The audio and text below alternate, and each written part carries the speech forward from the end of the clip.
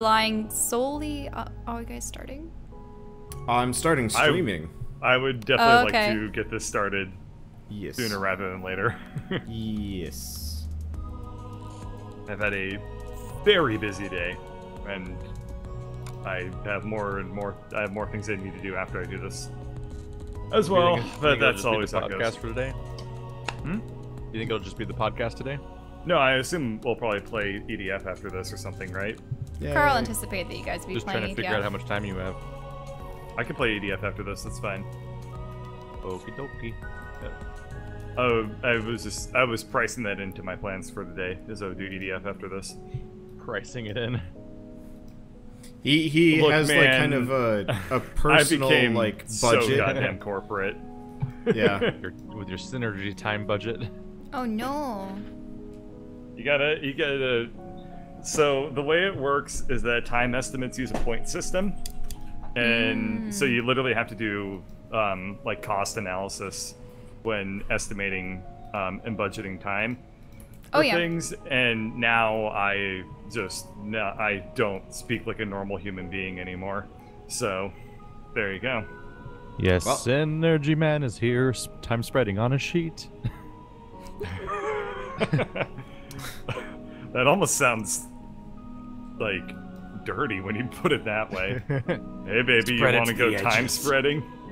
Spread it to the edges. Alright, I'm ready to go. That makes me feel dirty. Yeah. Okay, let's do it. 3, 2, 1. 3, 2, 1, go. Going. Believe so. Yeah. Okay. Oh, the Save the Universe podcast, number 32. It's been 3 weeks. 4 weeks? No. 3 weeks. 2 weeks for us, 3 weeks for you, or something? Yeah. Yep. Yeah, D&D has made it hard to schedule these. Sorry. D&D made it hard, and then also my personal life flared up with a huge flurry of activity around the 4th of July weekend and whatnot. So, I haven't been here, but now I am. So here we are again.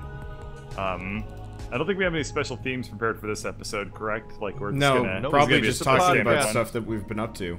Where we talk about video games. Yeah, return to form. Yeah, I guess we will. Yeah, we will. We'll talk about video games and answer questions, I guess. That's real life video games.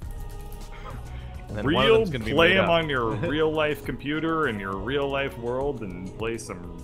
Well, name 3 real video games and 1 fake one. You have to pick it out. So I was playing Dying Light, Earth Defense Force, Galgun, and Dopapan Castle Time. Castle Obviously, last one. Yeah. Dokapon Kingdom was fun. We might actually be able to do online multiplayer with Dolphin now. I think that is actually a function.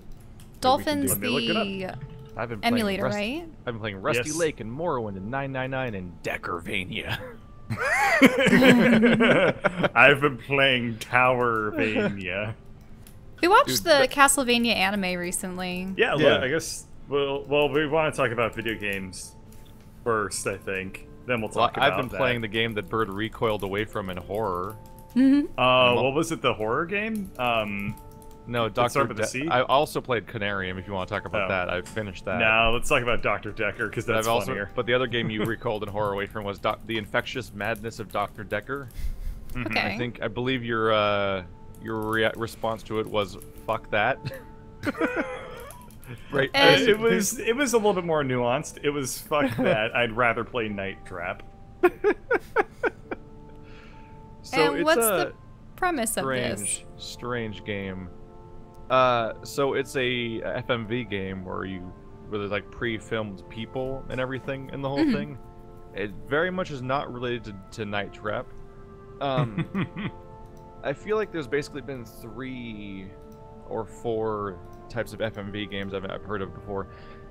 One of the big ones and one of the more obnoxious ones is like the QuickTime event FMV game where you're watching a real video of some person. Oh, and you have to like react real quick and you press buttons at the right time, and you have to do like the Dragon game, where like you have to press the right button at the right moment to make them live, or it repeats over and over again until you do it correctly, like it's a freaking Pachi parlor. I had one of those on my Sega CD way back in the day. The other ones, like those like point-and-click adventure games, are actually a really manageable thing to do with FMV, kind of, because you just need a fixed camera angle and a guy that walks around a lot. But this one is one of the ones that's dialogue-driven instead. It's super strange, and it's actually like actively frustrating because the premise is actually interesting, and I want to just get to it, but you have to fight your way through the game itself to get to the premise and stuff. Which is that there was a psychiatrist named Dr. Decker who has died, and you are getting all of his patients. Dr. Decker died? Don't... Yeah. What? I'm out of alliteration. Oh, you're gonna... You tried. All you could do was literally say the words I said. But I said don't afterwards. I added 25% more to the alliteration. You added so much, and your contributions are very much valued. Your check is in the mail. But the premise is that the guy died, and you get all of his patients, and the infectious madness part comes in because he seems to have basically made all of his patients worse instead of better.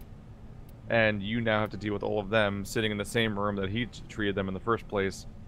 And it quickly becomes supernatural. Like within the first session, you start unveiling these elements of each character where they start revealing that they might have some sort of supernatural element to them or a power, and it's hard to confirm whether or not their power is a real power or just like their psychosis. Would you say that that's like good, or does that feel like the story's like gone off the rails?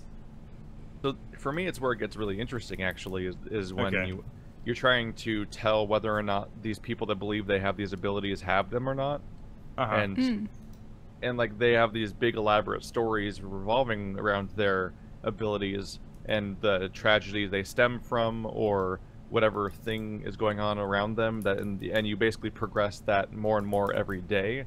And the game's divided into like 4 or 5 days, and each day an optional side character comes in for one session that you'll never see again, that also essentially like a mini story about their particular ability, but not one of the developing people. But the important thing about the developing stories of the people that are there every day is that presumably one of them killed Dr. Decker. So you're trying to figure out who killed... It's a murder mystery then. Yeah, so it's a murder mystery. But I've got a lot of mixed feelings about the game, though.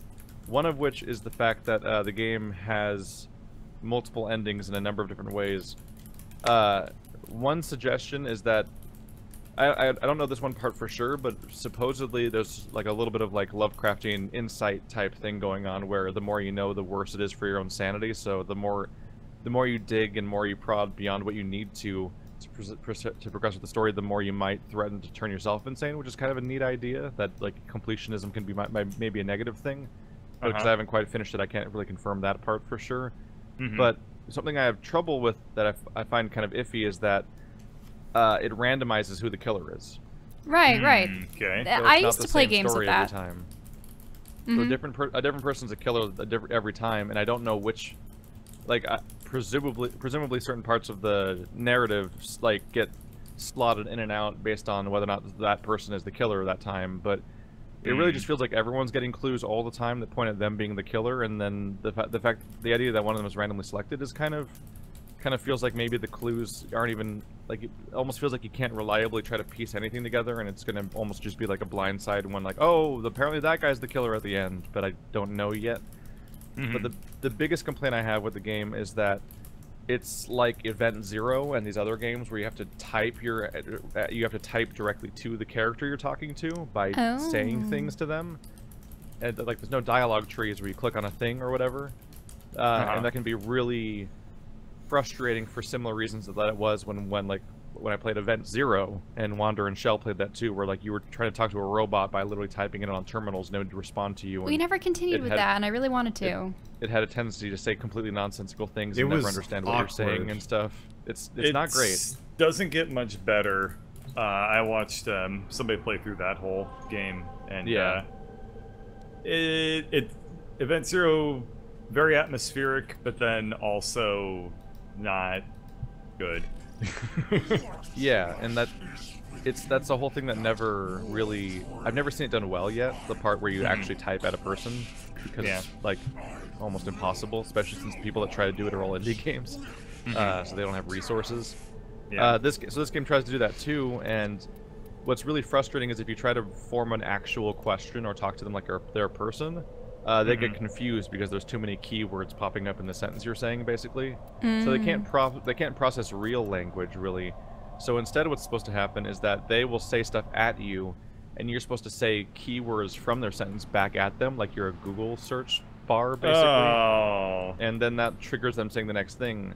And it's really, at times, super awkward. Like childish, almost. It's kind of childish, but sometimes it's really awkward and like almost like patronizing how often they want input from you. Because a guy will like sometimes someone will say one sentence and then the last 3 words are what you're supposed to repeat back at them, and you just do that like 4 times in a row. And I'm like, why didn't you just say all this in a row? Like you have to like prompt them with the end of their previous sentence just to make them continue talking. So like if they say, "I have, terrible nightmares," you can't formulate your sentence like you have nightmares. You have to do like nightmares. You quickly realize that basically you just say nightmares at people over and over again. Like it's like bad anime writing when somebody will say something and the other person just repeats the last word back at them like a question over and over again, and that's how the conversation flows.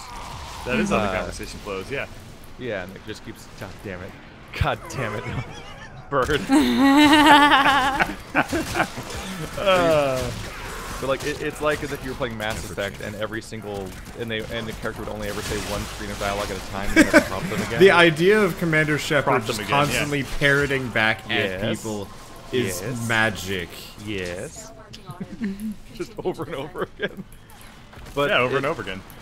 But the game contradicts itself a bit because contradicts at itself? times, yeah, it contradicts itself. I thought you were being clever for a second there because the last game was called Contradiction, but instead you're just being a dick. Being a dick, yes. Yeah. Oh, we had to start the podcast because I'm not going to live with this for like 2 hours. No, it's fine. It's not funny. Yeah, anymore. we will be moving past this dumb gaff. So for a large chunk of the game trains you that only saying one keyword back to them works because if you try to talk to them normally, they do like get confused and you have to try again over and over again. But eventually you'll hit a point where keywords don't work and you have to write a full sentence word for word in order to trigger the next thing, and it's like they can't decide which way works necessarily. It's actually what killed Event Zero for me, because I'd be like trying to ask like innocuous questions and it would like get legit mad at me and like start threatening to kill me, and I'm like, but I'm just asking, like, where's the bathroom? Well, I want to poop. That is the premise of that game. So that also happens in Decker in a really bad way, where you'll say something at a person, but they don't have progress gates in the conversations where you have to unlock them in order. So if you say the wrong keyword, you could suddenly prompt something from way later in the conversation that you didn't build up to at all, and not know, and you can't. And because the game just quotes you, it tells you what questions you've asked and has to asterisks next to them to say which ones might be important and to follow up on later because I uncovered something. Sequence break the dialogue. Yeah, you can and then sequence you're break like, the what's dialogue. happening? You can sequence break the dialogue and the game won't tell you what it thinks you said. It'll just quote back what you said and not tell you how it interpreted that. So you'll skip so far into a conversation sometimes and not know what the game thinks you said that got you there. I was worried that you're going to speed run because you can just like say like the last thing you need to for every single dialogue and then beat the game in like 10 seconds. Yeah, but I was worried that you're going because like you have like for example one character is there because she murdered her husband. Like that's the immediate premise. But you're trying to investigate the murder of Dr. Decker, and how do you differentiate which branch you're going down half the time? So like if you say a word like murder, it could go down either direction very quickly. And then, rather frustrating though, there's even moments where you'll accidentally ask her about one kind of murder because, like, her husband or Dr. Decker or the other one or whatever, and then you'll try to go back and try to go down the other branch, try to figure out how to ask them about the other murder, and you can't figure out what phrasing will make her not go back to the same branch she keeps going down over and over again, because they'll make the mistake of having this keyword-driven dialogue system where multiple related topics come up that are hard to differentiate each other from each other with the keyword system. So it's like it's a really weird, messy system, and I would almost prefer to games that did that series. Yeah, I almost would just prefer to games that did that were like kind of self-aware. That it's like, by the way, this is broken. So if you just like ask everybody murder, eventually you just win, or just like very clearly like knows that the context-sensitive dialogue system can be really broken. So if you try and game it, you just get dumb endings. Or you just get to the murderer and then it just ends. Like you did it. Congrats. So for me, the thing is like a game like this, if it's going to lean into this gamey stuff, it needs to really capitalize on the gaminess in a cool way to make it to justify its existence as not being a movie. Yeah. Otherwise, I find myself just thinking like this would be a nice story to experience as like a cheesy, low-budget Netflix series I just watch real quick. So what would your definition with that versus like Until Dawn? Because personally, I almost would prefer to watch Until Dawn than play it. The Until Dawn is so choice-driven and so variable that I've actually watched multiple other people play through it. I guess that is a good point. Now that I'm thinking about it, it did have a Until bunch Dawn of is undisputably gamey and interesting to watch because like it's demonstratably was a really popular Twitch and YouTube game for a while because people were so into the variability it had. That was cool. Mm-hmm. But this game, you're just unlocking linear dialogue choices for the majority of the experience. And just fighting for it, really, like just trying to fight your way through the game as it won't give you the next step a lot of the time. There's thankfully a hint system, and you can dip into it as much as you want to. And the everyone I've ever encountered that played this game before me just actively encourages you to just go for it, because the game's too much of a bother otherwise. But there was a really unfortunate moment. This is minor spoilers for early stuff, so skip ahead a few minutes if you're listening to this and want to check out the game yourself. I don't think anyone in this podcast is interested.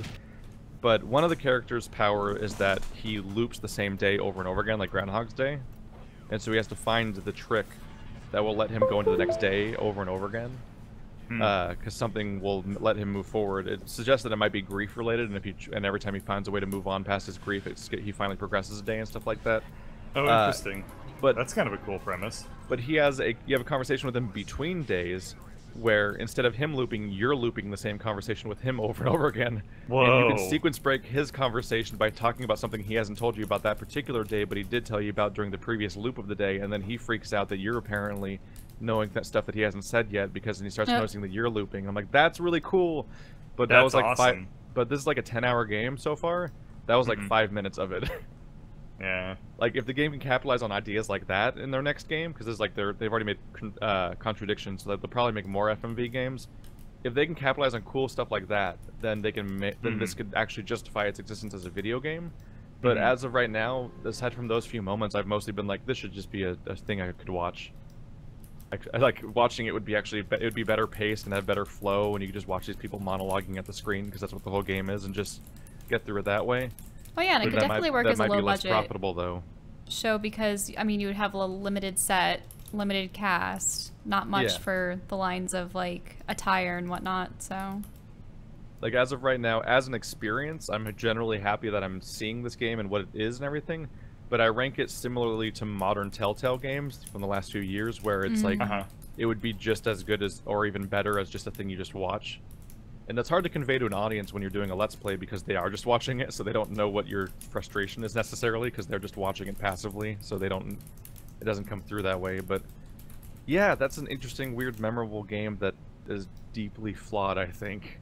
And we'll see how their future goes, because they seem to keep making more of them. It's long too, for that genre. I wonder if anyone will map it out eventually, all of the like outcomes and responses and such. But do you feel like But do you like feel that there's a way for you to progress through the game that can alter the ending, aside from just it's this person that killed him? Talk about the interaction of the game, yeah. So versus that person that killed him. What happens is you can push people kind of towards and away from their power, like encourage them to hide away from it or to embrace it, which can both be negative. What happens in the dialogue is basically almost all the dialogue is you just unlocking the next piece of dialogue, and the game is divided into acts, and you can only every character is represented by a red, yellow, or green dot. The red dot at the beginning of every act, except for the optional characters. They're always yellow at the beginning because they're optional. If you talk to somebody enough, they become yellow. And if you complete literally all possible hidden dialogue you could ever find for the entire character, they become green. Okay. And as I said before, green might be bad for your own sanity if you push that far. Which I'm not entirely certain of, because I'm still in progress and I do these things blind, but it seems to be the case. So you have to get every single character of that on your roster, which is somewhere between 5 and 8, plus or minus the optional characters. You have to get all of them to yellow in order to continue to the next act. That's the bare minimum. is just to finish the mandatory pieces of story that you need to be exposed to in order to get to the next chapter. But, and this is the part that tries to enforce the part where it's a game, but it's so minor that it's kind of hard to entirely feel like it's worth it, is that once per chapter per character, you can basically answer a yes or no question. That's about it, yeah. So there's a one yes or no question, and they're often false ultimatums that are really frustrating because you can think of a solution that's often really reasonable, and you can't suggest that because they're not real people that you can actually talk to. So despite the fact that you're the psychiatrist, it's this problem, much like the Pathfinder in Mass Effect Andromeda, despite the fact that you're supposed to be this powerful problem solver character that's supposed to be in control of the situation, you're actually being told by weird random people that you're meeting on the street to choose between two options that they present to you that aren't necessarily good options, but all you can do is say yes or no.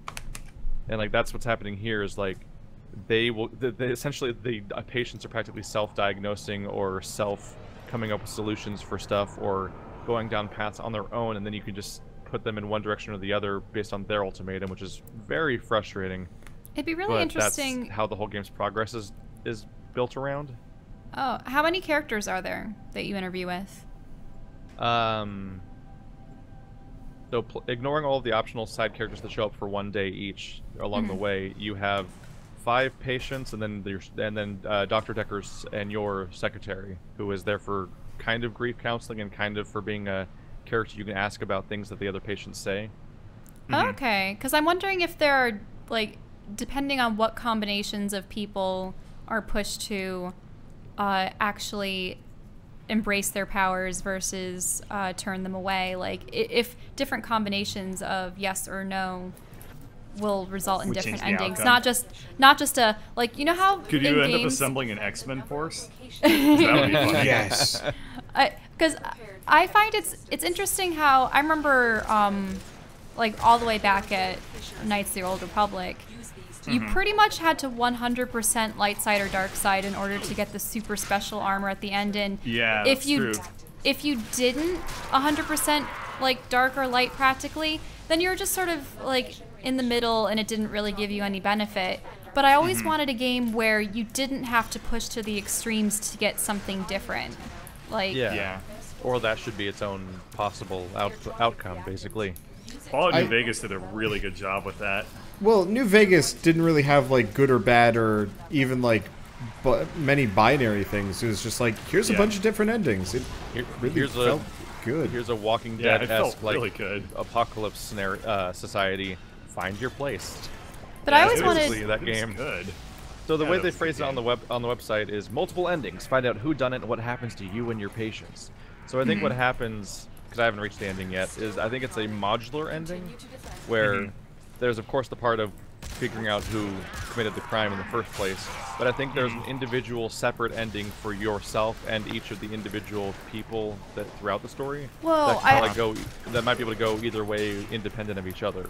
Like, I'm imagining this. I'm imagining that you expose the one individual that knows how to use their powers to kill people, and depending on your relationships with the other patients and whether or not you encourage them to form their own powers, if some will actually, like, come to your defense or leave you to get murdered by the guy.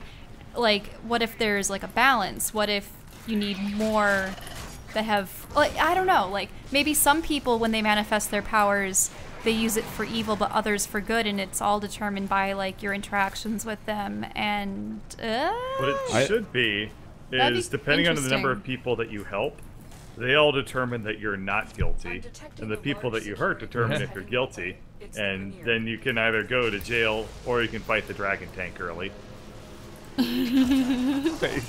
Wait. I knew that was coming. I was like, Bird is going to continue this with something nonsense.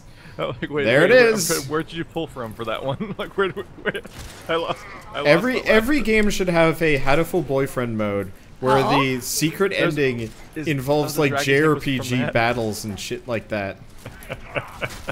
Did you guys ever hear about that? That was Chrono Trigger, by the way. Okay. Yeah. I know Hatoful Boyfriend has the thing where you're supposed to play it multiple times, and then once you played it a few times, it starts unlocking wildly different endings to the point where, like, You start changing protagonists and playing epilogues, and it goes completely insane. Really? So, shit, I need to play more Hatoful We need to play more, Boyfriend. though. I would be down for getting a group together and just voice acting our way through the entire thing. It would be amazing. That'd be so a much group fun. Let's Play of Hatoful Boyfriend. Yeah, let's do it.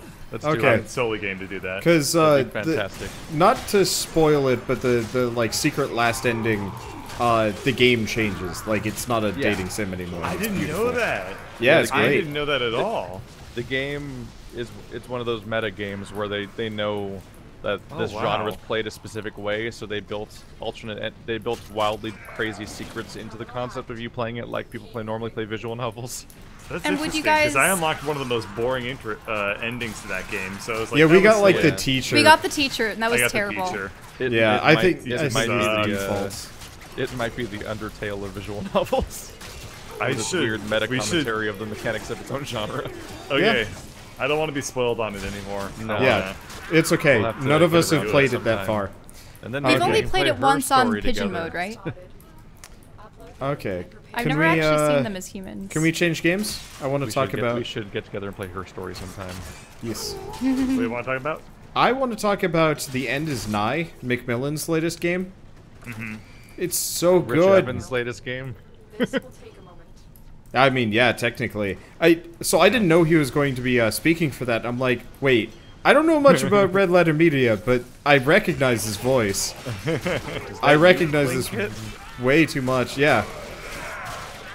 But it was actually really jarring having him speak as like the main character, because I don't think Super Meat. Speech in one of his games. Yeah, but like, well, there was like a narrator in Binding of Isaac that worked perfectly, but it was a narrator, it wasn't Isaac. Whereas like in this one, it's very distinctly like the main character being like, so let's do kind of like a self-referential like video game, and it's broken. Well, I guess I gotta go find some friends to, you know, make a game with and repopulate the world maybe. I'm trying to be like kind of vague here because honestly the plot I think is pointless. The intro, it's like he's Let's Playing his own game basically as a Twitch streamer. Pretty much. But then you proceed to just immediately go into fairly mid to high tier Super Meat Boy tier like difficulty platforming. And go. Have fun. It seems to be based. The beginning seems like it's based on the final level of Super Meat Yes. Boy, the end. Yes. Oh, interesting. Yeah, so there's probably a tie-in. But it's got kind of this like wonderful gloopy like visual style, and you can't wall jump in this one. Instead you can just wall hang. Hang off of ledges and stuff like that. So it actually makes it a little Is bit it harder. another challenging platformer? Oh, it is so challenging. My thumb, like, I recorded one episode today and my thumb still hurts. The part where you're playing as like a clingy blob thing makes it seem like it's like Super Meat Boy crossed with Gish, the game he made beforehand that people are way less likely to remember by comparison. Yeah. That's interesting. But it is. I mean, realistically, a lot of it is fairly basic platforming. You've just got a bunch of things that'll instantly kill you. You got a lot of, every level kind of either iterates on a previous mechanic or adds a new mechanic that you have to deal with. So, third level adds water. And it's like, okay, so now I can kind of swim. But midway through, it's like, by the way, the water's acid. You can only be in it for 2 seconds. So suddenly you have to kind of like change all your kind of like strategies. And realistically, getting through the game is challenging, but not impossible. But there are secrets and collectibles that you're actually kind of required to get. They're tumors, which I don't know what they do, but that's what I've been collecting. But there's also secret keys, game cartridges, and like mega tumors. And I really don't know what I'm going for here exactly. But every tumor is just placed in a regular level in like the least convenient location possible. And so you have to wildly like change your strategy going for the level, because you have to not only grab the tumor but make it to a screen transition to save it. So if you just die, you have to get it again, but if you can manage to either go forwards or backwards, you get to keep it. And like some of them are like legitimately almost impossible. What was the one that I was having the most amount of trouble with? I mean, even like simply the beginning of the episode for today is you have this big open gap with these spike balls that are kind of just flying across it as though they're being blown by the wind. Uh-huh. And in the center of the gap is a small platform with a spring pad on it.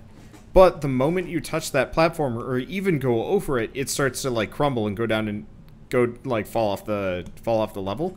So you have to go bounce off the bounce pad and go right.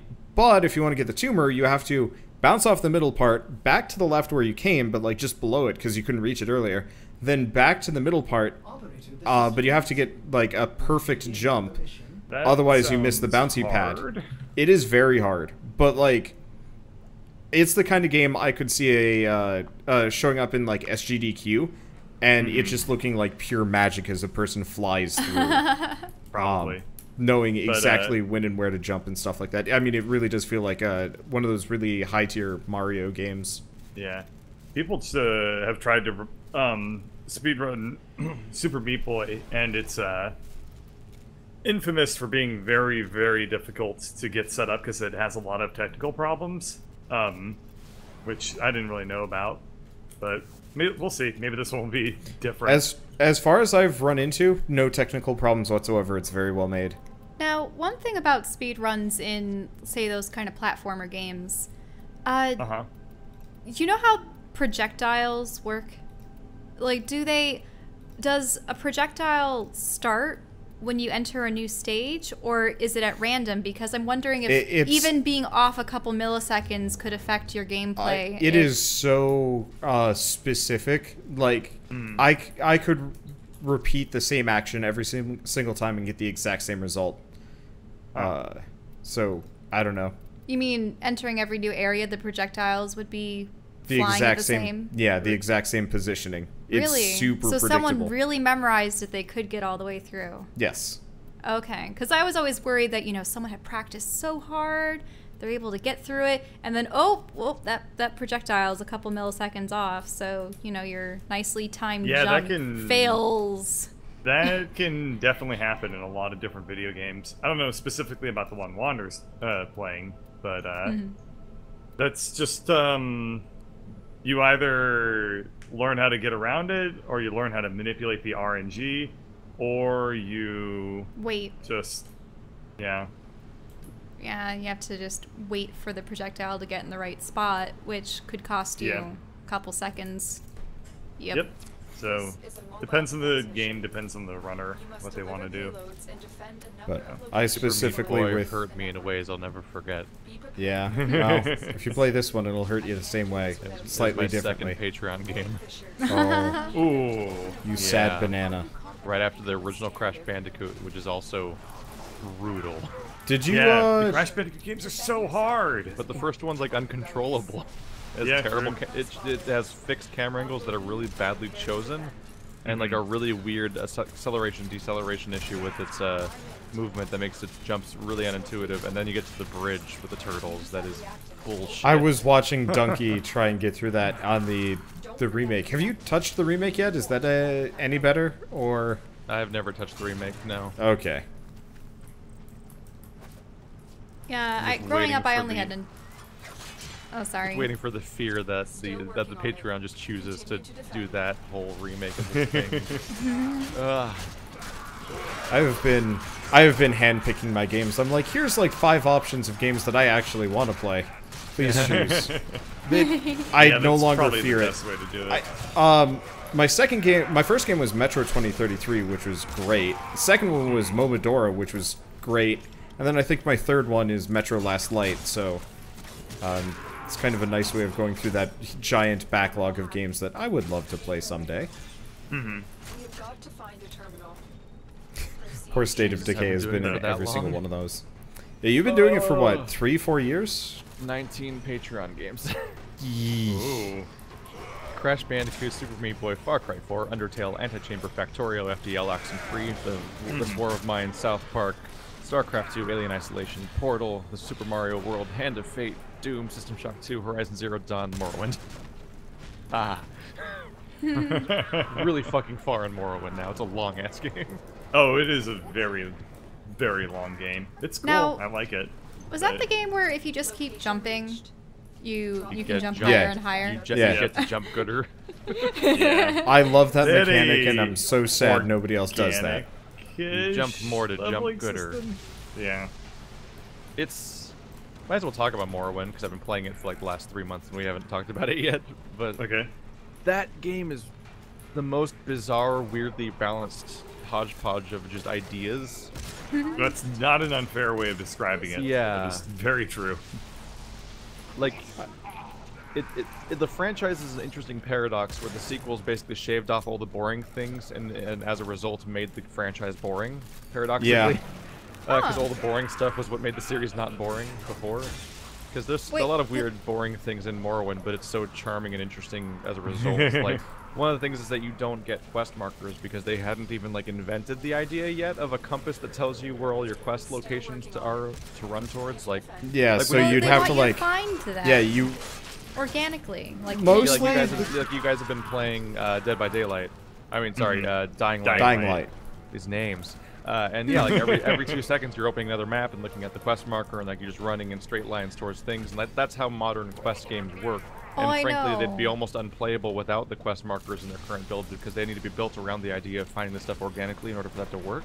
Yeah. If you just turn off the compass and turn off the map and notifiers of where to go, it'd be very hard to beat almost any game of that has that kind of quest system because they don't have the old Morrowind like detailed explanations of what to do and where you're going and stuff like that. Like, I think Prey is one of the only ones where you could like actually play the whole game via opening your objective screen to read the explanation of where to go and then going there on the map. Do you know what's also hilarious? A layout you can follow. When you can pull the map screen up and you just run to your objectives by seeing through the map. And it's terrible because then you're not actually experiencing the game, but some people do that, especially for MMOs. Oh yeah, opening World of Warcraft, pressing M, and then having like tab or caps lock or whatever was the run button, and just running in a straight line, and then pressing like A and D a little bit to rotate, and then just autopiloting on the map screen towards your objective or where you're trying to get to. Got better when you got the mods that gave you like a GPS arrow that's like, by the way, turn left here, and it's like, yes. Yeah. Yeah, there's a couple things that if you do want to play Morrowind today, I would recommend you do. And one is you need to mod the leveling system, and two is you need to mod into quest indicators. I mean, quest indicators are a little bit on the optional side, but you should definitely mod the leveling system because while it was really creative and had some very nice attributes, it wasn't really well balanced. No. Yeah, one of my points is actually that not having quest indicators is what's interesting about the game because it is, yeah. When you're told a quest, it literally gets written in your journal, and your journal is a chronological history of these quest notifications, like all the way to the point where like when I got a major quest where I had to become the Nerevrine in Hortator and had to make like 6 factions like me, I had memorized that like it was like page the end of the 90. game, right? It's like the beginning of the last act. Wait, so it was on page 90 something, and I hit a point where I'd memorized what page of my journal that entry was on because I kept having to refer to it to figure out the names of the people I'm trying to convince and stuff like that. And you see, like, nowadays you just have tabs. Yeah, like it was just it was such an interesting like occurrence in a game to have like my favorite page of my personal journal that I refer to constantly as like a reference material. And like people tell you how to get to places via like landmarks and cardinal directions. Oh and yes, street names. South of the swamp lies an ancient tree, and there beneath its exactly knotted roots, like that. you know, there's it's exactly like that. Yeah, so it's like I'm gonna have to run around the swamp and see what the southern edge is like. It's a lot like early World of Warcraft quest descriptions, where you had to read the quest in order to figure out how to do the quest, because people hadn't started using Thoughtbot yet. Didn't EverQuest tout that as one of their major points? It was. That's how most Western RPGs used to work before they invented the before GTA came up with the mission notifiers, and then everyone started putting those in their RPGs, starting with like Oblivion and so on. And there's an interesting cross section where or midpoint where Oblivion has that compass for quests, but also has ultra detailed explanations of where to go everywhere, just like Morrowind. But when you open a quest log in Skyrim now, it's just like, light the 4 beacons. And it's just like, light beacon 1, light beacon 2, light beacon 3. Like, it's just 4 objectives floating with 0 context or explanation or description of any kind. Because you're just supposed to run at the GPS notification. Which means you're just staring at the map in the corner and running in a direction and not exploring. Whereas the effect Morrowind has with its way of handling quests is that it feels kind of like Metroidvanias and stuff, where you start learning the map itself by playing it, and you just know your paths, and you know how to get around, and you know the bus, you know the like actual like straight up public transport, because Morrowind has this planes, trains, and automobiles thing going on where it has 3 different or 4 different types of transportation that are all limited, and it's a really cool idea. Like you go to the first town and there's a Silt Strider there that'll take you to the town you need to go for the first quest, and that Silt Strider network only encompasses like 6 towns total, and they're all on the west side of the island, and the east side of the island has like 6 docks where people will take you from dock to dock on their boat, and then every Mages Guild, of which there's only like 4 total, have a teleporter that'll take you to the other Mages Guilds. Yeah. So you have 3 different overlapping things, so you have the experience of like getting on a train, then taking the train into the city, and then getting on the bus to go to where you're trying to go, but in a video game. And there's no fast travel where you just click on a town and go there. So you have like straight up paths you use to navigate the world that's actually like really interesting and makes it feel cohesive in a way that I specifically remember from when I used to have to play vanilla World of Warcraft when there was no flying mounts and having to like figure out like, okay, I'm going to go to this place to teleport. I basically need to like, I think there was like Mage Guild portal, so I'd have to teleport from, I'd have to teleport or something like that directly. Oh no, I had to take a flight path from like Thunderbluff to Orgrimmar, the capital of the Tauren, the capital of the Orcs, for example. Then go outside of Orgrimmar and go to a Zeppelin station outside and get on the Zeppelin, and then that would take me to Undercity on the other continent. And like there was multiple, like there was a boat system, a Zeppelin system, and a flight master system that was all independent because you didn't have flying mounts, and that was like, it made you learn the world in interesting ways. And that's the thing that's kind of missing nowadays. And I mean, I think it's been addressed often where it's sort of like the instantaneous, you know, gratification that comes with games nowadays. If something is too difficult, or if you actually have to like enjoy the surroundings or the lore and everything, it's suddenly, oh, it's not fast enough, you know. At the same time, I can totally understand like modern convenience. Like Skyrim is not interesting enough to justify having like to work to find a place, because all of the levels feel kind of the same. Snow. Yeah, it's also not interesting because they didn't have to design it to be interesting anymore. Because you're just gonna stare at a notification or run at it. Yeah, it's like the difference between Horizon Zero Dawn and Zelda. Zelda is a fascinating location to explore in Breath of the Wild. How much did you feel like you explored really in a Horizon Zero Dawn? I actually started intentionally avoiding it because I didn't enjoy it after a while. Well, weren't there too many monsters? At some point, you just go to the next objective and just proceed with the story, because the world is just kind of an open thing, boring, where with no actions to perform in it and no things to really find besides collectibles that you don't really have a reason to care about. Yeah, like I really cared about the collectibles in Zelda.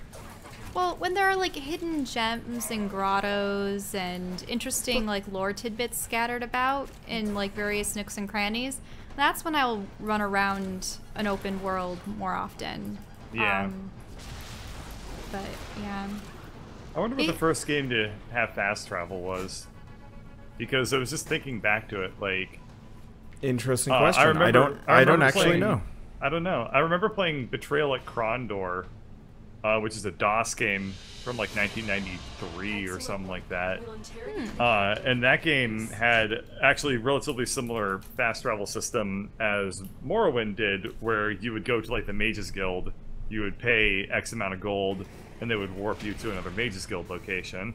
Yeah. And then another old game, A Link to the Past, had sort of a fast travel system, right? Like you use the Ocarina to warp back to Kakariko Village. Is that what it was called back then? I don't remember. Well, Kakariko Village is always called Kakariko, yeah. Okay, I don't remember how it's pronounced. It's confusingly Kakariko Village and Kokoro Woods. Yeah.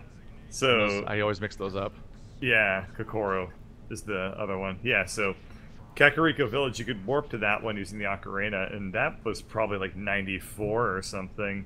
So we've had fast travel in video games for a pretty damn long time. You could even do it in Chrono Trigger too, couldn't you? Because you could warp to the end of time. Diablo 2 had you traveling to waypoints. Yeah. That was like mid-90s, late 90s. I feel like it was Oblivion-ish, though, around the time when you were literally like, here's the giant map of the entire open world, click on any of the icons to go to it. Yeah, so, Oblivion was one of the first series to really like open up fast travel like that. So the first game to have fast travel was YS1. Which is a JRPG. That's an old game. Yeah, it was a JRPG. The East series? Yeah, apparently. Holy shit. Yeah, on the PC in 1989 by Hudson Soft. Yeah. But apparently they, I believe it's supposed to be the one where they added fast travel as like a thing. Huh. At least that's what I can find in my basic searching. There might be another one. I tried playing one of those. I was not into it. I mean, fast travel was always a very efficient plot device in Star Trek. Yeah, true. Just do like a little wipe, and then... You mean the murder machine that clones you? That was only a couple episodes. Oblivion was the first fast travel. That's not even close. That's all that teleporter does is kill you and make a clone of you. Oh, yeah. that theory, I suppose, is one of many theories. It's not a theory, it's like the official canon. It's literally confirmed over and over again throughout the series, and for some reason no one acknowledges it in the series that much. I've watched so many episodes of Star Trek, and they've never discussed it. The only... There's people that interact with a copy of themselves from the transporter. Well, I remember the one episode where Kirk has a clone. They try to transfer someone down to a planet, and they like get lost, and they can't transfer them correctly, and they're like, "We'll try to retrieve them from the buffer." I'm like, "The buffer? What, from RAM?" That was the Scotty. Real person and not a that was Scotty. Yeah, sorry, Scotty's dead. You're dealing with the 17th iteration of the clone of Scotty. They have a very, very strong sense of self. Man, this just reminds me of the Prestige all over again. I would never use a teleporter. Yeah, it is like the Prestige. The only form of teleportation that's not terrifying is like a mage portal. Because hey man, think about it this way, Keith. Whenever you wake up, you're coming back from a broken stream of consciousness, therefore... That's not a broken stream of consciousness, they're literally destroying you and rebuilding you somewhere else with your memories. When you wake up, you have all the memories that you had before you fell asleep, so you still feel like you're you, but you weren't, because your consciousness was broken. If real teleportation ever happens, if I'm ever going to use it, there better be literally bending dimensions around my ability to walk from place to place. You don't want to just... Because if they're going to die to save time, they better be undoing the world to make me teleport, as opposed to undoing me. Because if they're undoing me, they're just copying me. There was a book that I read a while back, and it's consistently one of my favorite books that I like to talk about. But Old Man's War. They're talking about how they did warp drive effectively, and the answer was they like figured out how to fold space, so they more or less like overlay one like location in the universe on top of another, and then that was how it worked, which was, I mean, it's honestly complete bullshit, but I was like, that's actually kind of comforting. And they're like, well, the other alternative is you actually bop from one parallel dimension to another one where you're there already, and it's just like, that's terrifying.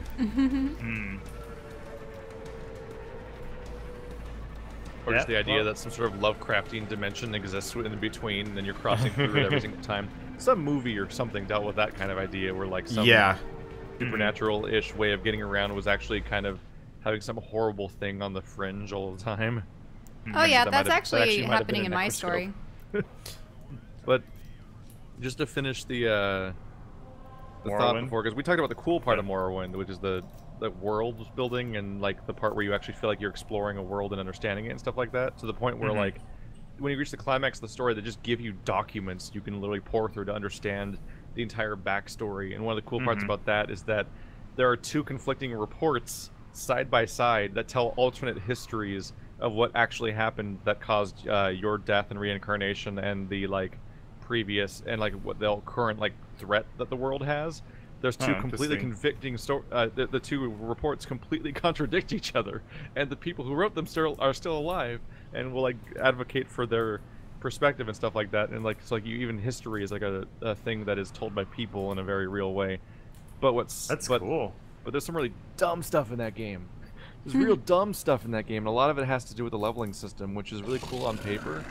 The idea that if you do stuff a lot, you get better at that stuff. The leveling system sucks. So what's really iffy about it is that is specifically the actions that are really hard to succeed at. All of those leveling systems are really, really iffy. And so the two big ones that come to mind right off the bat, maybe three even, well, the two primary ones are there's the persuasion system, the beechcraft or charisma or whatever. I always forget what they call it in this game. And there's the stealth system. Between those stealth. two things, I've never liked stealth in any of the it's Bethesda so titles. rudimentary at best. The stealth gets better over time in the later games. It never gets like mechanically satisfying and complex or interesting, but it's at least functional by the time you get to like Fallout 3 and Oblivion and stuff. Like I played a stealth archer in Oblivion, like I remember it working. But in Morrowind specifically, stealthing works where you sneak around and you can see little icons saying whether people can see you or not. You can work with that a little bit. But if you try to pickpocket somebody,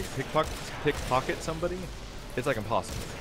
Like, flat out impossible. Like, and the difficulty of it's totally out of whack. Where like if you go to the very first thieves guild you encounter in the entire game, their first quest is go into this house and steal this key, and you just go in the house and steal the key because lockpicking is easy and stealth works fine mostly.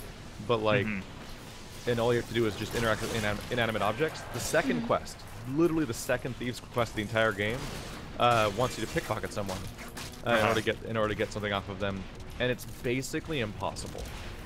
Like, I was already playing a character that was specialized in stealth to begin with, and I could not do it, but the quest also gives you invisibility potions, and I tried using the invisibility potions while I was pickpocketing, and even that, it was impossible to do it. And I waited for my fatigue to max out, so I had a full stamina bar, so it wasn't impacting my dice rolls. And then I even went and grinded several dozen ranks of stealth, and by just standing around in a tavern and raising my and sneaking, quote unquote, by crouching in a corner. And that's not efficient leveling, so that screwed up the character progression. It's not great. But I, even after I spam all of my ranks, I spam all those extra ranks of stealth, and I use my invisibility potion. I still can't pickpocket this item off this person for the second ever Thieves Guild quest. It's like the difficulty makes no sense. How does pickpocketing work? It's not like it just is a dice roll on whether or not you get behind somebody in stealth. You sneak up behind somebody in stealth and then open them like a chest, basically. And you see, I thought it was going to be something that was not also like. Oh, it would be so much cooler if you could actually see the items on their person. And you had to like pull them out like you were playing a weird fantasy version of Operation. I mean, I'd say just point yourself at them and be like, I want to steal that coin purse on his belt. I want to play fantasy op. It'd be like stealing the pretzels from Night in the Woods. Yeah. But that section was annoying. So after spamming several dozen ranks of grinding and using invisibility potions, I still couldn't pickpocket this guy in this game. It's like it's baffling. And Speechcraft is similar, where you'll do admire or whatever to try to get somebody to like you more, and it like has a 90% failure rate where they massively like you less. Yeah, I remember that. And so the problem here is that the idea is you're supposed to use skills a lot to make them get better over time. But why would you ever use pickpocketing or Speechcraft if they have like a 90% failure rate and always screw you every time? Just based on the premise that maybe 40 hours from now they might screw you over less. Like it's an insane premise. So like you end up having to work around these broken systems because the progression system doesn't actually encourage you to use the mechanics. Because like the premise of the idea is to use a skill a lot to get better at it. Like they're encouraging you to use your favorite skills and then reward you for using your favorite skills by making them better. But they instead just discourage you from using the skills by making them broken and unusable, which means you'll never level them up, which means no one ever plays stealth characters. It's a weird mess. Also, I mentioned earlier that I said Keith, by power leveling stealth, was throwing off his character progression and efficient leveling. So the way that Morrowind leveling works is you have 5 major skills and 5 minor skills, and if you level the wrong skills too much and your character build gets out of balance, by you overlevel your major skills, if I remember that's how it used to work. If you overlevel your major skills, then you level up too fast and enemies get too difficult. Yes. So you have to like level up things a certain way, but if you can only get like X number of skill points per level, If I remember, that was the system, right? It's been a long time since I played Morrowind. What happens is that you have 5 major and 5 minor skills, and every time one of them gains 1 level, then you get 1/10 of the progress towards getting your next level up for your character as a whole that you get from resting. Yeah. But exactly. then, additionally, every skill that you have has an associated stat, like strength and intelligence, stuff like that.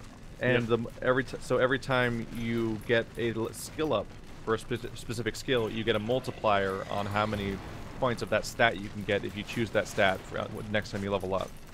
So if you get like 5 ranks into like not short swords, something that actually be strength related, for example, then you would then get be able to get 5 points of strength in 1 level instead of 1, for example. And that creates another issue where like if you level up more than 10 skills in a row without sleeping, then you would just miss out on future multipliers because it doesn't account for them for future levels. And those are permanently lost. They're permanently lost, yeah. Although I've had no trouble maxing out over half of my stats at being 100 already, so... Yeah, it's not a big thing, but it's like, really, it just like sticks in your craw a little bit. Yeah. It's just really annoyed. Because it's just like, why can't I just like level normal? So it's like, if you're me, then like you go the entire game and you like never jump, for example. Yeah. Because you think, like, if I jump too much, I'll level up my jumping skill, and then that will throw off my character's major level, and then I won't be able to fight things as well. Yeah, like, it's super absurd. It's super mixed, though, because if you build your character with a synergy, it actually works out. I think... I forget, it was either running or jumping or something. I think speed was the prerequisite stat for short swords, and I was using a short sword character. And I think it was either acrobatics or athleticism, which are jumping and running. One of them was the same stat as my melee stat. So jumping or running a lot would give me a multiplier on leveling up that stat, which would give me a higher multiplier for attack. So like it's really a weird, complicated system. But you talked about the overleveling thing, and that actually raises a new balancing problem the game has, which is that, first of all, if you install the expansions with the game, which is how it's normally sold nowadays, it's so messed up.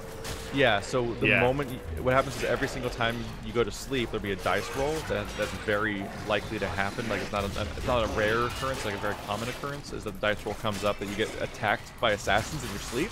What? It was like 100% for me. Every time I'd start that game, really I'd be afraid to sleep, so I'd like sleep. It's really common. I would like sleep near guards and shit.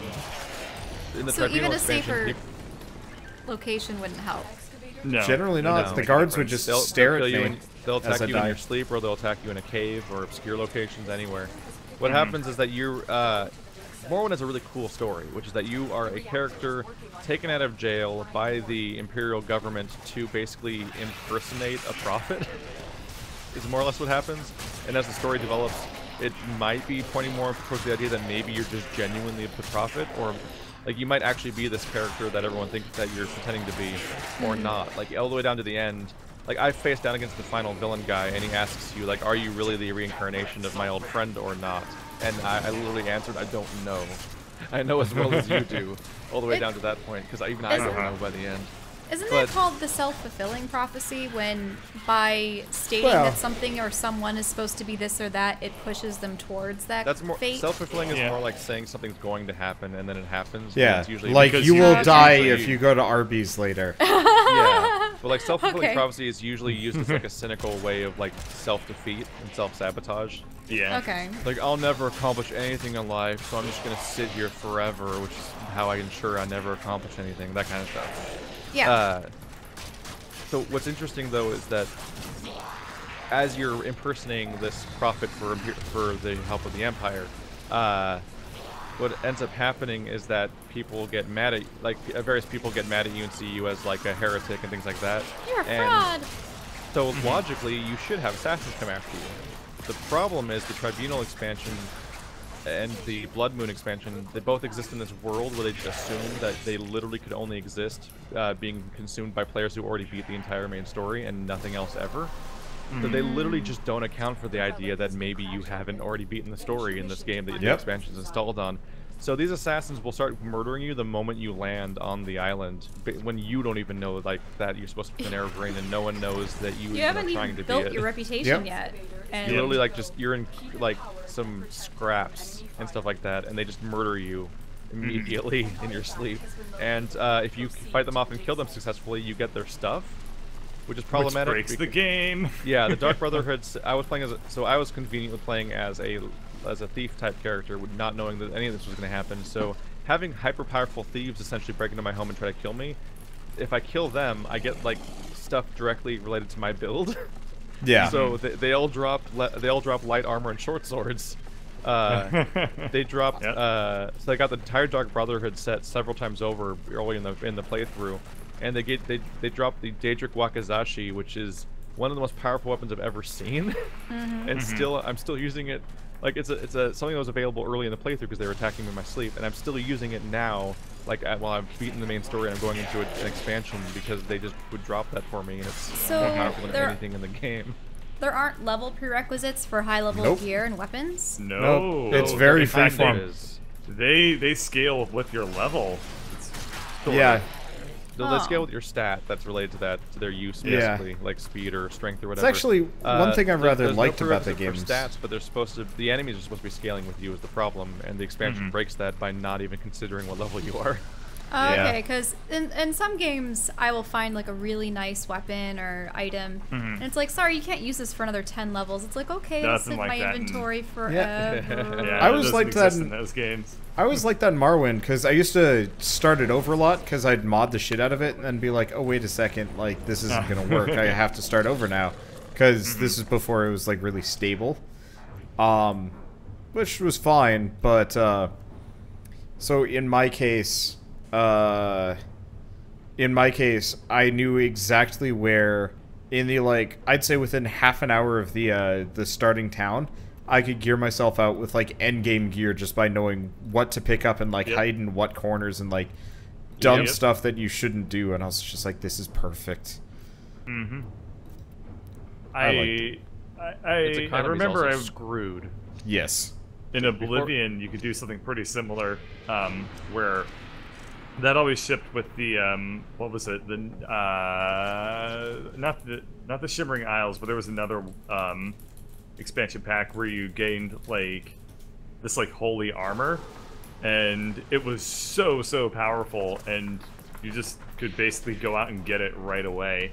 And in the base game, that was never in there. So if you go out and do this DLC, you get this. You're kind of pushed towards doing this quest that way overpowers you, and then the whole game is totally thrown off. Because it was meant to be something that people did after they got kind of bored with the game. Like, hey, come back in, start a new character, and here's a bunch of stuff that you can choose to do to get more powerful. To boost yourself up right away. Yeah. Yeah. But if you've never played Oblivion before, you think that that's just like a normal part of the game, and it's just ridiculous. So, I'm surprised you haven't really mentioned the spellcrafting system. Do you just not do a whole lot of? Okay, because that is the thing that they killed, and it's the reason why I don't like Skyrim or Oblivion that much.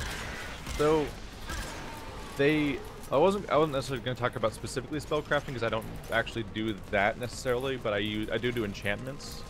Oh yeah, similar-ish. But yeah, like the Oblivion has a lot of, I mean not Oblivion. Morrowind has a really interesting amount of freedom, where if you learn all these different spell effects from different trainers scattered around the world, they get added to your overall catalog, and you can combine them into other spells or into enchantments for your gear, which can either be the equivalent of spells that have charges on equipment, or what I eventually did was making like permanent, constant effect enchantments that would just be actual buffs for my character, which was really the main thing I was interested in getting.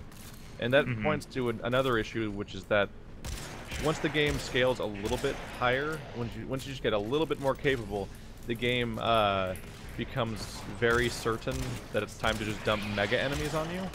And these mega enemies, like the Golden Saint and stuff like that, first of all, they drop absurdly expensive gear, stuff that, like, in a game where the average person has like 250 to 1,000 gold total, and the amount of gold that a merchant has actually affects whether or not you can sell stuff to them and everything. You quickly start getting loot that is like 10,000, 50,000, 100,000 gold in value, and you're like, the fuck is this? How does this fit into the economy? but you can sell it because there's NPCs out there that have like 5,000 gold. So then you can sell, if you sell a 5,000 gold item to an NPC, then sleep for 24 hours and come back the next day, their gold reset and the item's still in their inventory. So then you can buy the 5,000 gold thing from them and sell them a 10,000 thing, because they'll have the 5,000 of the normal stock, and then buying the 5,000 from the value item that you already sold them to them earlier back from them puts 5,000 in their inventory, leading them to have 10,000. So you can staircase it up to 10,000, 15,000, and you can eventually sell off all your really high value things, which completely breaks a lot of the game, because the game is full of trainers that will train skills for you for what seems like expensive prices of like sometimes 300, 500, 600 gold per skill. But if you're getting 150,000 gold from a single item, then like you can just be like, yeah, I'm just gonna max out all of my skills now at trainers in a few minutes, as opposed to playing the game. And it feels like you're playing the game correctly until you realize that there's nothing that can compete with you anymore, because you're just using the game's own systems, but they're just not balanced or taken care of very well. And one of the things that comes up is that when you capture this, the important thing about Golden Saints is that they have the most high value capacity souls. And so when you put them in a soul gem that can actually contain them fully, you can use that to put enchantments on your gear that can be like at times absurdly powerful. And so midway through my playthrough, I got rings that would give me 24 stamina per second and 5 health per second. So in a game, this is a game where you have like 200 health, where I was getting 5 health per second as an auto recover. Like that's like first-person shooter levels of health recovery in a game that's not about having that kind of health. And my stamina recovery was so fast per second that not only would I never lose stamina from running or fighting, but people could curse me to lose as many as 20 fatigue per second. That's supposed to be crippling, and it wouldn't move my meter.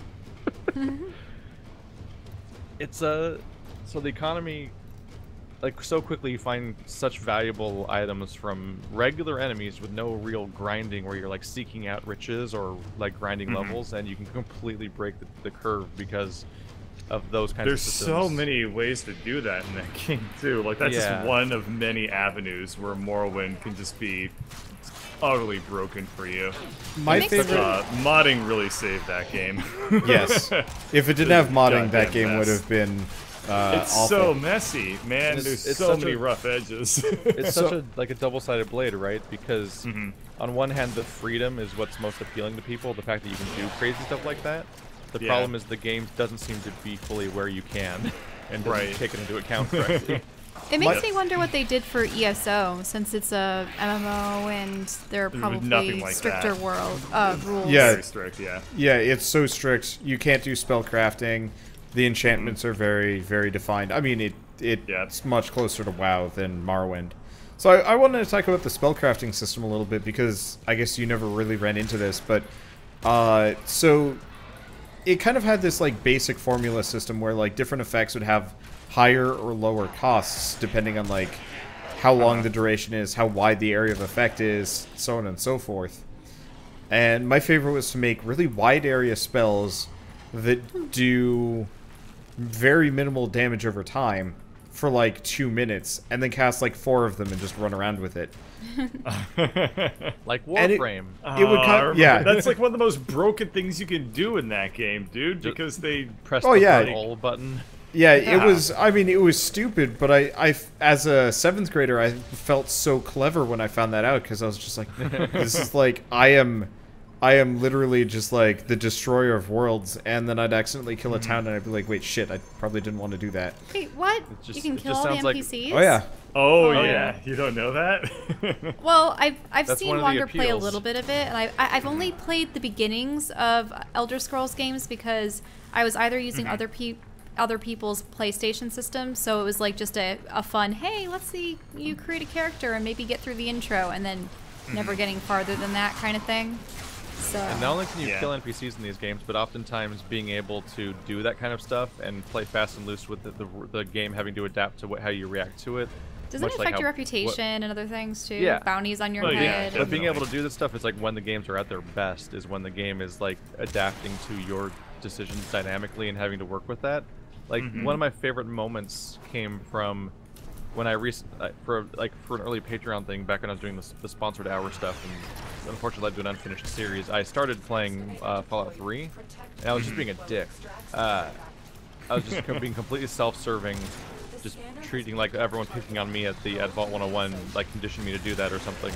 I got to I got the Megaton, the infamous like blow up the whole city, and like the guy's like, hey, you should blow up the city, we'll pay you and stuff. And I'm like, all right, I'll blow it up. And then but my character wasn't capable of dealing with the bomb itself to actually blow up the city. He didn't have the skills for it. So then it's like, oh, well, we gotta find we gotta go find a local drug dealer who will supply us with the mind-altering substances that give us temporary boost to intelligence, so we can like blow up the bomb and stuff like that. So I go to the bar and I talk to the drug dealer guy. He's like, shit, don't talk about that here. Just meet me in the water place at night and stuff like that. So I meet the guy in the water place at night. He's like, you got the drugs? He's like, yeah, I got the drugs. And I shoot him in the face. I took the drugs and then I blew up the town. Well. He wants to sell you the stuff, and like there's a whole NPC interaction planned out, or you can just shoot the dude and take his shit, and the game allows that, which is great. Like just to demonstrate to my audience, in today's Prey video, I got to the place full of all the innocent people in Prey, and I saved and I killed everyone. I watched as the objective change to adapt to the fact that the person I was supposed to talk to was dead now. In some games, killing them off actually prevents you from proceeding with that quest line unless you respawn it and other things. Yeah. I sometimes when I was playing Oblivion or Fallout New Vegas, whenever I would get kind of bored with that game, I would just save. And then I would just murder every NPC, and then I would reload, and then I play the game normally. But it really it's like helps such you a deal good with characters like Moira. I could never bring myself to do that. Never. Oh, it's so fun! You should definitely try it sometime. No. We just play Oblivion. Not all the innocent townspeople. No. Get bored, go to the main town, and just murder everyone. Listen, just every now and then, Shell, when you're playing role-playing games, you need to role-play a character that's not just you. Hey! So I will do that in Fallout 4 where I'll save. That behaves certain ways. I'll do that in Fallout 4 where I just save and then murder my entire settlement because I hate them. I hate everything they stand for. It's a really good way to vent your frustration at how stupid the NPCs are. One of them picked up a fat man. Oh no! And I was trying to defend the town. And then he fat-manned me in the back. There was nobody nearby. He just shot it because he couldn't figure out how to aim shots because it was arcing. And I died in the middle of a field, surrounded by no one. I'm not very good at playing villainous characters because unless there's an enemy or an opponent that is like just so deplorable, it's like, okay, yeah, for that offense that you committed. Shell, you play Boy Scouts. Yeah. Girl Scouts. I don't know. There's not really good. And like you don't have to be chaotic evil, but you can be a dick. Like I played Dragon Age Origins, and you and Alistair and Morrigan show up at like the first like refugee town early on that's going to be only available for that chapter and not be around later, and it's your chance to try to recruit some certain characters. And one of the people is Sten. And Sten is in that cage, and he's like, I murdered an entire family. And I'm like, that's nice. Bye. And I just left. Well, you see, that I would probably be like, horribly in that cage when the Darkspawn came. But like, Sten's a recruitable party member, so like everyone knows he's a party member, and they all like, everyone pushes deeper because like I'm gonna like either because they're like all creepy, lawful, good paladin like Boy Scout Captain America man and just push way too hard. Why did you murder them? Kind of thing, yeah. And then you get the whole story. They're like, or they're metagaming and they just know the person's a party member, so they're like, I'm gonna recruit this guy. I gotta keep talking to him, or like I'm a quester man and I gotta do every quest no matter what, as opposed to making role-playing decisions about whether or not to do them in the first place. But when I was playing as my pragmatist character and he talks about like he's like unrepentant about murdering a family, I'm like, bye, Sten. Bye. Same thing when like later on in the game an elf tries to assassinate you and your entire party, and you, like if you're an insane person, you like let him go, or even like let him join your crew. And he's one of and Zephyron's a lot of people's favorite character in that game, or like a lot of people like that character. Oh, I've heard. Or you could execute him for trying to kill you. and like those we should never forget those are options. Because those kinds of options are put in the game for a reason, and the game has the respect to actually create all the different permutations of how that works if you actually pick that thing. But everyone's like, but it's a party member, so they're by default they're going to live. I'm like, no, they don't have to live by default. So we've been playing Dying the way Light. it presented those situations, I could conceivably see like a stricter character being like, yeah, no, and offing them. But so I'm not like completely goody two shoes. It's just you're mostly goody two shoes. Mostly. Let me tell you the story of my people. Bird and I have been well, playing hey, they're lawful good. Dying Light lately. Yep. And I am consistently just so disappointed that we can't, like, just be a dick to the people everyone's that are conveniently hidden away behind a door. I'll think about it. But like, we're constantly just non-committal because, like, you know, side quest. But like, there are people that are like just legitimately awful to Crane, and I'm just so disappointed we can't like find some alternate way of screwing these people over. Like, there's a pair of like kind of nerdy dudes. They keep calling us like a brute or whatever, and they ask us to get things, and it's like, I kind of want to just like find like a sabotage battery and blow them up or something because screw these guys. You know, because Dying Light's full of people you want to kill, but they're either in quest hub locations where you can't even hold a weapon out anymore. Yep. Or they're in discrete locations where you open a door and they pop out in a cutscene to talk to you and then close the door before the cutscene ends, so you can't just shoot them. Exactly. That's And you know, before I played Dying Light, I always thought to myself, like, I had a pretty high tolerance for NPCs that were insulting to the player. Yeah. But I was able to look past it because I wanted to like see the story and play all the way through.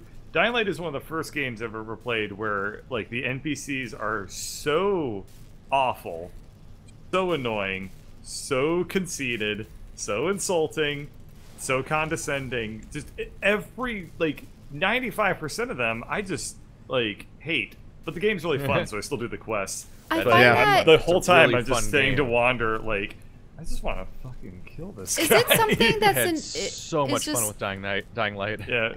Is it intertwined? Is it intertwined with the genre? I've noticed that, for instance, when Wander and I play Telltale games for the Walking Dead and stuff, I find that in zombie survival narratives, half the characters are deplorable, even though you're supposed to sympathize with them. I think it's actually a writing thing. By making everybody despicable, and you become invested in them.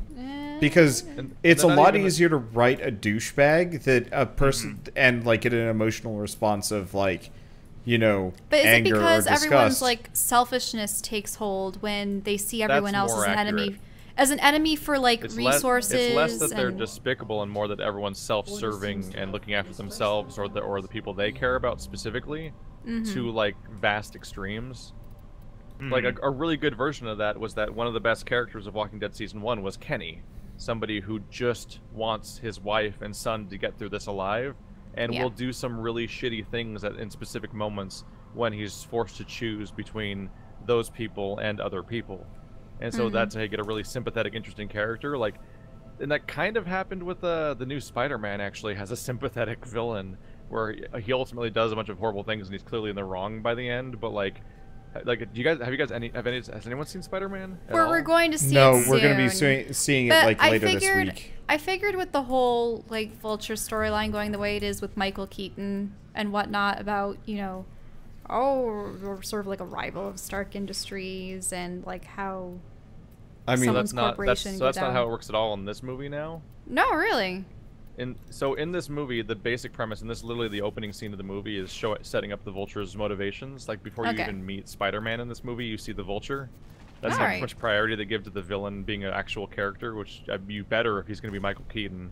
And you think they didn't try to do that with the Octopus? Well, I haven't seen that for like over a decade. It's so old now. Yeah, they started it off with a failed experiment, and it killed his wife and stuff. That was pretty sad. Yeah. So in this movie, they open up with the Avengers thing, which everything in all of the Avengers universe always points back to the Avengers movie over and over again and calls back to it. Oh yeah, you decimated an entire city. Thanks. All the way down to Agents of S.H.I.E.L.D. and so on, always being like referencing to the events of the Avengers movie. In this one, what happened is that all that alien tech's all over town, and there's all this rubble and destruction. So like, various companies come in to try to clean up the city and stuff like that. The Vultures company was, but the Vultures company is a private company that was doing cleanup. And what happens? They invest a ton of money into getting all the trucks and stuff like that, so they could do the contract and like do this whole like repair and reclamation process to fix the city up, doing service for the city, but also self-serving. Like I'm gonna make money to feed my family and everything. But what happens is the government steps in and kicks them out because the whole thing is like top secret, like under wraps and stuff like that. So he loses out on this entire thing. And so like his livelihood's at stake. So then he turns to crime because what he decides to do is they have this truck full of the stuff they'd already taken. Yep. And he's like, well, let's make a living out of like basically like finding and stealing and reclaiming and repurposing its alien tech that's now on the planet. And that's actually the motivation of the Vulture now. It's like it was deprived of us, so we're gonna steal it. Kind of its thing. origins are not despicable. It's just the directions that you go in over the time makes him the villain. But like it's a really well-rounded idea, and making characters that are understandable like that is way better for most villains. Yeah. Like you can have, like the Joker's a good villain still. Like the Heath Ledger Joker was still a great time, but most times he was a monster, but he wasn't an interesting person. Yeah, but that's hard to do. Unless you can really nail something that crazy. You pretty much have to try to make a sympathetic villain on some level, otherwise they just become flat and boring, which is what most villains are. We watched Triple X a couple nights ago, and that writing. So yeah, it was like early 2000s, one of Vin Diesel's first. I find this all interesting. The whole like sympathizing with the villain that does these such like terrible and detestable things. But as soon as like a potential protagonist comes along in a game that does you wrong, they get offed. I'm just thinking of that. But I mean, everyone in Dying Light sucks. Yeah. Like, you just meet a person, and you're just like, "Hi, I'm Crane," and they're like, "Sup, Crane? How's it feel to suck every day?" And it's like, what? I just. What did I do to deserve that? I just brought you medical supplies. You if anyone's really likable, they're probably going to screw you over during their missions in some way. Yeah, all that's happened. Yeah, there's mid-mission backstabs that happen, and sometimes you even re-encounter characters you think you'll never see again, and you're like, oh, yeah, I remember what you did. It's just like, I don't know. It's the first game that ever drove me crazy. I even played Deus Ex Human Revolution, and I didn't mind Pritchard. I could look past Pritchard of all people. Jensen! And I know people that hated that guy. I got the ending in Deus Ex. It's time to take off the training wheels, Jensen. Okay, spoiler alert. I'm going to spoil Deus Ex. It's actually a pretty good story, but anyway, I'm going to spoil it right now. Human Revolution? Yeah, it's old. But anyway, I'm just making sure you're not spoiling the first one, because I need to get around this is Human Revolution I'm spoiling. I got the ending where every important character dies except for Pritchard. And yep, I got that ending too. I just like walked away from it and I was like, damn it. I left a world where the only guy that counts is Pritchard. And I still didn't mind it too much in the end. Pritchard got his own expansion DLC chapter in the second game. God damn. There's a whole Pritchard expansion pack for Mankind Divided. Now, do they do this because the character gets their hate better mance feedback, is like the best relationship that's developed in the entire franchise? Yeah, all the other characters are kind of like they have the best character interactions, even though you kind of hate them. Yeah. Okay. It's like So is it more like the two guys from The Office? Yeah. Sort of like the pet project of the writers. Everyone despises them, but it's in their intention all along. I think so. I think that it's probably something like that. But I can't bring myself to feel that way about Dying Light characters. No. If you told me, like, if there's an ending to Dying Light where the only person left was, like, Terrence and goddamn Phillip from the garage that are like, don't use big words, he's a real dumbass. Like, if those were the only two people left, I'd be like, Yeah, and they've uninstall the game. Yeah, they've definitely pushing for like those kind of themes in The Walking Dead. Like, you know, how long can you maintain your honor before it's enough not even slights? An honor thing. It's not even honor. It's just like civility, not honor. decency.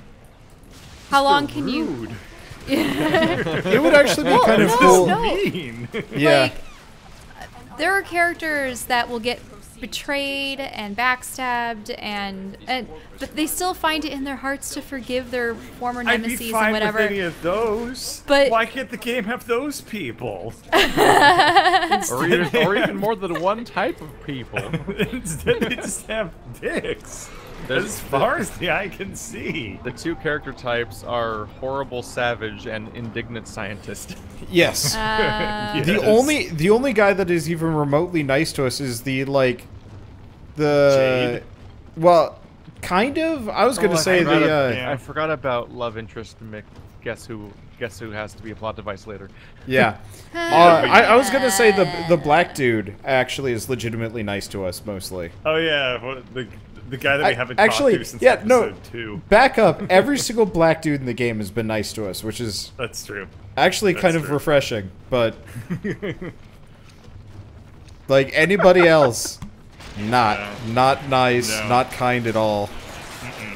Just cut that quote out. Put it at the beginning of the entire podcast. Sorry, I just every once in a while I'll notice kind of one of those weird It's probably not even intentional. Black people are really nice to us. Oh god, what was it? It was in the early 2000s. There was always kind of your generic villain, and half the time it was he just looked like a frickin' Wesker, and there was kind of the Wesker stereotype.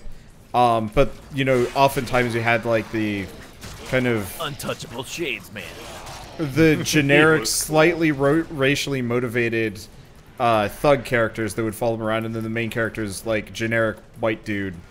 And I was just the Far Cry. Yeah, Far Cry. Yeah, that's fine. The white people are getting their comeuppance in the next game. Yeah, I'm actually down for that. I'm looking forward to that setting. It's also got co-op. I don't know if it's 2-player or 4-player co-op. If it's 4-player co-op, I'm going to insist that we... How much of our media is freaking inspired by the Westboro Baptist Church at this point? It's starting to be concerning how much attention they get. Well, but they don't get attention anymore. Yeah, they fell apart. They're kind of the villains of this game. Yeah, true. I mean, they as an organization have completely lost all their power. Well, we'll have to see how they handle co-op, because in Far Cry 3, co-op modes were literally standalone co-op missions that were really flat and not interesting. And I think in Far Cry 4 you could load into your friend's game, but I don't think they could do missions.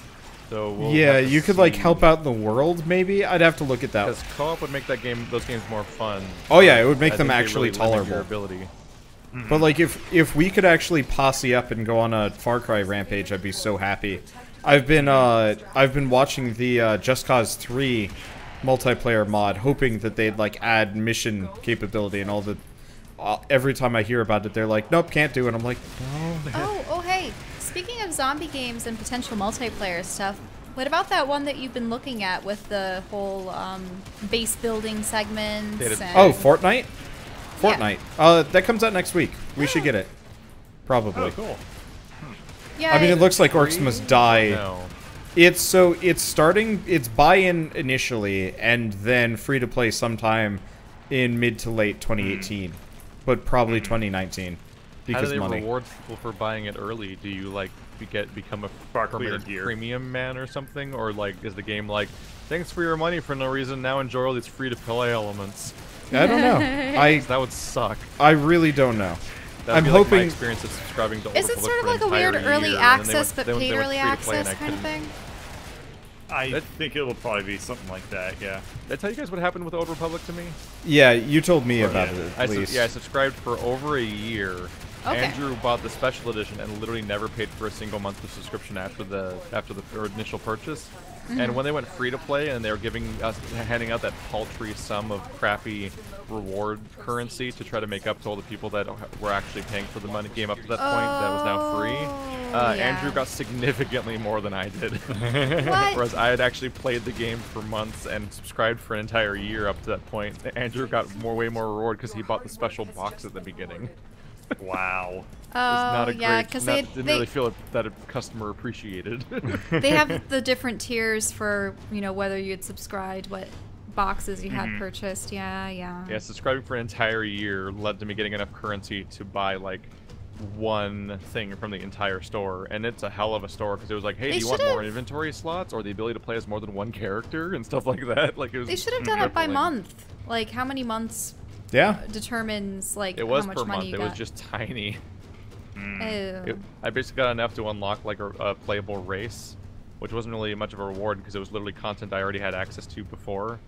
Because like they made I don't know how Old Republic is now. It's been around for years now as a free-to-play game, so they probably made it less stupid over time. Before, races were locked per faction and other things, yeah. and also per class. Like, you couldn't be certain classes as certain races, but now if you purchase the race, you can be any class.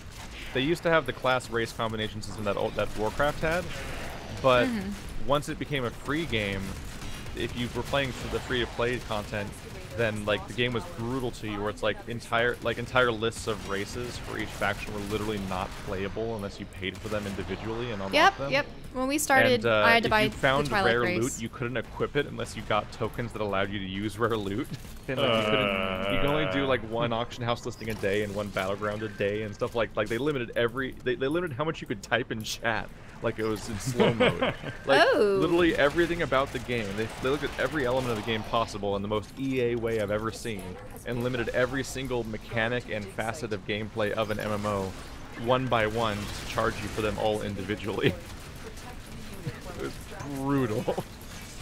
I'm glad most companies seem to be learning from it. I'm not fully sure how Fortnite's gonna go, but the like core gameplay mechanics look like they'd be worth some amount of bullshit in favor of fun.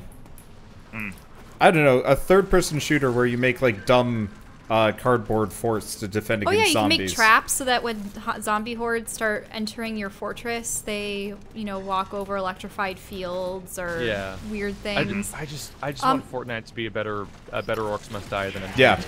I'm hoping it will be. Do you also have missions where you go out and save survivors that are trapped? And I mean, ultimately, it's still kind of the same mechanic no matter what you do. Fortnite has the whole Minecraft day-night cycle thing going on, where the sun's up at the beginning of the level, and you run around and scavenge and complete micro missions and just try to amass resources so that you can then fortify as much as possible for the night. From what I can tell, actually, from what I saw during E3, it seems like most of the quote-unquote night waves are actually more of a like a triggered thing. Like you don't generally involuntary. So the original idea was to be more Minecrafty. Like it looked like it was going to be like waves and waves of like you existing in an actual open world and having to deal with like a long-term like base and everything. This one's more like you just build one base and then deal with the enemies when they come. But it still has that general feel, which is that you start off during the day and a very different world state, and you basically can go questing and stuff so that you can get a better base when it's time to do the actual mission. They have a ninja class. You're even exploring for interesting items to use. Do you like the ninja class?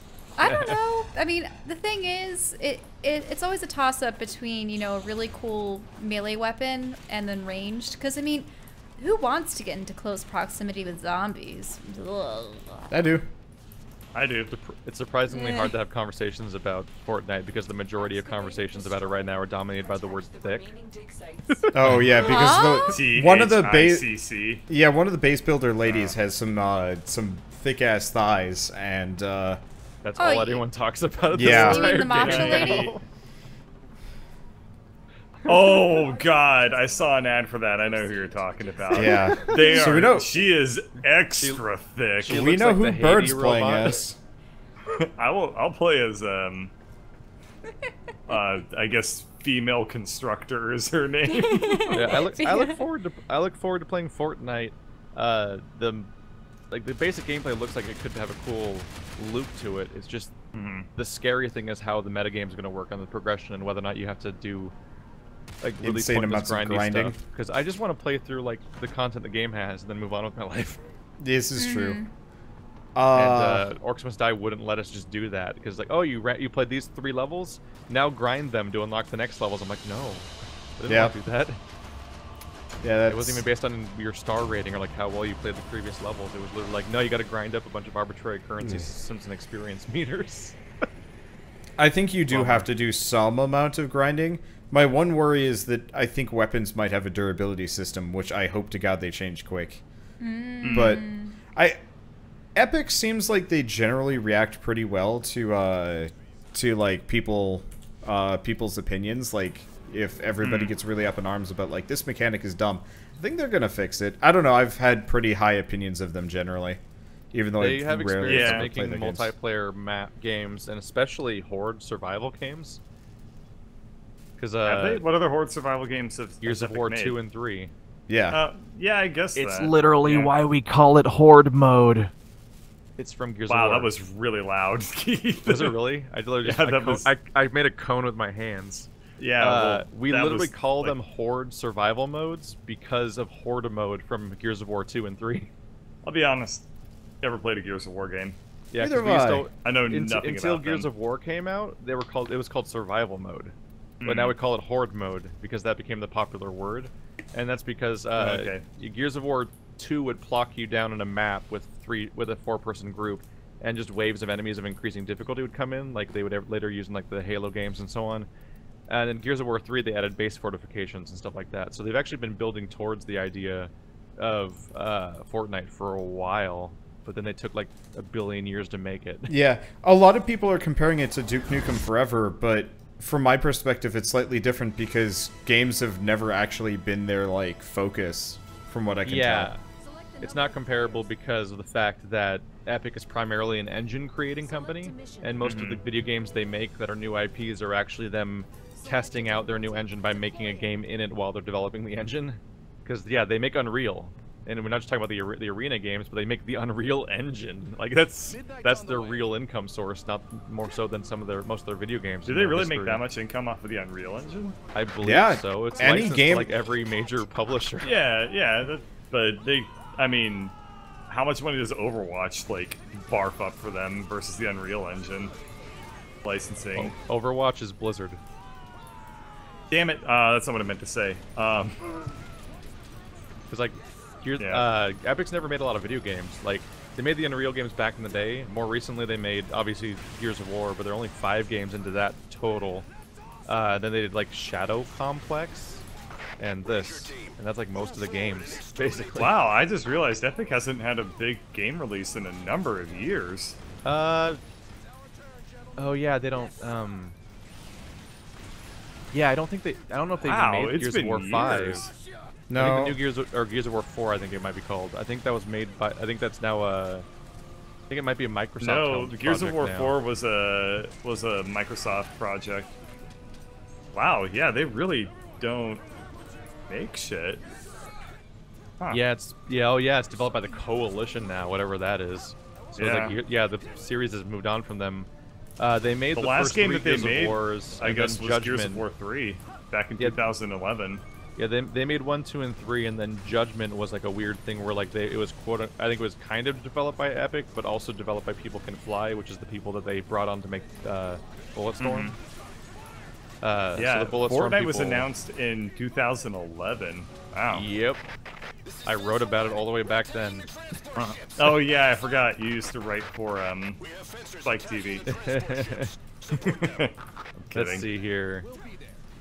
Wow, yeah, it still comes up on Google. The page doesn't exist anymore, but I can find the search result. Or if I write Tech Goblin Fortnite, Tech being spelled with a K instead of a CH, the first result is my article I wrote doing trailer analysis for Fortnite on December 11th, 2011. I would actually rather developers not do shit like that, though. So long ago. And I was watching... That's so weird to me. I mean, Epic was like the shit, man. They put out so many games in the 90s, and then they made the Unreal Engine, and I guess they pulled it. They pulled a Valve. They're like, all right, we're done. Valve. Or Konami. Yeah. Just a company goes somewhere else starts making their money elsewhere from making video games. It's like when you hear about how Nintendo used to make trading cards and shit for most of their history. Yeah. As opposed to video games. Yeah, it's weird to think about, but I think I completely lost my train of thought. So what's surprising about Fortnite is that it was playable. Yeah.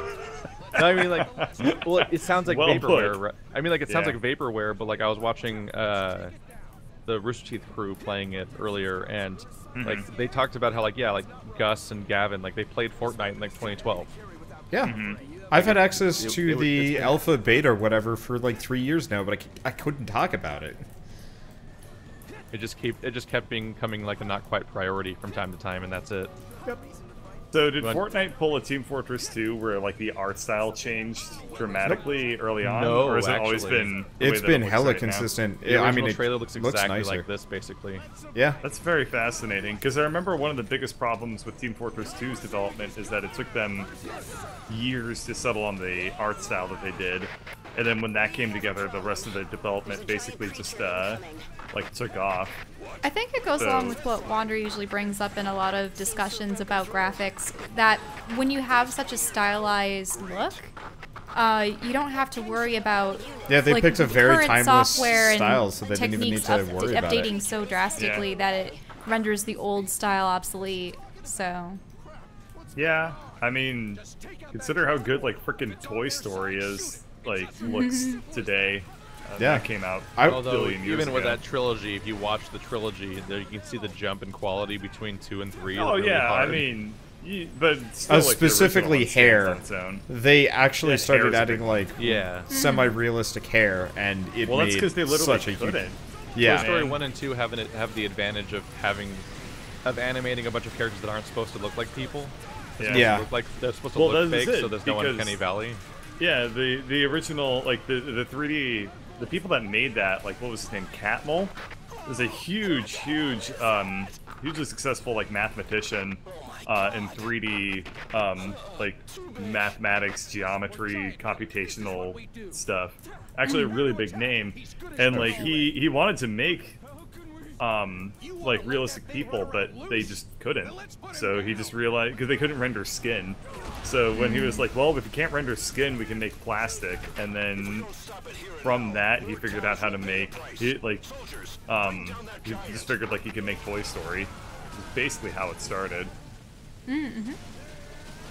Yeah, what was his name? Catmull.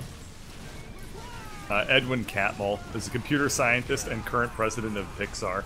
His name very, is very, Catmull? yeah. Is it really? When I heard his name for the first time, I was like, "Who the hell is this guy?" But he is like one of the most intelligent and brilliant people that exist in like the creative and like computer scientist worlds today. That'd be like finding out someone's real name is Suda51. Yeah.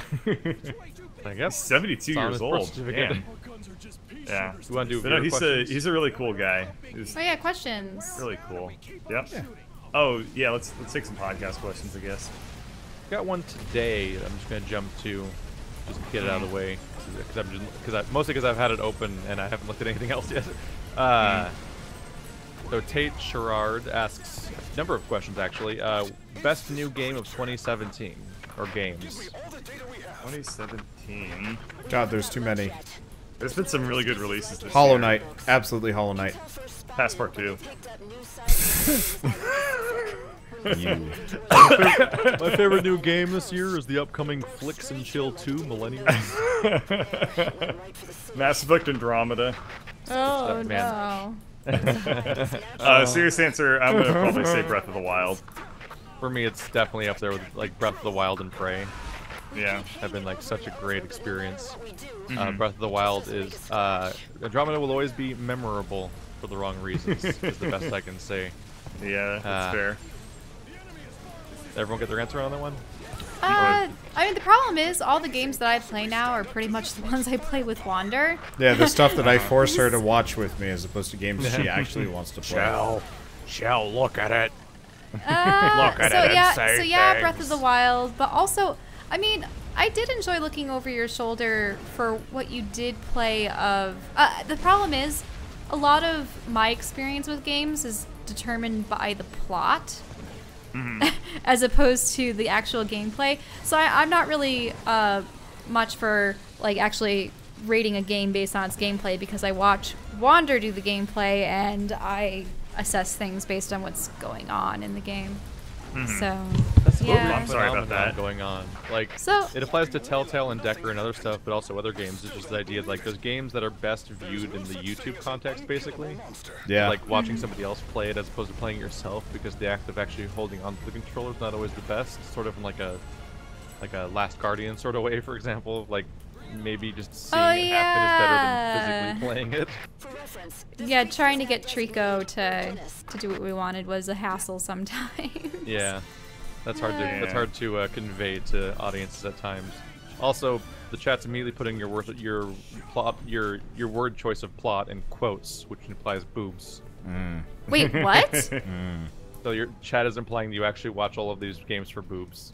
Yeah. No, She does. No, I do not.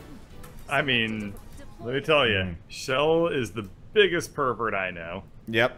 100%. I'm like the farthest from it. I know. You guys and your sarcasm. That you can't detect. What still. sarcasm? What's your stand on net neutrality? Does that count as politics or not? I mean, talking about sort it of. I mean, constantly. we'll just sum it up really fast, I guess. Pro net neutrality.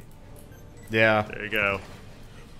Freaking anybody that I don't wants really to feel like charge talking about it, honestly. anybody that wants to charge extra for the internet better be offering something better than what's already there, and they're not. Better than Google Fiber.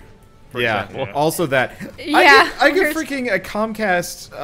We get AT&T or and AT&T, Comcast yeah. like coming after us in our mail every single week. week. It's like a flyer being like, subscribe to our service and you'll get blazing The- fast speeds. And I'm It's like, like, but so we have Google Fiber. double gigabit? And they're like, no, 50 megabytes a second. I'm like, why? you're charging me like twice the price for 5%. Where do you get this? Yep. I get CenturyLink and Comcast spam constantly. Yeah, just as a general rule, it's important to have freedom and equality in how information is processed in our society, or we become North Korea and China. Yes. Yep. I also think just internet how it should goes. just be a utility, just like Don't let- everything Or else. it just becomes Generally, one powerful long people should advertisement. not be able to choose which information gets to be seen by people versus other information in crippling, horrible ways, or we're in trouble. Yeah. Yep. Ta-da! This episode brought to you by Coke. Is the Surge an acceptable replacement for Dark Souls? No. What the fuck? No. It was actually good, Acceptable De- replacement. despite its past pedigree. But no. That was the question. What troll asked that question? Same That person is asked the last funny. two questions. It's all one email. Oh, okay. I'm gonna assume the answer is no, but I'm not getting I- around to I that would until actually probably recommend- after I finish Prey. I would actually recommend playing it. Like, it was not nearly as bad as Lords of the Fallen. For my channel, I've got like an obligation to play anything that Yeah. Souls like. I still tell myself I'm gonna go around and play the DLC for Lords of the Fallen. I never got around to because it's technically there. You haven't even put up our series of Lords of the Fallen, and I stuck with you for the entirety of it in the hopes that That's because Wander just stops uploading things. Yeah. You'll finish recording the entire series, and he'll just like, I could just drag the rest into the upload screen and then hit go, or I could. It's sit not on that forever. easy, Keith. It's not that easy. R.I.P. Until Dawn series, you definitely finished, but isn't online. yeah, and- we and- played many the others. entire Until Dawn in like 2 or 3 nights, and I mean, to some degree, that was getting 80 views when my average videos got like a couple I hundred. mean, we're on so it's episode just like, 32 of this podcast, and his audience thinks that we've made 20 episodes so far. Ooh. we even have people admonishing Wander for failing to upload D&D videos to the subreddit that he made for our D&D campaign. They're like, ha, I shared it before you. I You're in have other trouble, shit Wander, to do. You're in trouble, Wander, because Shell, if you want to edit these the series, successful revitalizations of Birds and Andrew's channels has treated me that nagging people works. Your nagging didn't do shit to revitalize my channel. Thank you very much. I said a thing, and then it happened. That means that I did it. It's just like when people say to play a game that I already recorded. They made me play it, obviously. I won't lie. Like, nagging me actually totally worked. But you weren't the only person nagging me. Okay, you weren't the only person nagging me. Was it Ladybird or your audience? You know, I'm gonna plead fifths. But You don't Ladybird wanna say is the staring at phrase. me with a very big smile on her face right now. I was gonna I say won't like with a let that really big stand for itself. paddle. And 500 milliliters of butt cream. Last part of the question: what is a better way to handle the pre-purchase craze? The pre-purchase craze will never end. Yeah, going on for 700 years. By better way to handle?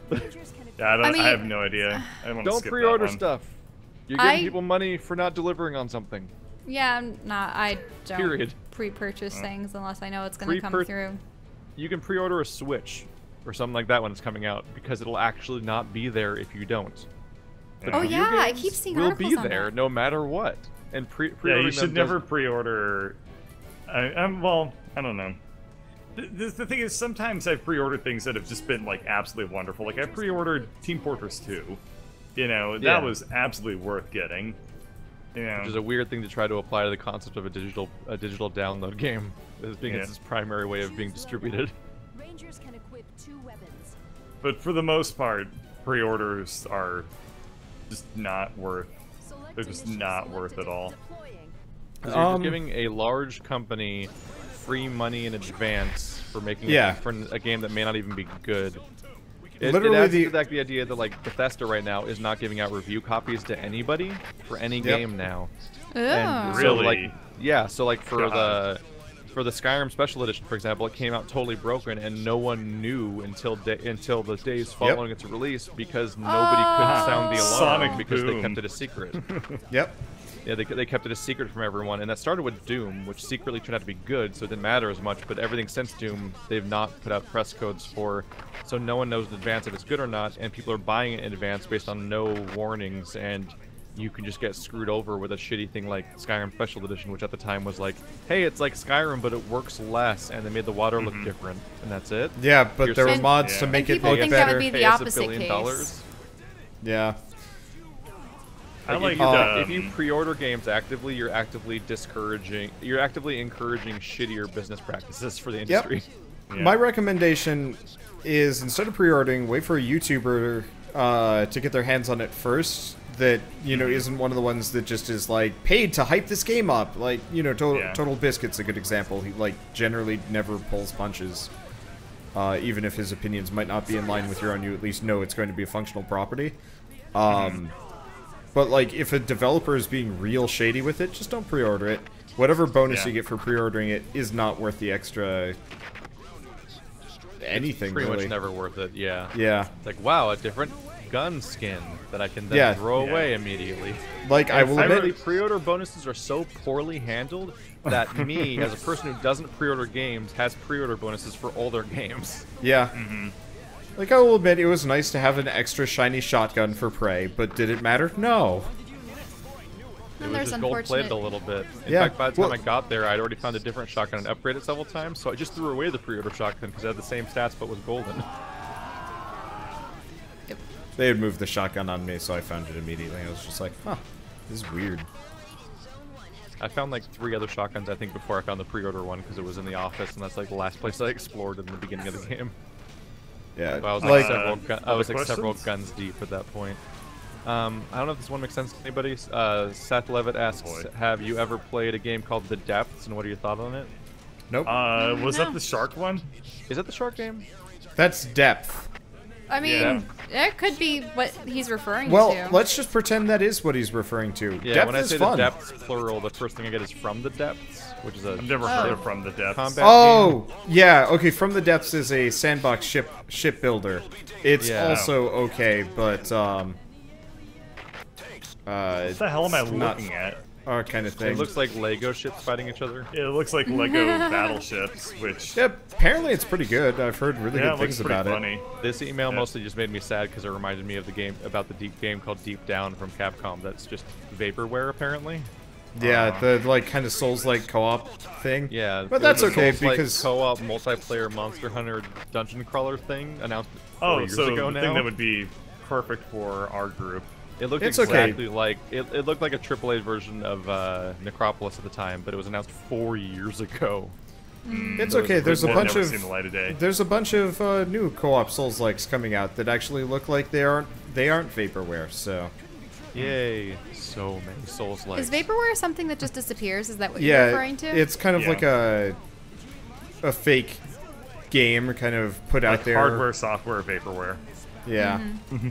Vaporwave. There's a thing that's supposedly aesthetic. being in perpetual development forever, and then they slowly stop talking about it, and then maybe it just never gets mentioned again one day. Yeah, I was so hyped for EverQuest Next, and then there's like, sorry. Yep. Yeah, 100%. that's one of the. EverQuest last. That's actually one of the quintessential examples of vaporware. They had been releasing mini novels and all that. I was reading all of them. They allowed you to download the PDF so that you could read their little mini novels about the lore of the world that they were crafting, and they were showing all the character models, and they're giving out polls. What race do you want to be added next to the roster? And I'm like, ooh, fairies, fairies. And no, really. And it was the one that won too, over gnomes and other things. Joe. You killed it. But You You killed the Schmedley. you killed Sony Computer Entertainment. They're dead now. They're Sony Online Entertainment, I guess they were called. Yeah. They're dead now. You Oh, did it. did that actually contribute to that? Yeah. Yeah. I think Really? that's the main reason that EverQuest died is because Zoe was dead. SOE was just gone. Like, I Yeah. think it's gone now. Well, also Smedley It is. is. Smedley was kind of the lead, which always results the in. EverQuest company. I think it was interesting though, because reading articles after the fact, his excuse for it wasn't, you know, all of the turmoil surrounding the project and the company itself, but it just wasn't fun anymore. And it's like, what? I mean, I'm fairly certain part of his Job exit just wasn't fun contract. anymore. I wouldn't be surprised if his exit contract wasn't like What, you shut can't up? you can't speak about this. Yeah. Probably. Yeah. It's Say very nothing often ever. like a gag order. Yeah, that always Wow, bothers I'm reading about the me 'cause, like, history of Zoe, and like it's made up of a billion different companies, and this is like one of the most confusing yeah. like histories. Wow, this Wikipedia page is like trying to suss out information from tea leaves written by the Zodiac Killer. Like, this is just like absurdly complicated to follow this company's history. Well, Like, and the on- interesting on thing the- is, with a company like that, isn't it possible that one studio's success would then like have their money devoted to That's like another kind studio, of what happened, and I then guess. that studio has a failure, so the initial studio doesn't have funding for a game that could be good, or I don't know. I don't understand how, like these. It gets really it's not even confusing a because like publisher, they're all right? owned by Sony, right? Like the actual Yeah. Sony. So it's like even that gets to be an even bigger picture thing of like who gets money shared with them or not and stuff like that, and how much of a priority it is to like the corporation. Mm-hmm. Sometimes they just stop caring about a particular studio and just get rid of it because they don't care anymore. Yeah. Yeah. Yeah, even if they make good things.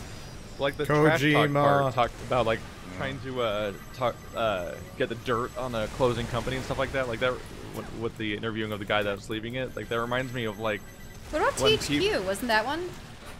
that stuff reminds What me happened of to like THQ? situation. Well, THQ's dead. THQ ruined themselves.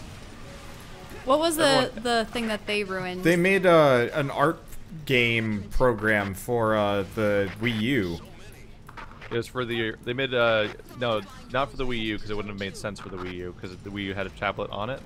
Oh, Instead, they made it the was for the U-Draw Wii. tablet for the Wii, which was basically the Wii U controller, sort of, and you could use it for Pictionary and stuff like that. And it was a wildly successful peripheral sale because it was all marketed to the Wii audience, which is like kids and grandparents and like casual gamers, and it's another dumb peripheral which always sells well on the Wii. But they took the wrong message from its success, and instead of like making additional software for it or making like some sort of sequel follow-up or something, they tried to make the same thing for the Xbox 360 and PS3, and they made so much of it. They made so much hardware at once, just assuming it would do well, and then no one bought it. So they And sunk that's- all their money they into physical ET'd assets. themselves. Yeah, And they I- sunk and all I their money think- into physical assets, and it failed, so their company went under. And I think the Nintendo 64 actually cited that as a reason why they limit the number of console units that they bring out, even though that causes like scarcity. But part of Oh, it yeah. is also they're competing with Apple and other companies for Right. parts. That is absolute. I think we actually talked about it earlier in this podcast. I think in other Oh. episodes, it's like the idea that like that's absolutely why Nintendo has a constant irritating scarcity thing. It's because they're a company that always operates at a profit, and they don't go make these ridiculous risks, and that's why they've been around for like 100 years. Yeah. Yeah. And why That's they have true. they could operate for like a decade without making any money. Yeah, like Nintendo's really frustrating, but I think they're generally, I think their They companies have one of the generally run best more traditional smartly than all business these sense. alarmist YouTubers will act like they are. Yeah. They actually do know what they're doing, as it turns out. The only thing They've they been around don't... for a long time. I still think their YouTube partner program is kind of nonsense, because I was looking into the CPM per video, and because of their dumb partner program, my CPM is like half a cent as opposed to like $4 to $10, which it normally is, because... Yeah. So it's just don't play Nintendo 64 games. Well, Nintendo you keep games, saying blah. 64. I keep saying the 64 I mean, because yeah. that was like the only Yeah. system I ever had growing up until the Wii. Shell never left the 90s.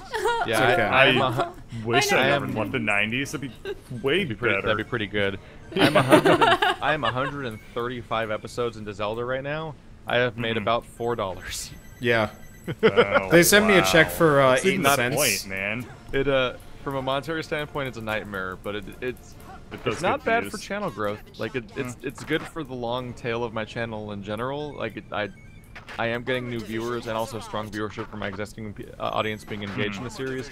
But that's also a double-sided sword there too, because like on one hand, engaging your existing audience on certain content is very good for you because they're sticking around and not unsubscribing. But they might have been engaged in something else if they weren't engaged in that series, and that other thing would have made money. So, That is always we one of my actually consistent It things. can actually actively hurt stuff.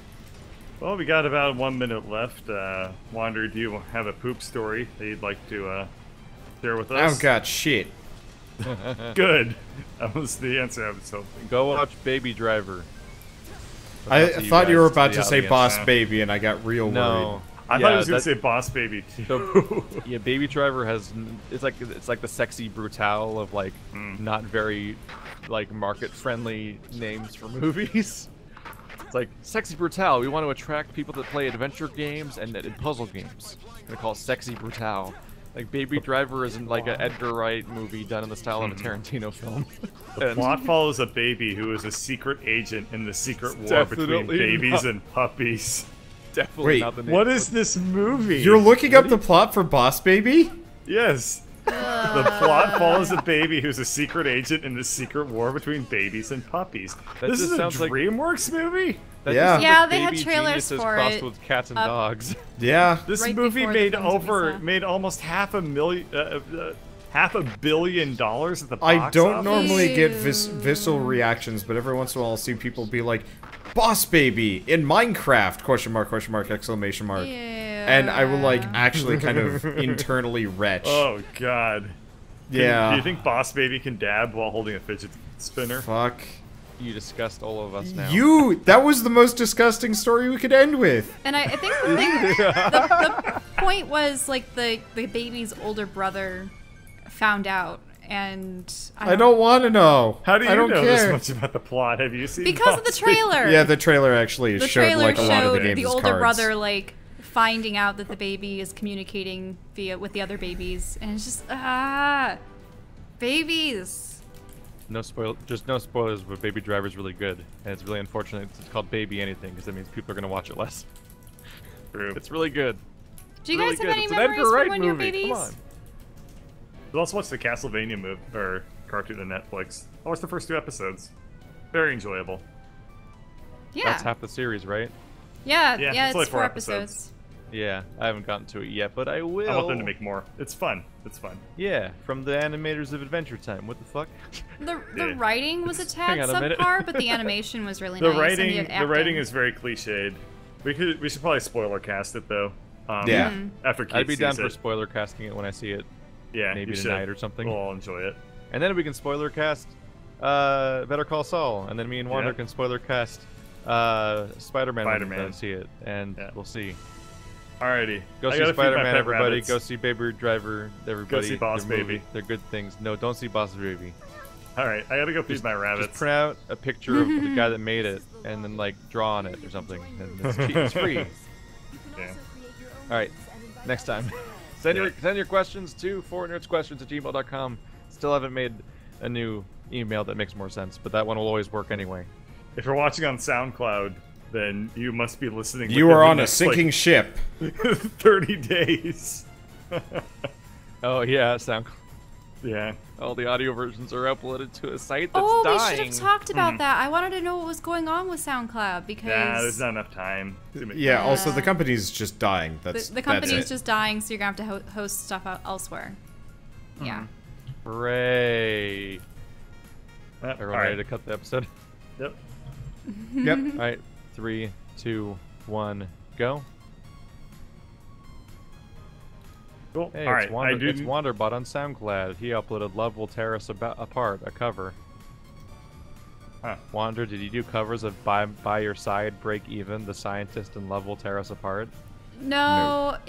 I remember looking. Sometimes when I look up Wanderbot, I get results for that. I suppose someone was mixing things under a name. Yeah, someone else went the name Wanderbot at some point on SoundCloud. Alright, I'm gonna feed my pet rabbits and pee, and then I'll EDF? be good to play EDF. Yeah, I'm gonna make a very quick barbecue thing because I'm starving. While we're gone, everyone can go on YouTube and look up the first 6 minutes of Baby Driver, which is officially uploaded, and then you'll see what I'm talking about. Or you could watch trailers for Boss Baby. No! Because that's also on YouTube. No! You watch... But Baby Driver is John Bernthal. He's Punisher. Yeah, but Boss Baby has that one Alec guy Baldwin. that's really fucking boring. Punisher as in 80s Alec Punisher? 2000s Punisher? Which Punisher? The Punisher in Daredevil Season 2 was played by John Bernthal. Oh, I haven't seen the Daredevil All right, series. So. I'll be back. The best one! The best Punisher, not the best Daredevil, not the best Joe. Didn't Ben Affleck play Daredevil in the first movie that they had made for him? Yep. Now he's Batman. It's interesting the how best part actors of that entire skip. movie was Evanescence's song. Which song did they use for it? The only Evanescence song anyone knows. Oh, Bring Me to Life? Yeah, that was the song that was tied to there was a Daredevil Bring Me to Life music video. Oh, I see. And then they had an Elektra spin-off that I heard was terrible. And now they're divorced. It was a spin-off of a bad movie, so yes, it was very terrible. It was more terribler. Okay, I'm gonna set up a lobby for EDF, by the way. Daredevil movie was so awful. I think I remember seeing it at my cousin's house, and it must have been playing on TV or something, but I don't remember much of it except that Bullseye was in it. Yeah, Colin Farrell. He's the best part of the movie. He murders an old lady because she's snoring. They're literally on a plane, and there's a snoring lady next to her that's annoying him, so he flicks a peanut so it bounces off the seat and goes down her throat and chokes her to death. Her? And it's like, holy shit. Oh, because he's for a comic Bullseye, villain? he can't miss. So yeah, he never misses, so I'm gonna kill this old lady with a peanut butter. I mean, with a peanut. Oh. He might as well have looked directly at the camera and did the Arnold Schwarzenegger, she's dead tired.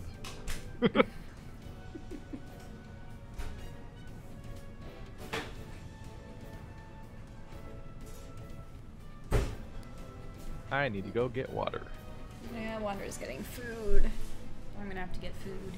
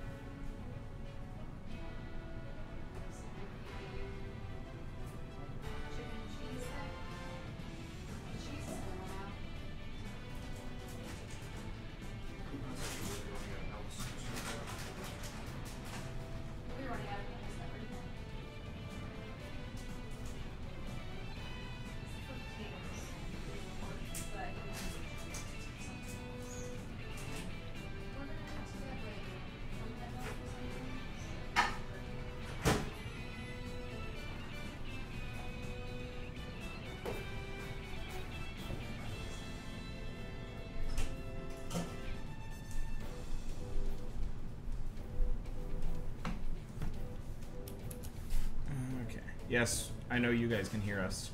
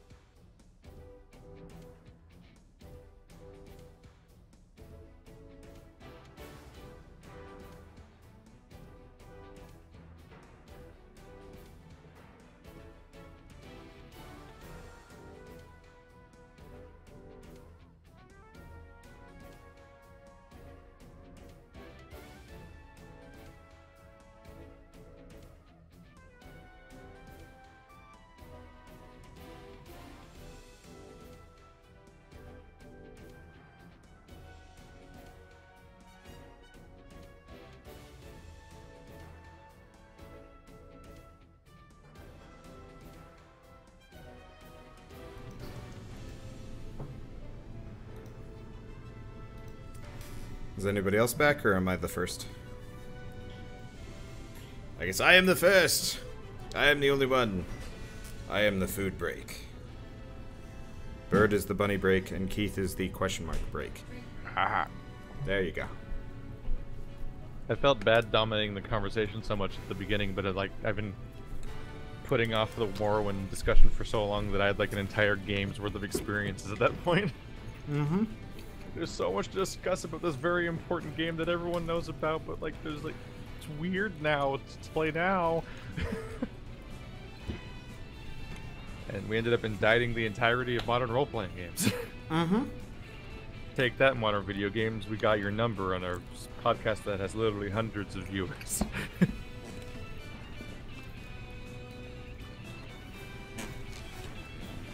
You said you set up a lobby? Mm-hmm.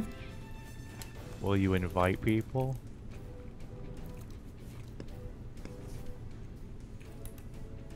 My audio's hopefully been a little better lately because I did that session with Jordy Jordan and he mentioned that I was cutting out a lot, so I adjusted my audio gate in TeamSpeak, which is something that I can literally never be aware of how well it's going.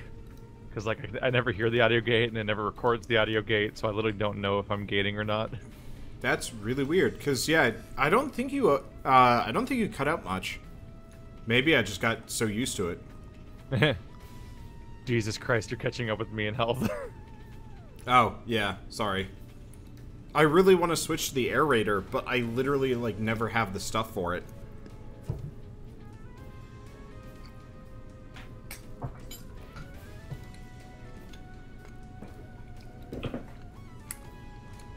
I have returned. I don't know if anybody else is here. Hello, chat. I'm back. Thank you for the patience as always. I was. I'll never get over how Phantasy Star Online this interface is. It is so Phantasy Star Online. It is, yeah, in a bad way, might I say. Uh-huh. In a very bad way. So the interface design's garbage, and the lobby selection screen's really bad. Mm-hmm. But like the stupid spinning background and like silly music stuff is like such a specific aesthetic that I love going back to. The music of Phantasy Star Online is absolutely incredible. Timeless, really. I watched a couple of people playing like the PC version of the Bluebird. like the PC like fake version basically. Bluebird. And when they, I like Bluebird a lot. When I saw them do their first fight and also watched them go into the shop for a moment and heard the music cue, I'm like, oh god, I remember this. It's Oh back. yeah. It's like when I got Wander by doing the Golden Sun song. Mm. He was like, oh, I know this.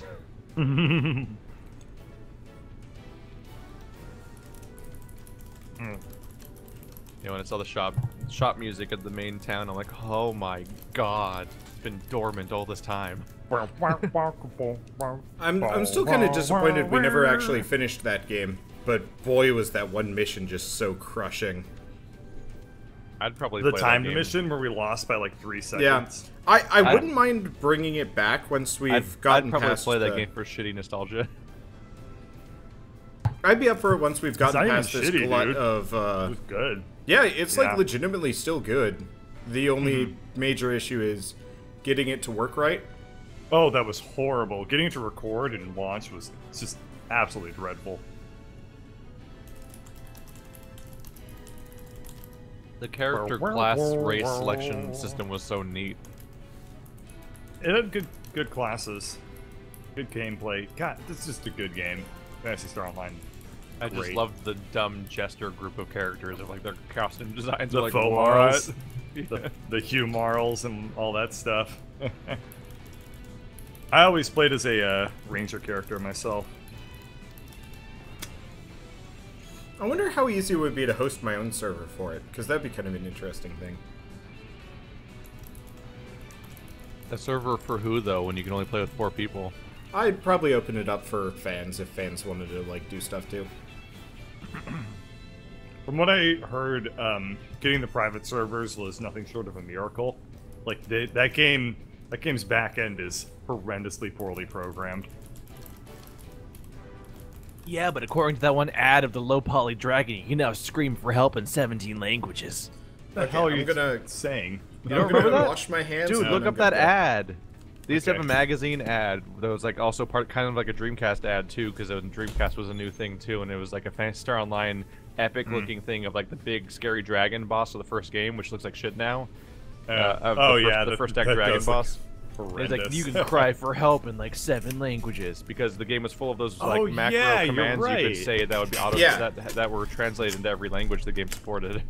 Oh yeah. You could play with international players. Yeah, because it was honestly, I think it was one of the first console MMOs. Like MMOs. this whole Dark Souls Prepare to Die marketing campaign, basically. That's right. I totally forgot about that.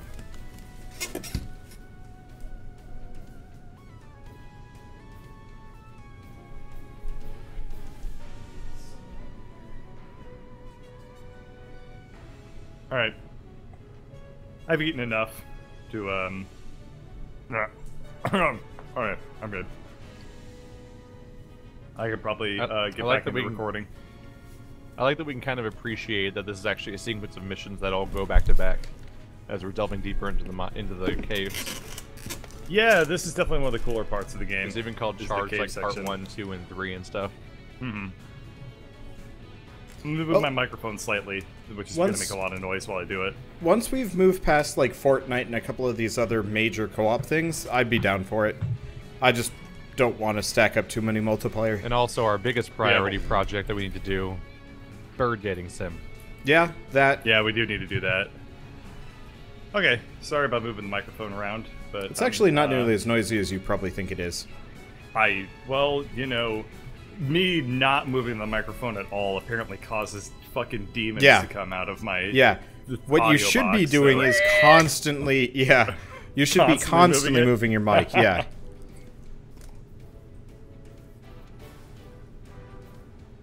Okay, I am. Yeah, the sound you're making probably sounds terrible, but it's noise gated.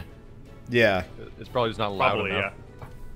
Yeah. We literally don't get a sound. I'm eating very spicy food at the moment. Ah. Lady Bird's mom sent over some beans, and they're great, but they are... Every little bean is just like a little hand grenade of spice.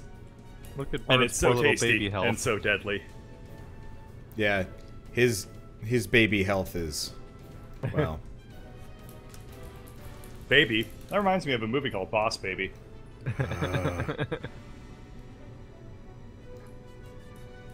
Ladybird, if you want to just like put a pillow over his head tonight, it's fine. Yeah. We'll pay you.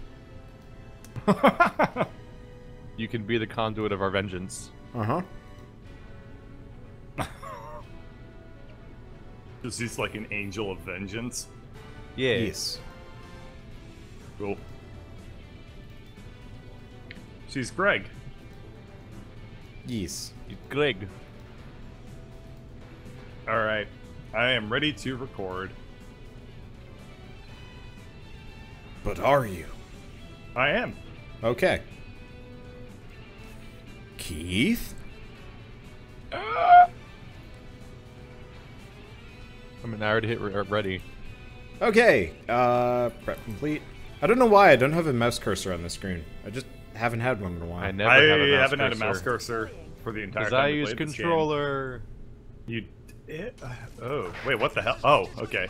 Oh, we're back here. That's right. Yeah. Oh, I have this thing. Ah, yes, I remember now. I am a goddess of destruction. Oh right, yes, I am Thor. Forgot. Yeah, don't feel free to quote that, by the way. Birdcatcher 2017, I am a goddess of destruction. It is not inaccurate. Just put that on your banner. I can't quote myself. That's what jackasses do.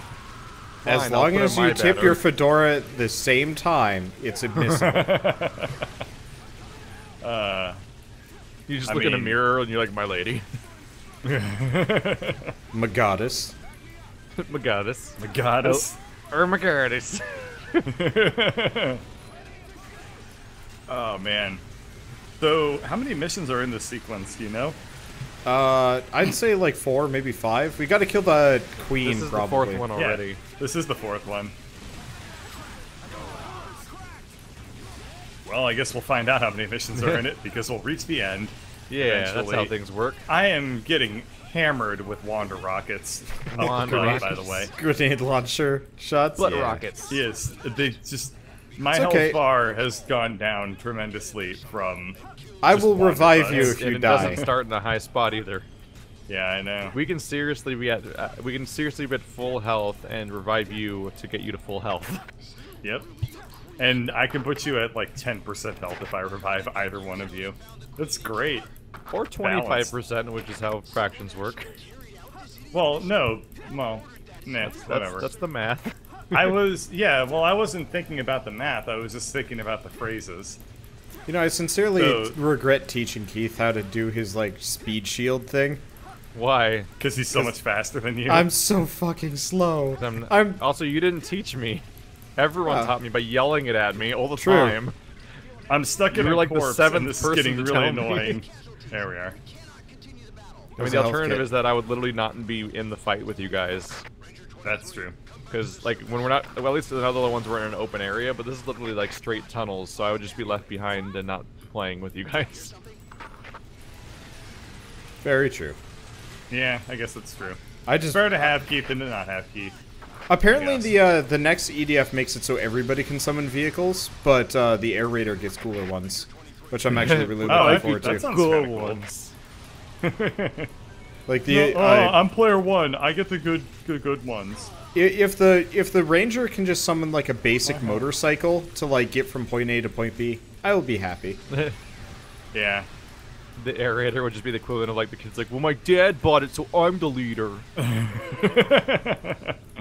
Yeah. I mean, Did that you is guys- irrefutable logic anyway.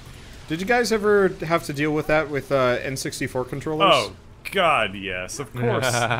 I mean, I dealt with it with my own brother. It was like, we have the blue controller, which is good, and the green controller, which was made by Satan. did not do that this time. I miss when everyone had a different colored controller. Yeah, I do miss that. Now consoles just have one controller and we meet up online and Thank pretend to be able to communicate with each other. Yeah. I will admit I kind of prefer playing online because screen space is so valuable. Like I on the know. game, Especially on GameCube, old SD games. even though it's God. less needed than ever before now. Yeah. Back then we were like 4-player split screen on 320p. Yeah, like I'm playing. You were basically playing a GIF. I know. God. My How TV did in we front ever of me. do it, man?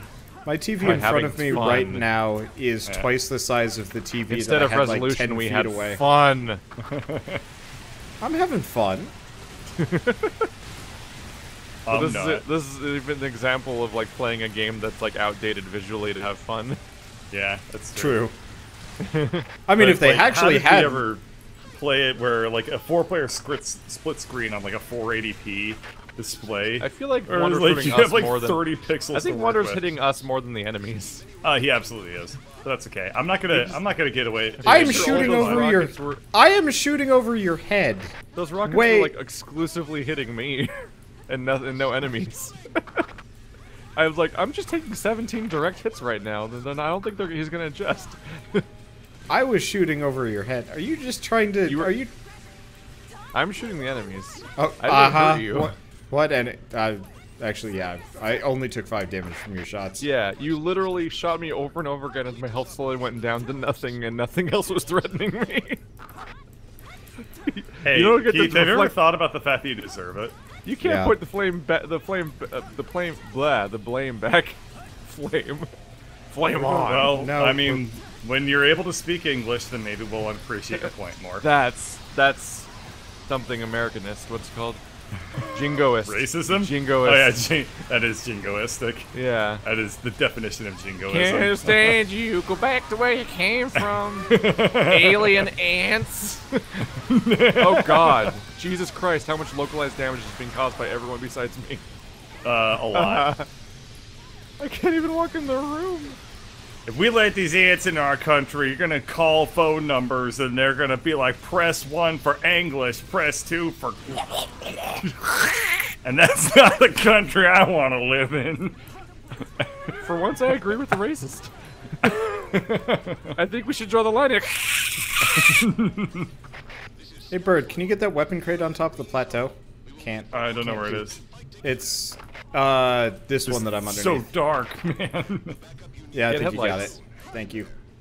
Does your Because I character would come actually like to does your use character guns come that with don't... headlights? I would actually like to use guns that don't instantly murder you. It's just, this is like... The only Best good guns one. I've gotten recently have been high explosives. So I'm like, well, it's either I use the shitty sniper rifle, or I just accept that I'm going to have to revive my friends every once in a while. Meanwhile, I've switched to these slow shotguns to specifically get away from the giant explosives I was using that were causing problems. I never really noticed any problems from you hitting me. Or... I would even Bird hit just seems myself. untouchable. Oh yeah, I hit myself all the If an enemy time. approached me, I'd blow myself up and I'd go flying. I'm like, oh no. That It's gonna take approximately is... 4 years to stand up again. That's a normal Yeah. day for me. Though I get up faster than you, so I guess it's not as big of a deal. I get knocked down and I get up again. I'm gonna shoot Wander with the shotgun. Please don't. Can I even hurt you? Yeah, I There's take a little about bit. 10 damage every time you hit me.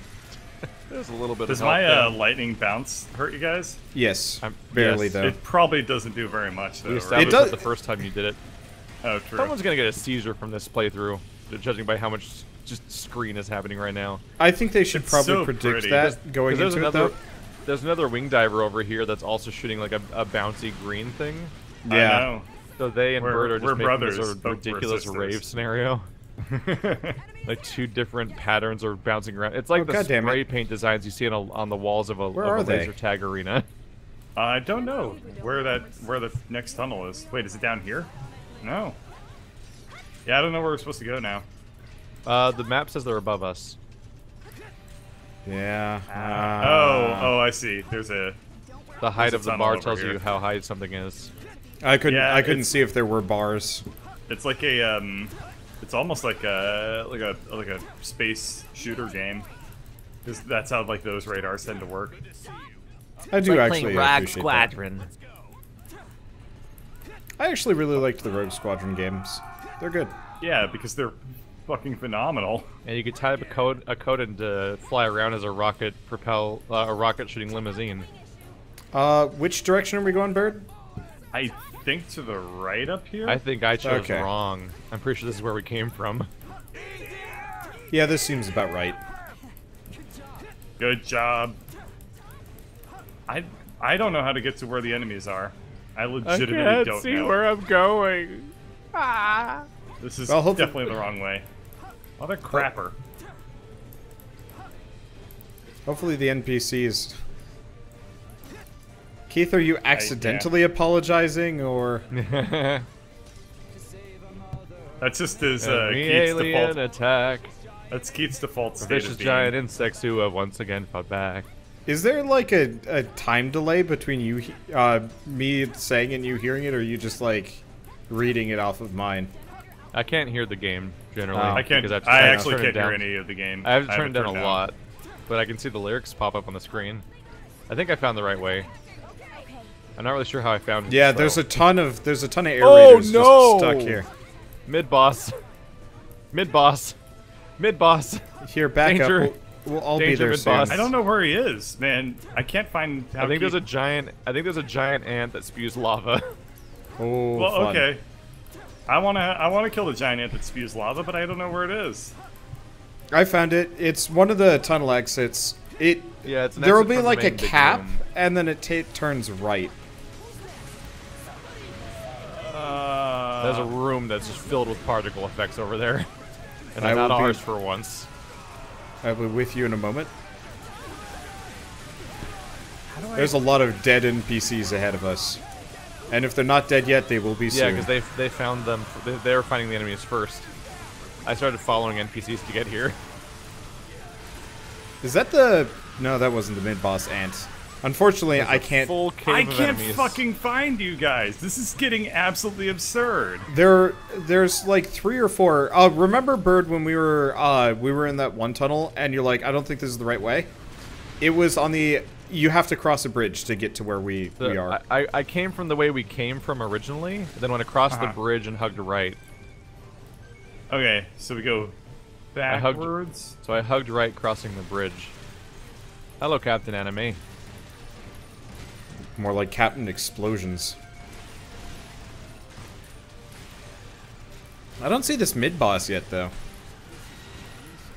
Oh, I see it. I see it. Or I saw, See it like... when everything turns orange. I think that's the queen, dude. Ah! Ah! It's so Okay, I big. went across a bridge, and now I'm going right. Yeah, there will be kind of like a weird colored, like, cap on the cave wall as you go by. Ow. It's got wings.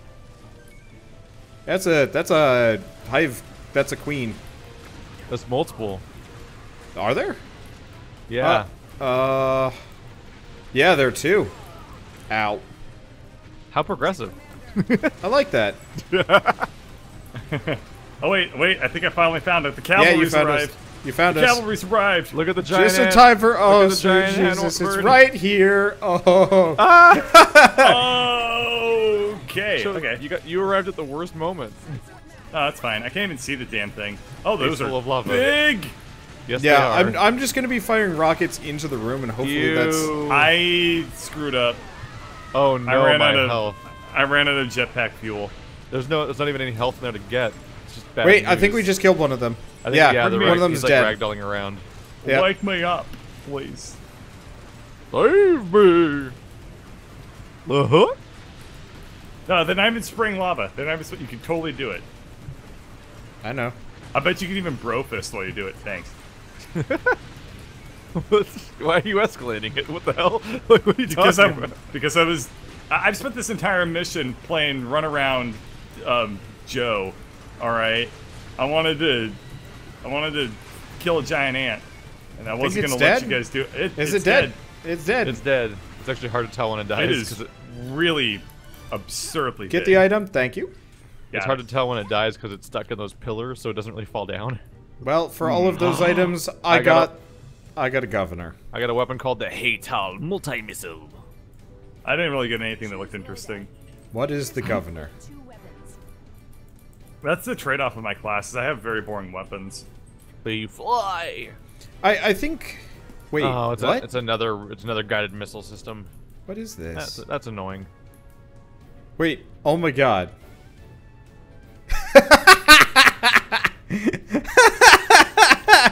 Oh, I gotta try that. Ha ha ha ha ha ha ha. Ha ha ha ha ha ha ha. You have selected Microsoft Sam as your computer's default voice. You have selected Microsoft Sam as the voice actor of Final Fantasy X. Oh. Okay, I'm gonna bring a joke weapon. I would love that playthrough. Lady, you in Alaska. Okay. Thunder, what's this one? Himari, we will get the Ronso to respect you.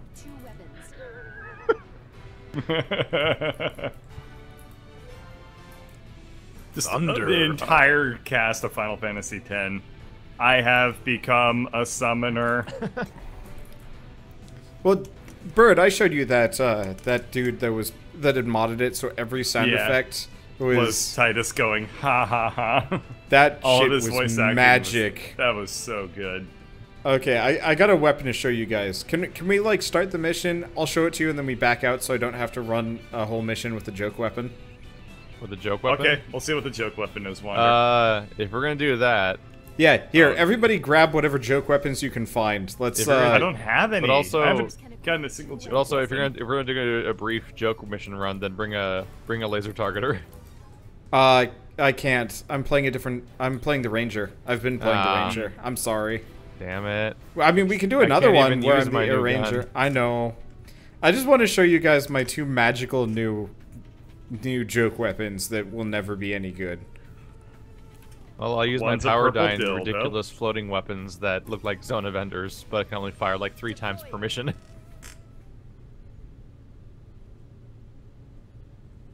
So,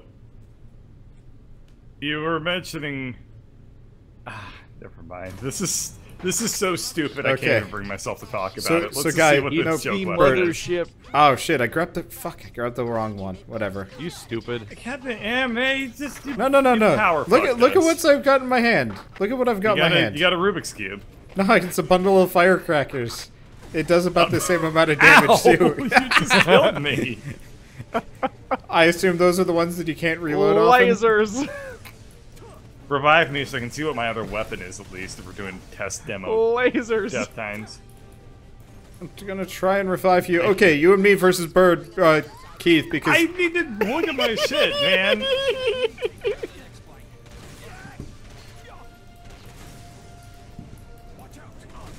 I ain't got no shit. patience for That was this. the last shot. That's all it has. Oh, okay. Huh. Well, There's this real mission looks like it's interesting gonna be shit fun. behind us. Yeah, something bad happened off screen.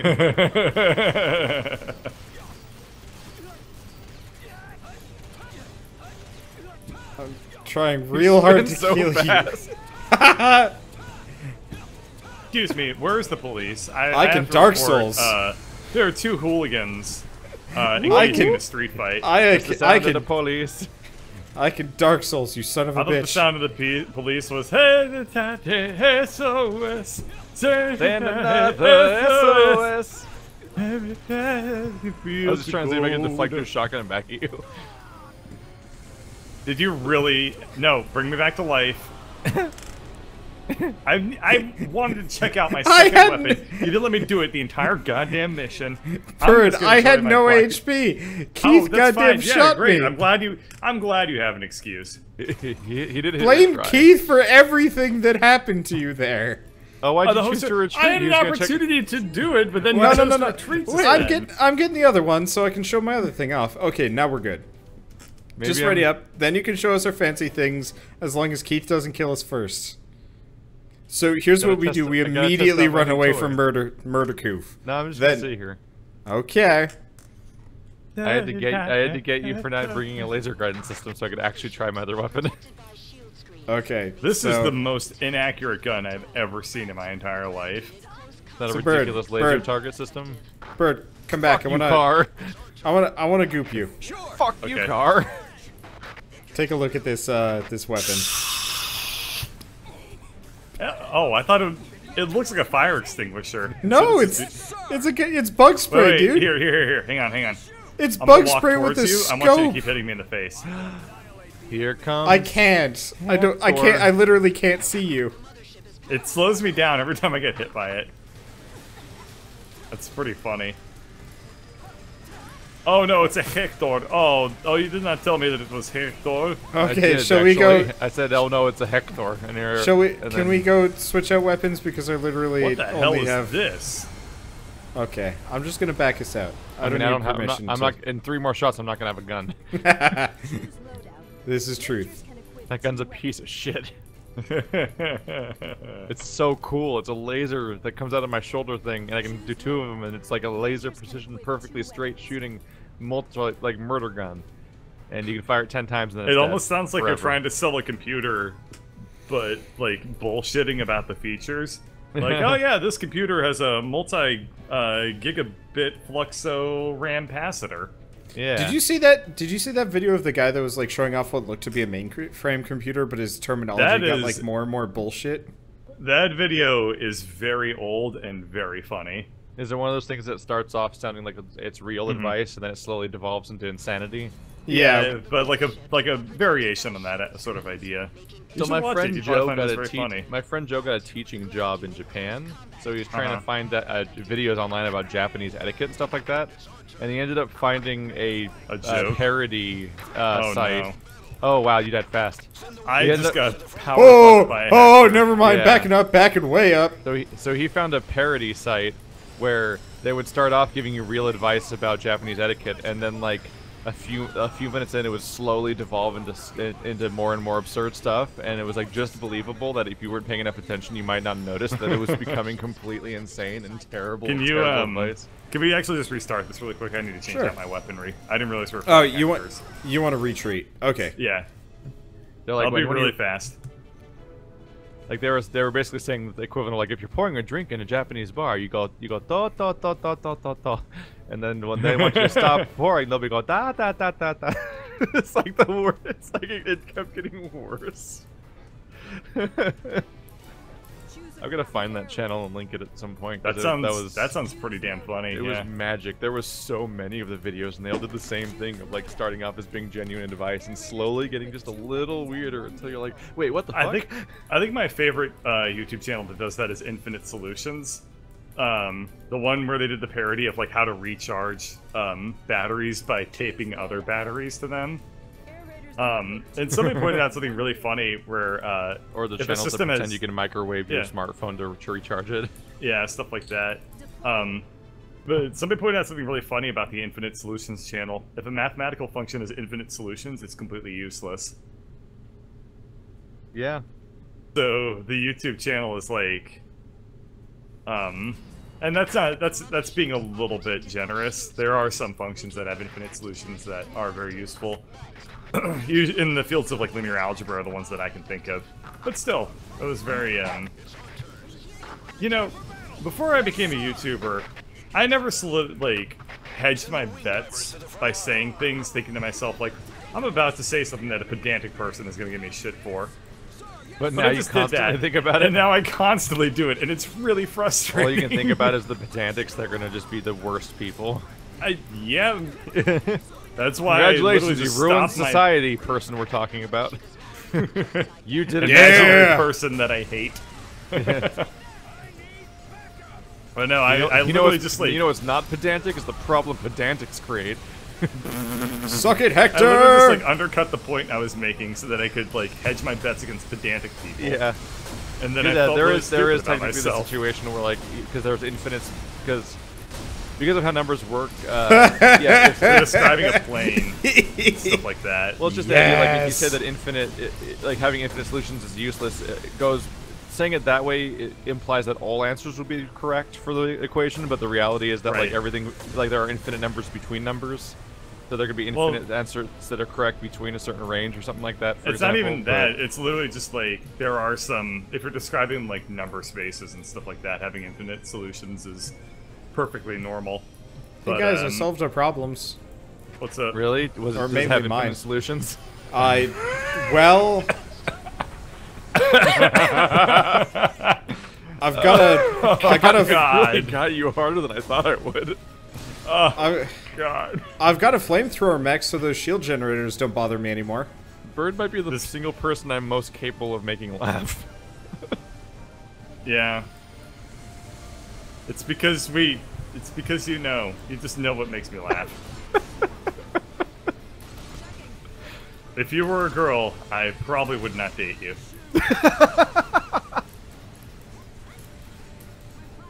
Knowing what I know about you and your huge amount of maleness, that's definitely a bit of a problem. Your huge maleness. No. Wait, that wasn't what you were going for with saying that? No! But now I feel horrible. It literally was the only implication you made. Okay. Suck it, Hector. I am flamethrower. You can't hit me, bitch. Oh, never mind. I am so dead. My That's a just problem. disappeared, and I'm not entirely sure why. You got hit by the fucking mothership. That's what it was. I was in the middle of the city, so I couldn't see anything. Yeah, the mothership just pooped a laser in the middle of the city. Fucks up the world. So that would be it. I've got a housemate that apparently thinks that I have a girlfriend because I've been outside lately, and they think that the only possible reason is because I have a secret girlfriend. I'm in trouble. Please help. Unless it's Andrew. I go to Andrew's to record, and then also I've been watching movies this week because there's actually movies to watch. It's very hard to resurrect you when a Hector is standing literally on top of you. No, it's understandable. I've got some guns that are shooting it right now, so... That's good. I'm currently trying to kill the 7,000 flyers that came out of nowhere. I got some guns that are shooting those, too. I fled the scene to grab health pickups. I'll bring you back to life, but I need the health really bad. Is he underground right now? What's going on? Burp, no. Brought you back to life and died. I blew up immediately. Get up, Bird. I was drinking my beer. I wasn't ready. I could tell from the that you made. The very, like, I'm drinking a thing right now. Sound. All I need to do is get into this alley and I'm safe. Oh, hey, you know how many people I've known in my life who have said that if I was female, they would date me? Way more than I'm really comfortable How many women? None have said that. Those were women. But I've known, like, 3 men that have been like, if you were a girl, you would be, like, my type. And I'm just like... That just means that you're their type. Yeah, I was gonna say. That just means that I'm your type. I don't know if they thought that through. Oh, you motherfucker. God damn it, my mech is on top of this building. Well, I guess I'm not getting my mech. Yeah. Or I remember watching you during a stream on the first night, and you walked up the wall with a spider taking out and fall out, and it's like, oh, it's just up there now. It's never coming down. Yeah. I tried chucking it so it would land outside the alley. I'm gonna see if we can blow up the building. Alternatively, if one of you guys can blow up this building, that's also good. I can't blow up shit. Hard. I can kill flying things. I don't know that's really all I where feel comfortable doing. It's okay. Right now. I'll live. I don't necessarily know where it is, and I'm trying not to get killed. I've got the gun. Ow. Turns out one of the few things that is not limited in terms of ammo are my, like, weird drop-down turrets. So I can just plop them and then just run off. I wonder how much collateral damage the EDF causes. Maybe it's evacuated. Well, I'm still blowing up their houses and shit. Oh yeah, you didn't say casualties. Yeah. Oh, that's a laser. That's a big old fuck you beam. That's the new excuse that every superhero movie uses. Like, this city's evacuated now. Because they don't want to have that's how they can conceivably start really blowing shit up. They don't want the blowback that Man of Steel got of like, wow, Superman killed like thousands of people in this movie. I am so glad they actually addressed that over the course of the second movie, the Dawn of Justice. Yeah. Because watching Man of Steel, I was so pissed off about the sheer number of people that got killed. And the fact that nobody had once said a goddamn word about it over the course of the movie. Yeah. But I also hated that Superman was an idiot. He was a stupid mixed idiot pants. Wow, you really apply a lot of knockback to the Hectors. Yeah. They are limboing when you hit them. At the end of the movie, he's like, he has the realization that he has to kill Zod in order to save those people. So he has to break the Superman code of not killing, which they never established as being a thing in that movie in the first place. So you don't even know that he's Superman breaking doesn't even have code. a code of not killing, does he? Like, no. No, yeah, him killing somebody is the entire premise of Injustice. It's the alternate universe is based on the entire that Superman actually killed somebody because he kills the Joker for killing Lois Lane, I think. Yeah. Wow, that leads to an alternate DC future where the worst shit ever happens, basically, and all the superheroes are murdering each other. But so he's not supposed to kill people, just like Batman. But so they break that code in the first movie, but they never established it in the first place, so you don't even know that he's breaking a code unless you already know the comics. But what was really dumb is he saves the guy by breaking Zod's neck. Well, like, if he could break his neck, that means he had complete control over what direction Zod's head was facing, which means he could just point the laser away from the family without killing Zod. Because apparently he can control Zod's head enough to break his neck, which means he could also just make him not point at the family. Just has like a weird bone defect where his like L1s through L12s are fused into a single rod. Yep. Zod's neck has 2 settings. Neck and not. Dead. Neck and dead. I mean, when you put it that way, everyone's neck has 2 settings. But I digress. If not neck equals dead. Ow. I popped out of my mech. I'm just gonna take this. Also a movie about Superman becoming known to the society, but he's willing to let fucking Papa Kent get murdered by a tornado for no reason, so he could be a secret for like another year. Yeah. That great movie legacy. What a great father figure, teaching you to be afraid of yourself and never let anyone know who you are deep down. Zack Snyder movies are great. Yeah, he can write words. If you're one of those people that looks at X-Men as being like a metaphor for homosexuality, then man, you'll take the worst lessons if you look at Superman that way. The secret is to fear yourself and fear society and never let anyone know who you are deep down. Remember, repression and even isolationism. if it means letting your family die. Yep. Stay in that closet for as long as possible. And then when you're out of it, go back in it. Fuck. Yeah. Jesus Christ. Just keep sticking with it until you resent all of society and are willing to let a lot of them die just to win. Yep. Man of Steel's a great movie. Yeah, I guess that really does kind of sum up the morality of that movie, huh? Wow. It's a really fucked up movie. It's a terrible Superman movie, especially. Let alone just being a bad movie. Wow. That sucks. Like, it's already a fundamentally terrible movie, but it's a terrible Superman movie. Because Superman's supposed to be what we got from the Captain America movie. He's supposed to be the genuine Boy Scout of the other universe. But instead he sucks so hard. And he screams and he cries and he murders people. And then he lets random people die because it's edgy, mildly inconvenient. He's edgy Hot Topic Superman.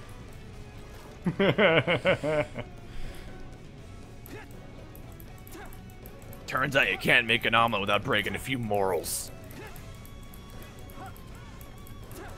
I wonder when, Nah, I don't wonder that anymore. No, finish it. Finish it. I was gonna say, I was, like, when we're gonna start seeing, like, basically the 90s repeat itself with the superhero movies. Edgelord pocket people that have too many pockets everywhere. Exactly. We're getting there. Pockets and like all their feet are off camera. I feel like the that's a little too literal of the point I was going to make, but yeah. But I feel like the Suicide Squad movie and like Man of Steel are starting to pave the way for us there, and that would suck to repeat that all over again. Yep. Oh no, I everything's watched reloading. A video of Stan Lee talking to Rob Liefeld and Rob Liefeld's yeah, like writer. I saw that too.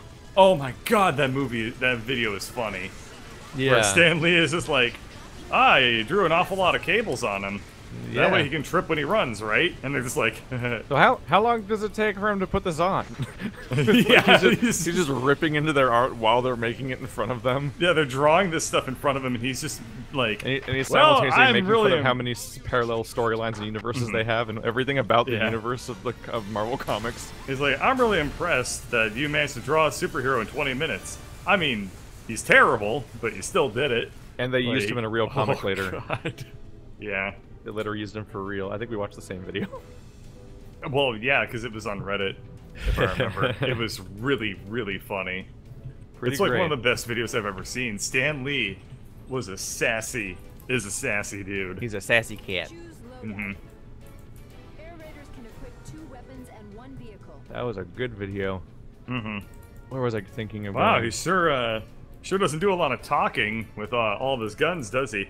Nah. Yeah, the kids like him with having a lot of guns and stuff. I'm sure they do. I'm sure they do. It's basically like every minute of that video. A thing in mind that I can't think of what it is. Air Raiders can equip Are 2 you weapons okay? and 1 vehicle. No, it's a tragedy. Yeah. Are you okay? That's what you sounded like. You're like, I can't think of my hair. Are you okay? Lady Bird is not okay right now. Annie? Annie, are you... I'm fine. Thanks for asking. Oh my god. Pokemon sounds you don't want to hear in HD. Krabby.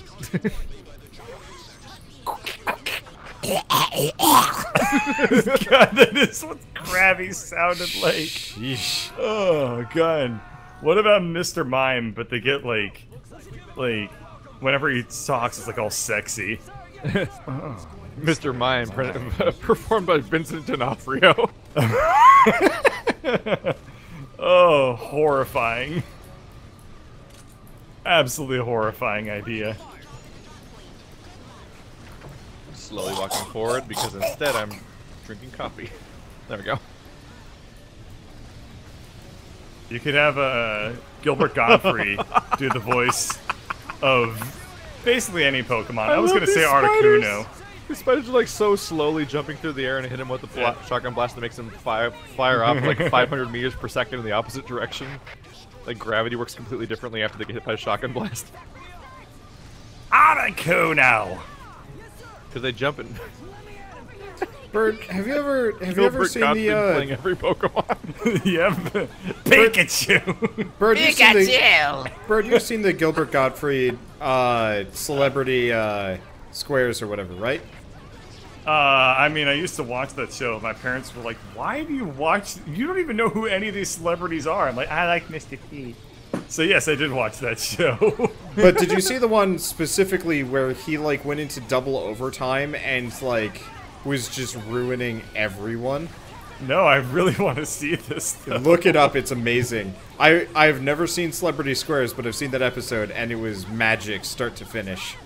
That sounds effectively, awesome. Effectively, I don't even know the premise of it, but you're like supposed to guess something, but they're like so far off the mark, and he's just non-stop making so much fun of them. Shade at them. It is beautiful, and it goes for like, you know, 10 minutes overtime, and they're like, okay, Mr. Godfrey, like, we really have to stop. And he's like, no, you are getting this. There's something. Like, we're not moving forward until you get the question right. We're not done here until I make fun of you more. It was great. God, oh, the Wii games of Celebrity Squares are so garbage because they don't get the celebrities. Only the middle person's a celebrity, and they'd have pre-recorded jokes. Mm-hmm. But like they have very few questions because they're all pre-recorded. Yeah, and then all of the other people in the square are me's. That's right. I remember.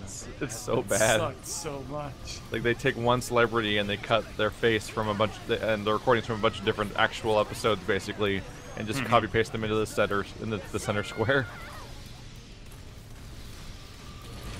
The Nintendo Wii was a mistake. Had so many goddamn misfires. So even misfires were worse on the Wii if they were on other stuff too. That's true. What's been blowing my mind lately is like a while ago I played through Sonic Unleashed with Andrew, and it was a train wreck nightmare. Despite the fact that we were playing it specifically because it was supposed to be the good Sonic game, and that didn't work out. Didn't work out at all. But lately, Game Grumps are playing it on the Wii version, and it's like, you know how like people make a adaptation of a video game adaptation of a movie, where it's like the movie is unrecognizable, and like they'll randomly show a scene out of nowhere of the movie, but there was no build up to it, and then they cut away back to the gameplay that has nothing to do with the movie, and like it's just a total disconnect, and it feels like some sort of rushed nightmare project. So the Wii version of Sonic Unleashed is like a video game adaptation of a movie, but the movie is the Xbox 360 and PS3 version of the game. Hey Keith, can you help me? Wow, that sounds. Can you blow up this building? It'll straight up show pre-rendered cutscenes from the other version of the game. Oh, hey, I'm free. Sweet. I'm just trying to shoot everything. Well, you got it, whatever it was. I got hit by one of the long. Like the game has completely different and you get, like, you can't move. graphics. Well, yeah, it had me halfway up the different building. Campaign and like different levels, but then we'll arbitrarily show like basically like the equivalent of like machinima from the original game. Like they'll take cutscenes that are running in engine on the other platforms and pre-render them to show them in the Wii version, so they show the same cutscenes, but the context is gone and even the level is gone. Like there's a part where Tails is being accosted by enemies. And it's like, oh, it's a boss fight time, and then you beat the boss fight. Then it cuts to like the scene of like Tails be like, "You saved me, Sonic." In the Wii version, you don't play the level leading up to that, so you don't know why the scene is there. It just shows Tails being accosted. Then the cutscene ends, and then it cuts directly into the cutscene of being like, "You saved me, Sonic," with no boss fight. Oh, that's hilarious. It's just wow. It's like at times they just show all the cutscenes from the other version of the game without the gameplay, so it's like. It's like those Kingdom Hearts HD packs that have where one of the 3 games is not a game but a weird movie version of the game. But it's an adaptation here's a weird thought of the other console's platform. But hear me out on this. Andrew Wilson as Pikachu. Ugh. This would be my impersonation of it. Which Andrew Wilson? No, Ash, you dumbass. I'm not going to use Thunderbolt. He's a flying Pokemon. I can't hit him with a Thunderbolt. I'm gonna use Swift Attack, you idiot. Stupid. So I will have to put Andrew Pikachu. I'm gonna have to put my foot down here a little bit. We got to get out of podcast mode a little bit because I'm like actively trying to do tactical things in game, and it's just like, nope, it's podcast. I'm like, but I need help here. There's no tactical stuff. We just should blow it up. What is the tactical stuff? I was fused to a building for like a minute straight, and I'm like, Keith, can you just turn to the left and blow up this building? And Keith's just like, so Sonic and the Black Knight. Yeah. The podcast is literally the one thing people say they like about the series. Is talking about bullshit. I mean, I'm down for that, but sometimes you gotta be able to get a word in edgewise with you. And you can't. Yes. Yes. I'm giving you practice for Shell. I mean, I can get a practice for Shell. He lives with Shell. Yeah, no, I'm good there. He needs Shell life coach. I don't think I need Shell life coach from you. Oh no. Ow, god damn it, I can't... Have I told you guys about the running gag that's happening at this point where Andrew has such a white name that like every game we play, we just have Andrew Wilson's in the credits.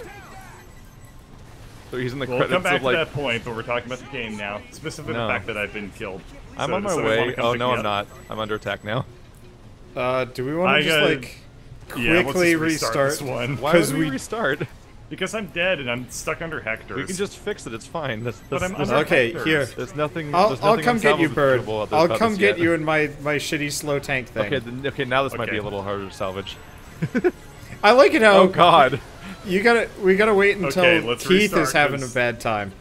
Yeah. I never said anything about restarting, but I was definitely becoming aware of the Hector problem. Ow. Yeah, I'm gonna switch back to the Ranger. Yeah. I like the Air Raider, but he is just significantly less I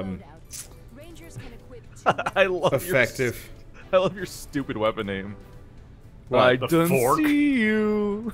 The Fork A15. Yeah, it's a great weapon. It fires 25 rockets at one dude. No, the guys whose weapon name is I don't see you. I don't know what you're talking about. It's your weapon. Mine? Yes. Oh, you're right, it is. I never pieced that together. It's got a really stupid name. Huh. It's the dumbest name ever. It's great. It really is actually quite stupid. It's really dumb. You're right. Huh. So where are the Hectors? They're on the Everywhere. ground. They're They'll just everywhere. Oh, run I on the see it. ground. Yeah. I see him. Yeah, I was trying to start- get close to the flyers to hit them, but then I looked up and realized I was getting pummeled Oh by a god, Hector. Jesus, my health is gone. Wow, Hectors are bullshit. Yeah, dude, Hectors are really mean in this mission in particular. Yeah. It's been a funny ongoing thing because Andrew will always break every game we ever play in ways that seem impossible. And then they'll be like, they should have hired me as a playtester, and then he shows up in the playtesters. Like his name shows up in it, I'm like, what the fuck? Oh, because this has got a really generic name. Yeah, so like Andrew His Wilson is name constantly is- a playtester name and stuff.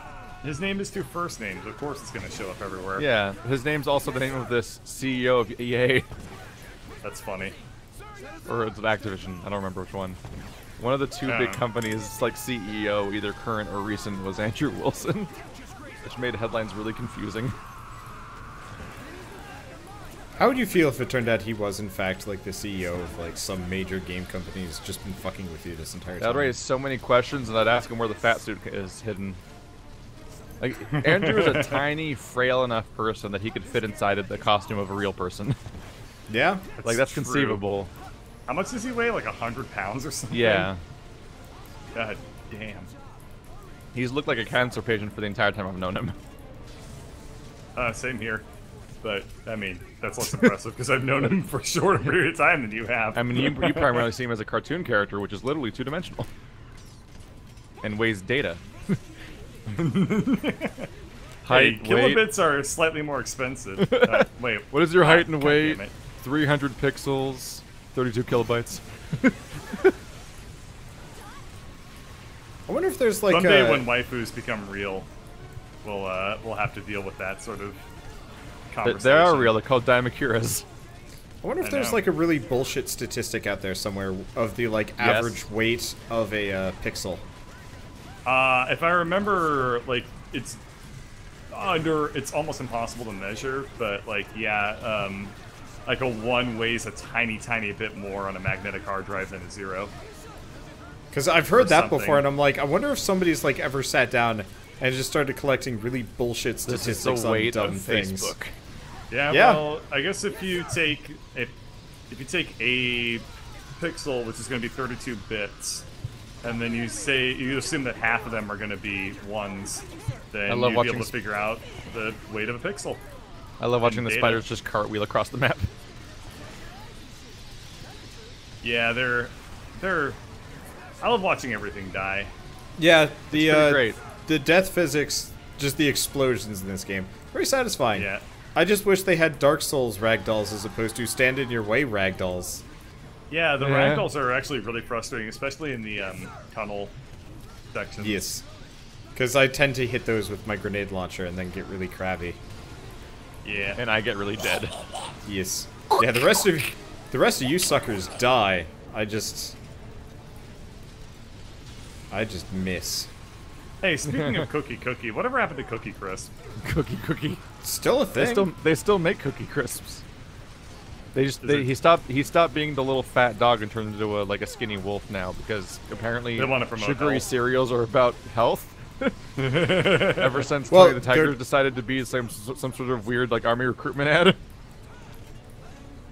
I mean, they've been trying to You ever see the Earn Your Stripes thing for marketing campaign for Tony the Tiger where he looks like it's it straight up looks like a boot camp. No, I By have the way- no idea what you're talking about. if you guys have guns for it, we need to take out these transport ships, I believe. Oh, we have to kill the transport ships? Okay. I assume Oh. since they're not moving. I've been trying to kill the Hectors and stuff, because... That is fair. I've got a rocket Screw the launcher that heck. does a Yeah, fair I'm mostly amount. pushing back against the stuff that's actively murdering me. Okay, I'll keep working on the transports. I didn't know if you guys were available to take shots Are the at them. transporters making Hectors or only the other things? I don't think the transporters start dropping Hectors, no. Oh, then the Hectors are definitely priority. Yes. Because I more actually, ants is whatever. I want to say that one of them is spawning Hectors. I don't know.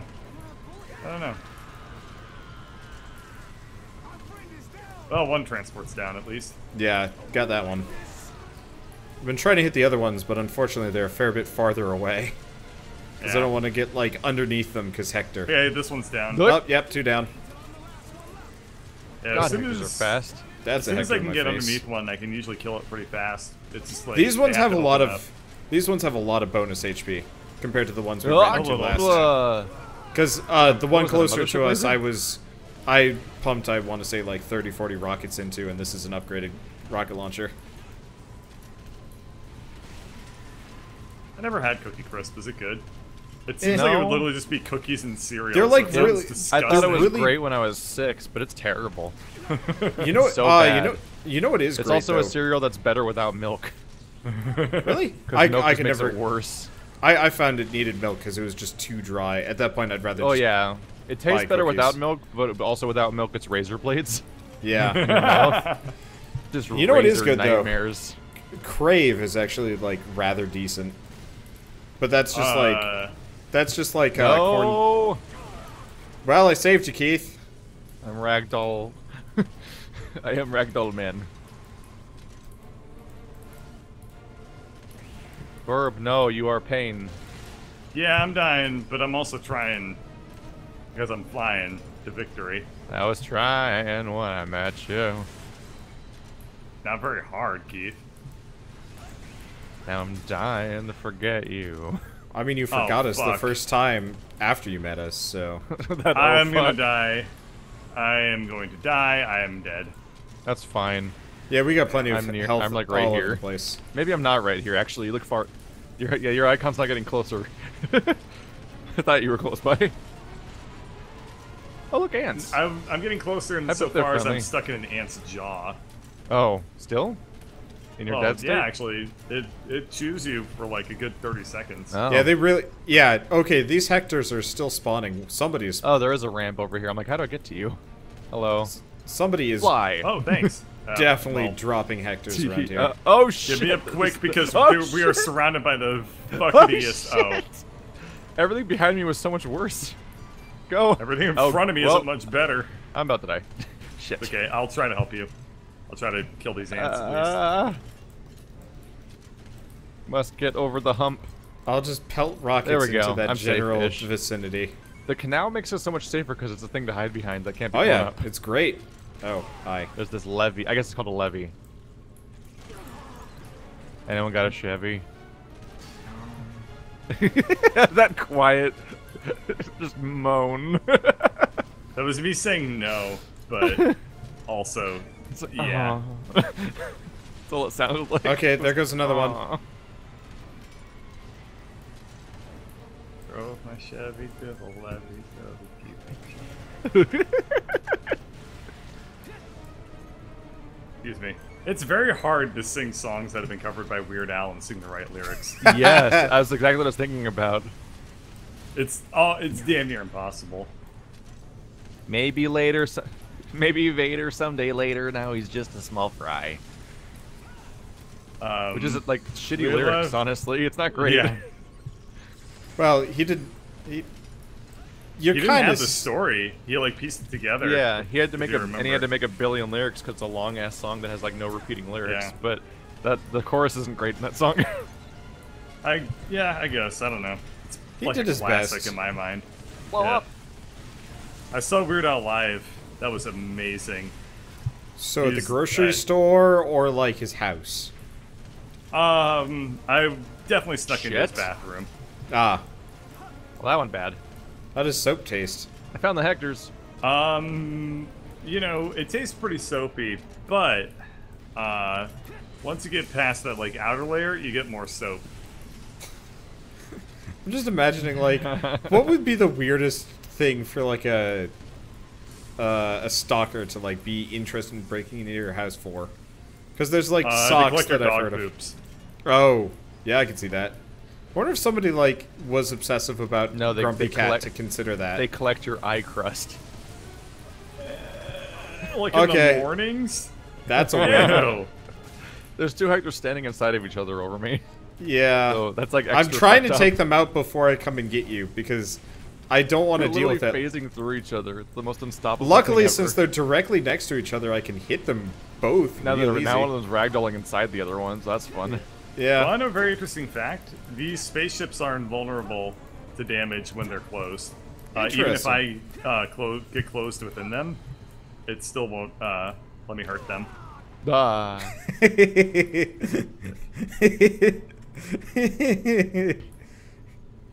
what you were expecting. How was that?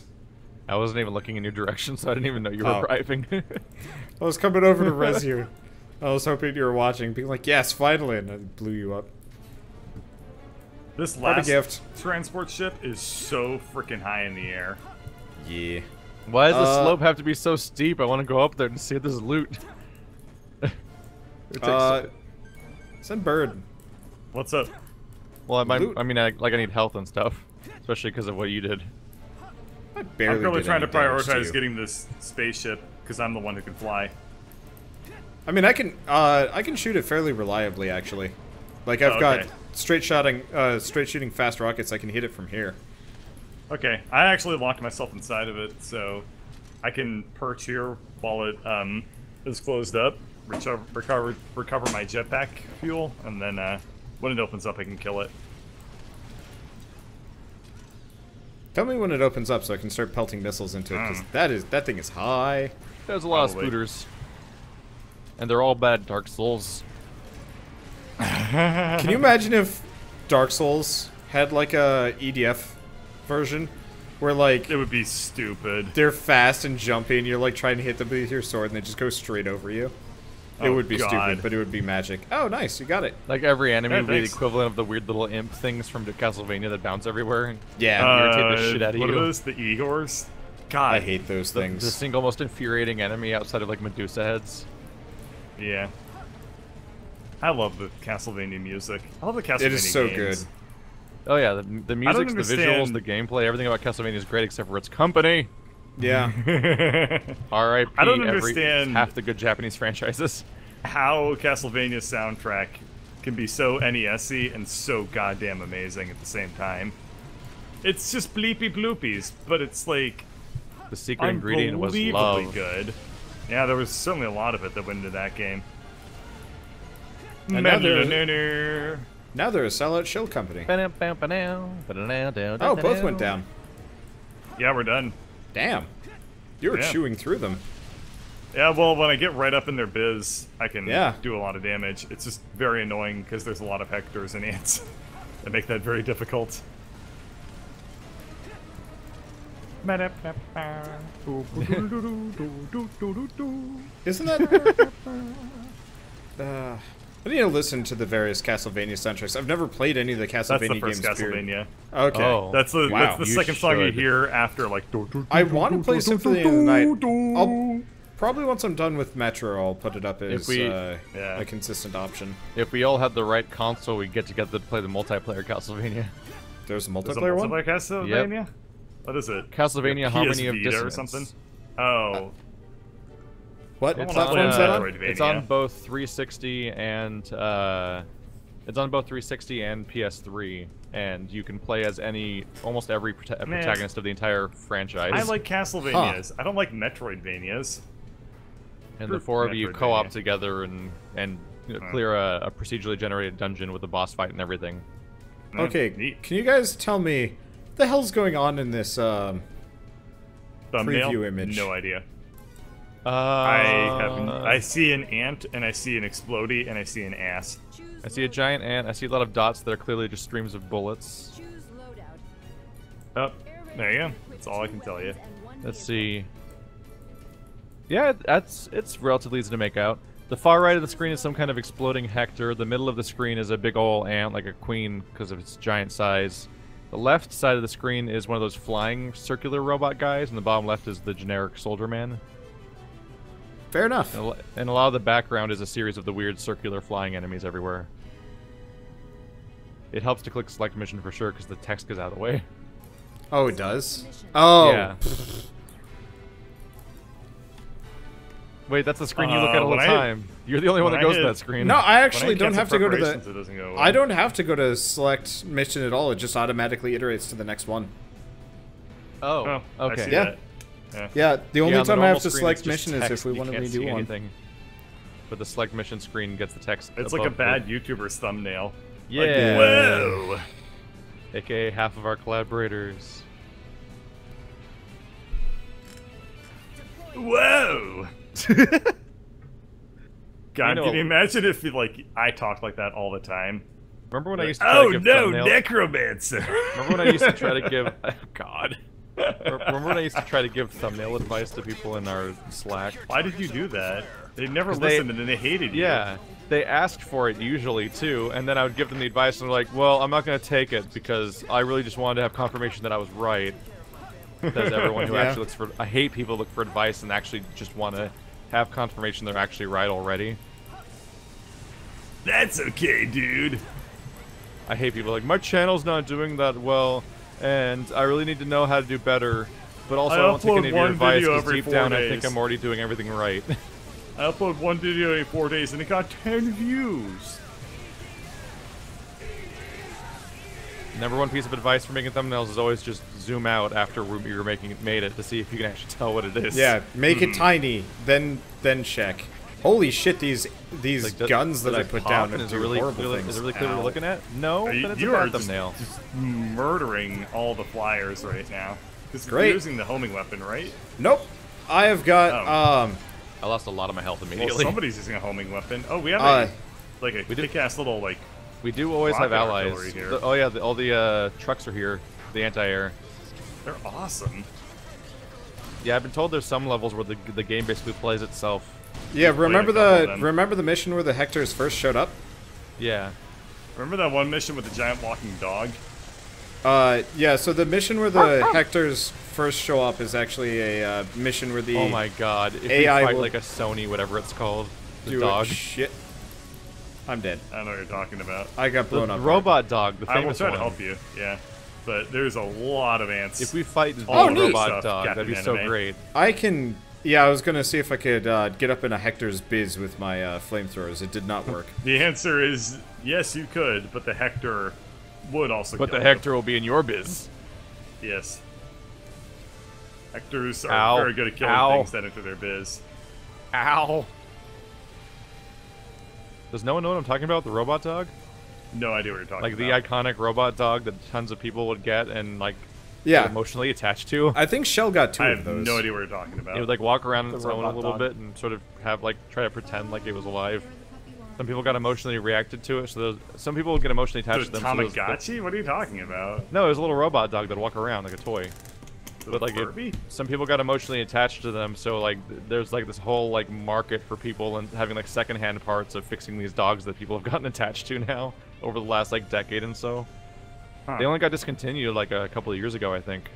Interesting. I And don't know everyone's anything trying to about fix that. theirs because they like theirs and they don't want it to go away, but it's like breaking down as the years go on. It's like really sad.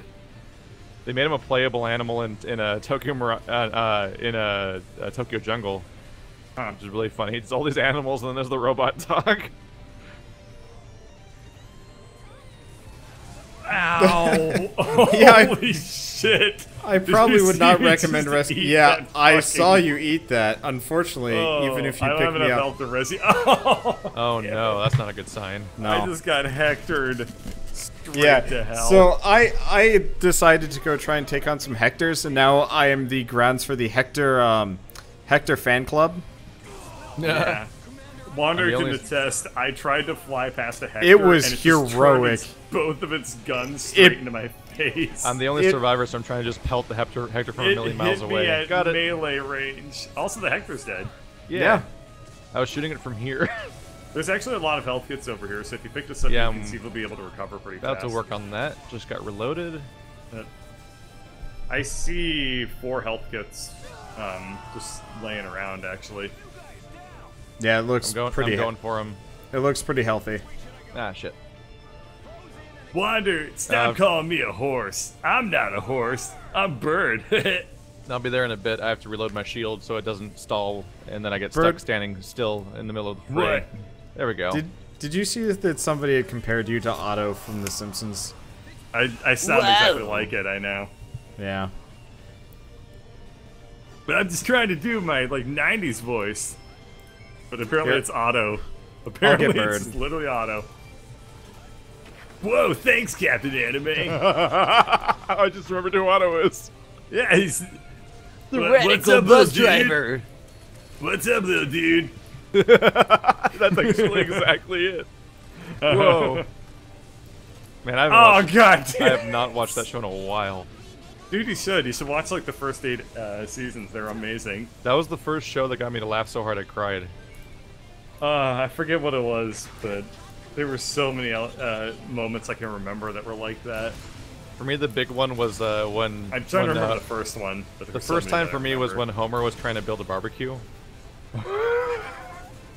And it's completely losing his mind. It's not working out at all, and the cement's drying, and everything's like... Because it all happened because he opened grill? What the hell is that? Because he opens the box, and it all back to falls life. out of the bottom directly into the wet cement. No. And he's like, look upon the horizon. Those are a lot of And queens. seas. Those are a lot of queens. Are we in Queens now? Is that where we're fighting? And the little bird to his soon dead friends. Like, he picks up the box and all of it falls directly into the wet cement through the bottom. Then he gets the instructions and the English side's covered in cement, so he can't read it, so he's trying to read the other languages. English side cover must read French. Le grill? What the hell does that mean? And then they do a matching shot surprise where they show the perfectly working, perfect, awesome grill that he made, and it's like, wow, it's perfect. Like, no, that's a fine-looking grill. And then but it reveals that he was looking at the box, and he lowers it, and the actual grill's revealed on the screen. It's like, why doesn't mine look like that? It's like, this is the best thing. Oh man! And then afterwards, they're Lisa's so like, big. Lisa's, Oh my I God. know. Lisa's like, is Dad done making the grill yet? And Marge is like, almost. And then you just see in the background like Homer charging into the grill with. Oh my like, God! Using the umbrella. As I a have not lance. turned around yet, so I didn't see the queens. Oh, There are yeah. so many, dude. Oh no, they're I huge. fucked up. I have Nothing flamethrowers. sells Hopefully their this scale works. like seeing all the little ants under them. Yeah. I got one! Holy crap, this does damage. They're big. Jesus. I have one that is dead set on murdering me, and I really. And we also I have don't need that shittier. today. We have shittier red flyers. One of the to ants cause is more dead. problems. One of the Yeah, kids is down. I walked directly underneath her and then shot her with both flamethrowers and shotguns, and she didn't last long. This thing does a lot of damage if it can survive long enough to get there. Ah, yes. Yeah. The weak point of the queens is the grundle. The weak point of the queens is the everything. You just And gotta your hit weakness it. is finding it. Oh no. Can you find the grundle on this doll? Huh, that's an interesting artillery. I hope I get one of those. That's a lot of wing divers. That sounds like an abuse joke, but I was trying to go towards like, can you find the nugget on this chicken? Is this from the psionic link? Spell ACDC. You forgot the lightning bolt. AC I lightning apparently bolt could do a DC. goddamn flawless auto impersonation. Yeah. And I never It knew sounds that. perfect to me, a person who's never watched the show for the last 10 years. It's fine. It's slightly off, but it's so close, it counts. So I think we gotta kill the jeez. transport ships next. And I'm just thinking of impersonators, like those people that go to cons and they always dress up as the same person, like the Geralt of Rivia cosplayer and stuff. Yeah. And like, I just imagine like they get the costume down perfectly, and then you hear them speak, and it's like, oh no, like what if their voice is like, I will destroy you, and he just looks perfect for the part, but his voice is like a nightmare. So Can you I imagine knew- if somebody did that, they cosplayed as Krabby, and then they were like,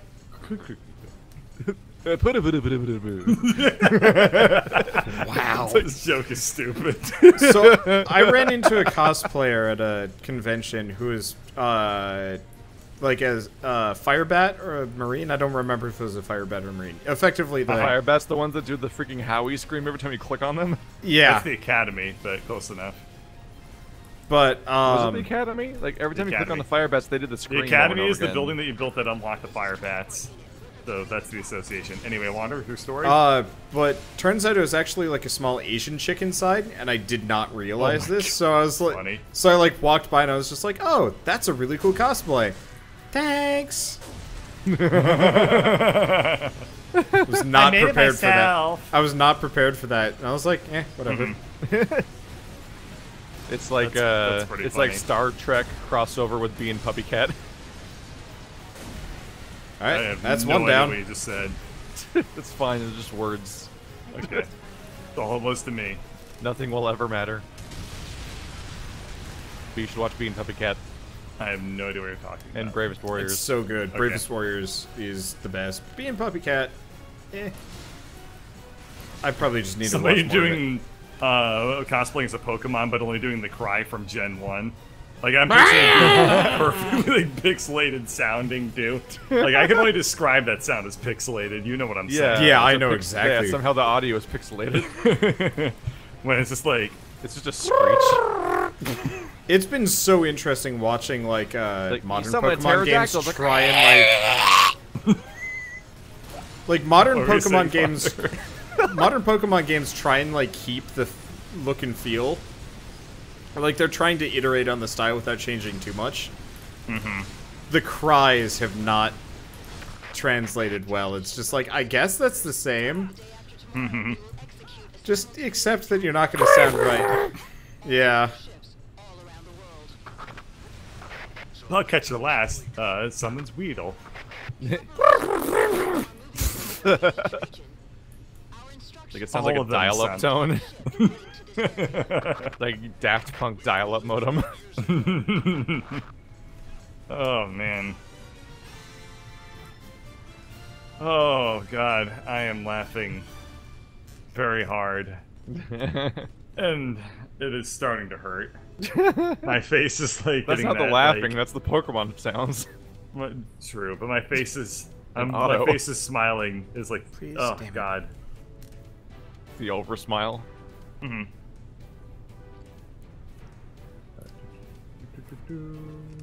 Dear Lord, these last Okay. levels quickly increase your health. Okay. Birds, yeah. Well, they've been dropping Oh, yeah. loot on us like crazy. Choose Do I want the Fire Warrior, or do I want the homing rocket launcher for this? Let's go homing rocket launcher. Seems like whenever I get close to anything, I just die. Starship, eh? This sounds fun. Yeah. I think this is like the halfway, pretty close to the halfway point in this game. Ah.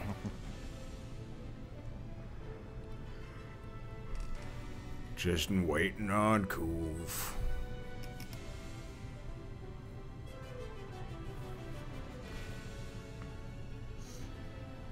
I think that Keith is dead.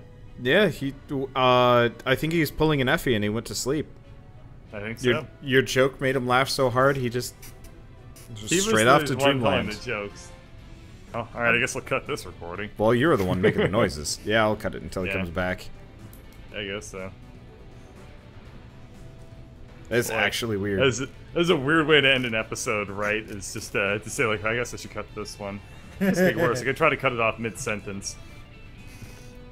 I definitely cut that off mid-sentence just now, by the way. I'm gonna pee. Well, I guess it's just time for Wonderbot. And question mark where Koof went, because he didn't say anything, did he? He probably did. I have no idea. I'm back. There you are. I don't think... oh, shit. So you didn't really announce your exit very quick? And so we were wondering where you were? Now Bird's gone. He went to go pee. Ready. Yeah. He probably shouldn't have. That's not what ready means. Because an enemy has requested a nagging, or whatever it's... Bye-bye, bird. I mean, I have him very protected. I'm landing a tank on his head, and I'm covering him in, I'm dropping guns on him. Though, as far as I can tell, the guns are actually stupid. The funny thing is, I think I heard bird, so like I literally was like a 1 second margin of him taking his headphones off between me coming in and announcing my return. Yep. Well. Ah, flying enemies everywhere. Holy. Oh, look at the giant laser. Oh, that's a big laser. Look at the giant cartoon laser pointing at the ground. I should go away from it. Yeah. I was going towards that. Oh no. That seems like a distinctly Bad idea. bad, yeah. Just the word. Oh, Hectors are coming. Why are there always Hectors? Is it necessary? I just watched an armor box fall out of the sky. One of the red ones? Yeah. Yeah. Oh no. It's probably because I've got my, like, self-propelled rocket launcher, so I'm just, shooting things. That clipping soldier scream. Yeah.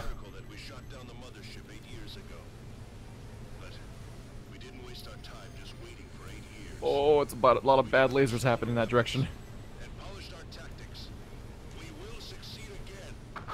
So, Uh-oh. I think the point of this is, like, this is kind of the point where they're like, okay, all we have to do is kill the mothership a second time around. I'm back. I This is the was not midpoint. here. Yeah.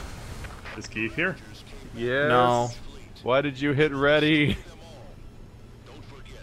So you guys started this mission without me? I guess, yeah. Well, You that's fine. readied. I did ready. Why did you Hey, ready? It's fine. It's fine. You weren't ready. I- You lied it's- to us. It's fine. You it's lied to me.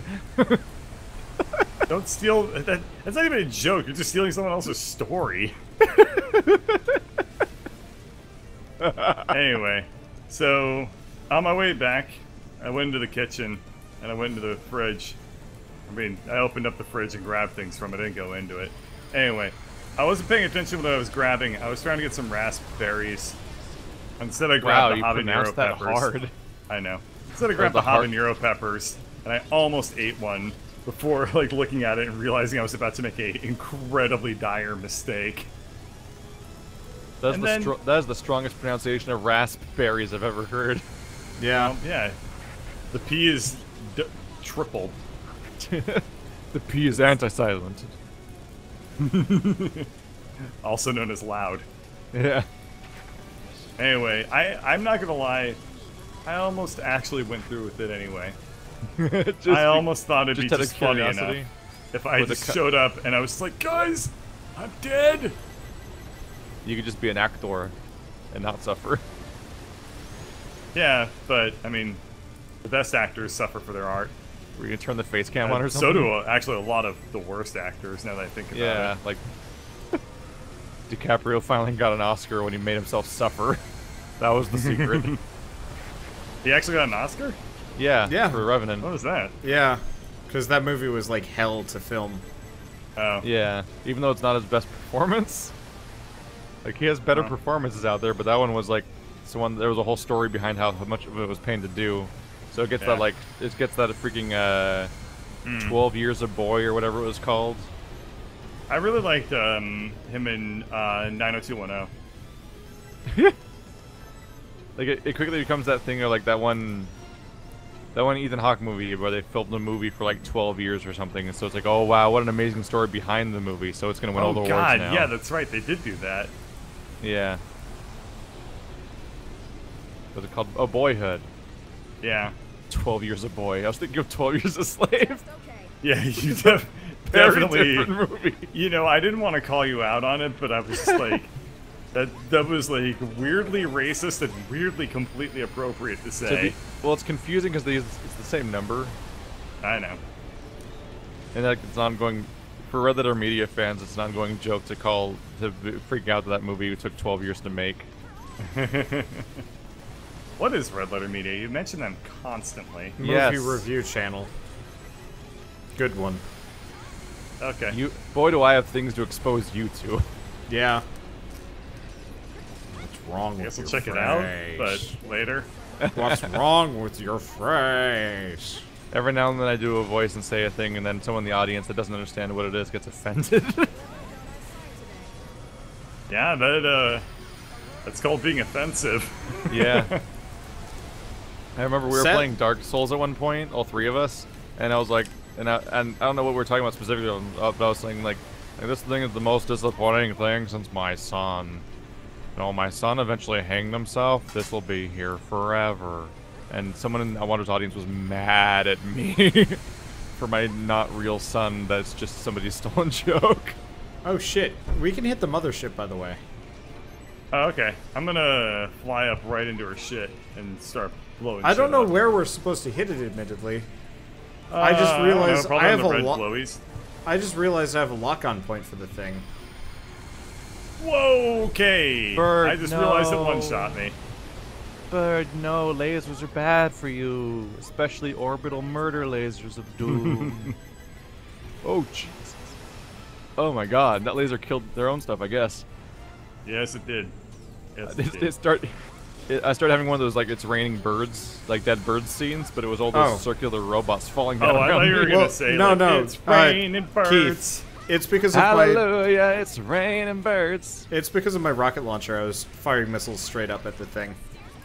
More like it's raining bird. That one exact bird. You. Yeah.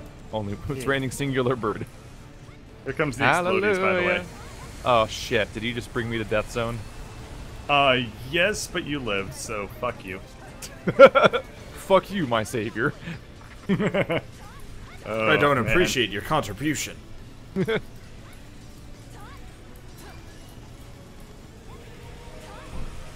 That would be a hell of a weird religion. Those things have like perfect. Just like sarcastically worshiping your deity, like, wow, great job. Yeah, making suffering and all that. Woohoo! Oh really thought that one through. Some of them spin so fast when they're. Oh yeah, when you kill them, they span. Don't you know I have a goddamn fish allergy and celiac disease? And wow, yeah, that would be the worst disease. combination. Did I tell you about my? Did I tell you guys about my half aunt? It was like this little girl. Probably. She's born so late, where she's she's born into like a Seventh-day Adventist like yeah, the Seventh-day Advent calendar family. She's born to a Seventh-day Adventist family with all the like vegetarianism and stuff like that. But she also has a wheat allergy, so she has like so few things she is capable of eating. Wow, yeah, because they're really restrictive on their diets. It has to be like vegetarian, but like also harder. And yeah, so she has a restrictive diet for religious reasons, and then also a restrictive diet for health reasons, and the two have a lot of like not overlap in the things they're restricting from her. So like she's like so low on things she's capable of eating. It's the worst. All right, Bird, stop dying over here. Wait, so the mothership looks like it's about to die. Bird, it's such a long commute to save you. It's okay, because the laser thing dead. Yeah, we just won, I think. Now there's robots everywhere. Well, we have to clean up all the flybots. Holy shit, the flybots do horrible things to my rocket launcher. Donk. Donkey. Donkey. Donkey! Shrek. Donkey Shrek. Is this thing? Oh no, this is phase 2. Oh. This is not even my final form. Oh, it's doing the light show thing where lasers go everywhere and hurt me. Oh. It's okay. No, I'm singularly prepared for this mission, I think. What is it? It does look like it's about to start like a... At 4:45. Those are not the words? Are they? I don't know the lyrics at all. Oh, okay. Because those are not Let's be honest them, here. I don't think those lyrics are meant to be I don't think understood. anyone can understand him in that version of the song. You have to hear like the original one or something. So I'm waiting in the morning and I step outside. I felt real high. And something like that. I don't know. I can't make my voice go high. What's going on?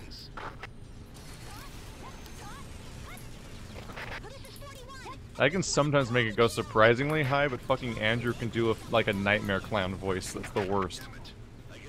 Of course he can. He can do like He's a 1 weird foot Happy tall, Tree so- Friends creature voice. I mean, he's literally like the smallest being in the cosmos. Oh god damn it! I'm healed up now. Turns out my is Andrew the furtive pygmy? Yes.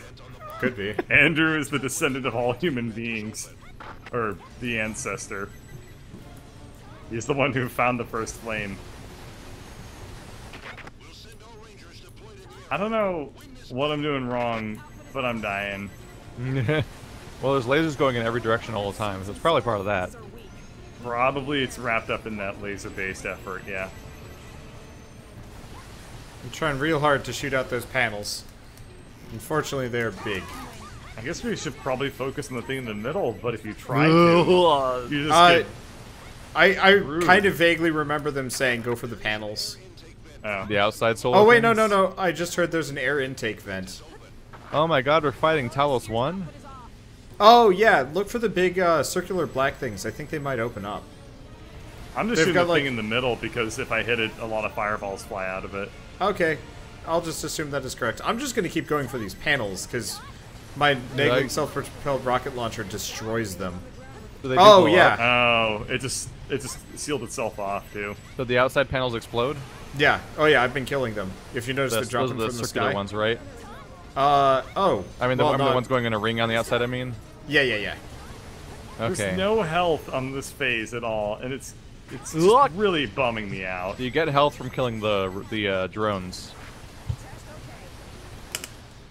I mean, sometimes.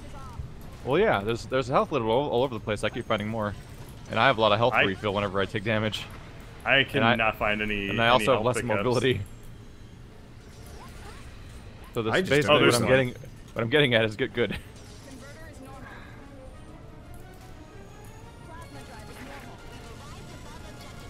Are my guns shooting God, at? This light show is getting so old.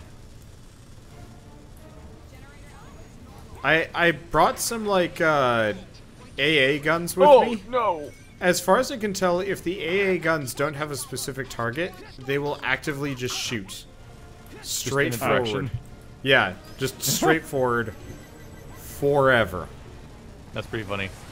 It's really unfortunate, Please honestly. give me a health. Oh. I have need a 3 hit hero. points, and I'm dead. I wish when you were dead you could at least crawl, so you could like crawl out of a bad location. Yeah, that would be nice. Just for agony's sake, haven't I revived you here before? Yes. You can also not judge me. You never take me anywhere nice.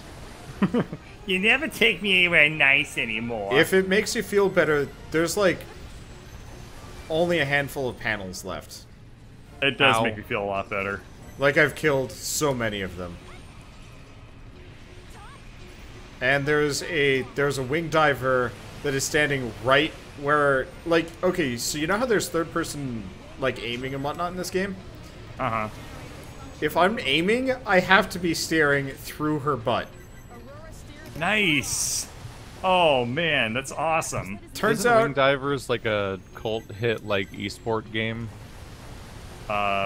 Maybe, Or but it's is also it the class I've been playing as this entire game. Is it Wind Diver? Wing diver? No. Well, I mean, I don't know about the game you're talking about, but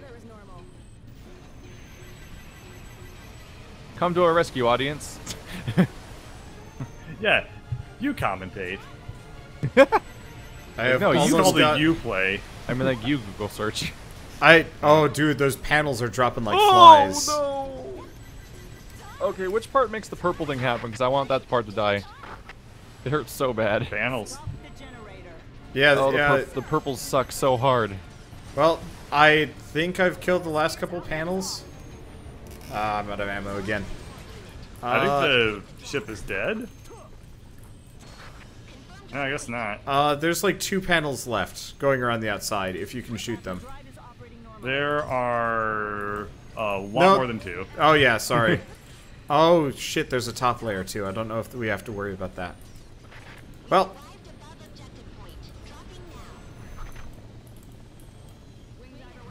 But yeah, it is most definitely the, Here, I'll see if I can get the last 2. I'm just trying to constantly kill all of the individual fighters that are going around. Partly Yeah, because that's a they good all call. drop stuff. And we need those drops to survive. Yeah, Oh, we do. that one's pretty dead. Yep, that is just wing diver Dust butt. falling off of that thing. I'm really glad I brought this rocket launcher. This would thing have looks been like the freaking Prothean relic from Mass Effect. The giant globe. I don't which really mass- remember that mission. Yeah. It happens in a side planet where you get to use the consort's medallion she gives you for doing her mission. You find it on an obscure planet, you get to use it to do a thing where you get to experience the entire. I remember that. That was There's definitely a side one mission. panel Yeah, left. you experience the entire. You Wait, experience the life. that's a lot of fire coming out of that You center. experience like the final events of like a whole No, like colony you or something. No, you get down into your brain. You get the experience of an early human getting abducted by Protheans and experimenting on it. Oh, Gross. yeah, we're thinking of different things. Wait, it's changing. Well, this is another phase. Oh, There's a it's similar relic landing. if you do the It Firewalker is DLC landing. for Mass Effect 2. Maybe it's not landing. But This because is that game worse. less- Oh, it got worse. This is I didn't think it 110 could get worse. It got so much worse. Well, I'll start shooting them. Luckily, they're not shooting at me, so I guess I'll just be here forever. It's actually a really good distinction of how hard sci-fi the first game was compared to the rest of the series. Because all that crazy stuff gets down into your brain about seeing like a caveman getting abducted by aliens, which we find out are the Protheans. And in the second game, you find a similar relic, and Matt and Shepard's like, "I want to put this on my coffee table." For the rest of the game, it's a cosmetic item on your coffee table in your collectibles quarters. I think after a certain point, he probably just stopped giving a shit. He's just like, oh, alright. Yeah, started finding those artifacts everywhere, you know?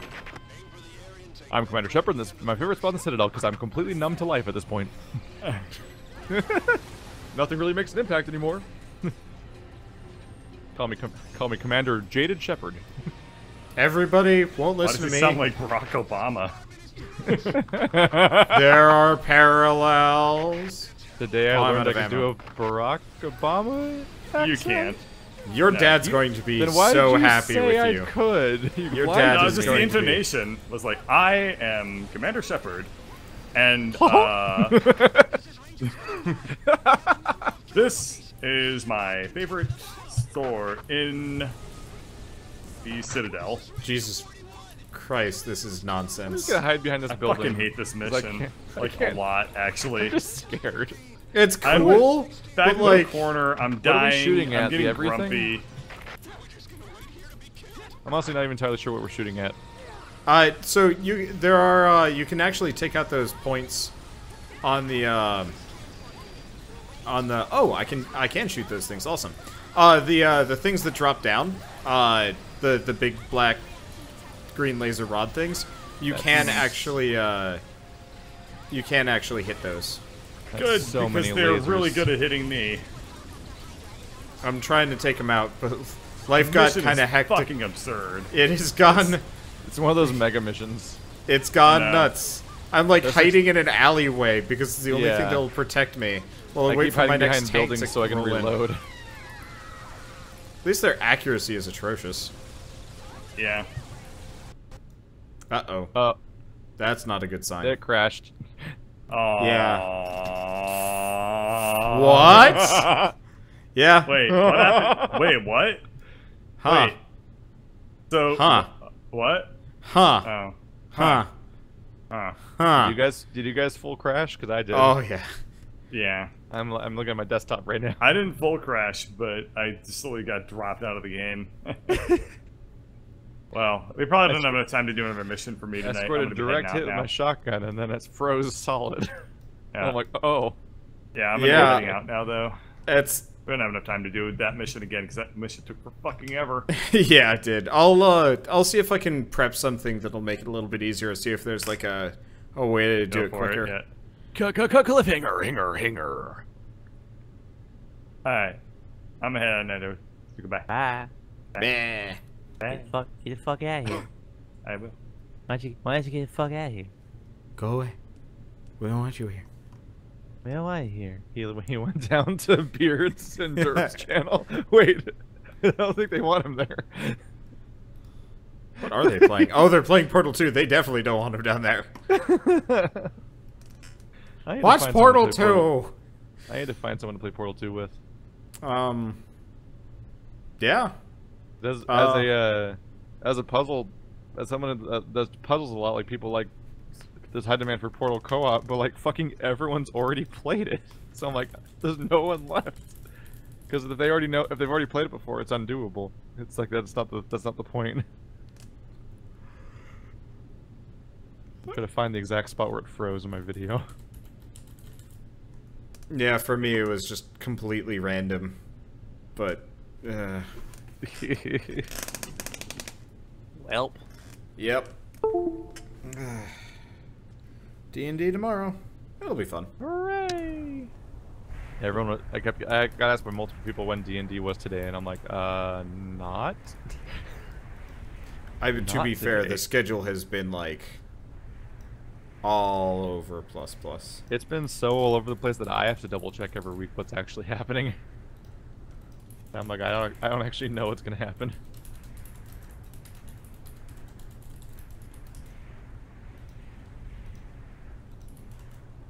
We'll enjoy not EDF unless you just are about to relaunch EDF. Nah, I'm playing Moonlighter. He's good.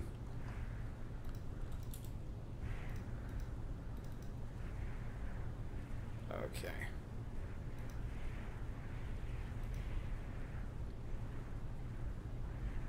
Okay, what is this? Press thing that Wander got? Sort of. I actually bought this game. I kickstarted this game back when it was on Kickstarter. But it's good fun. So we'll get into it. So I guess before I begin... Oh, I should probably cut. Before I begin, we are... I might as well describe this. So this is a... Jesus. I'm going to turn down the sound effects now that I'm thinking about it. That seems reasonable. I swear I turned down the volume on this.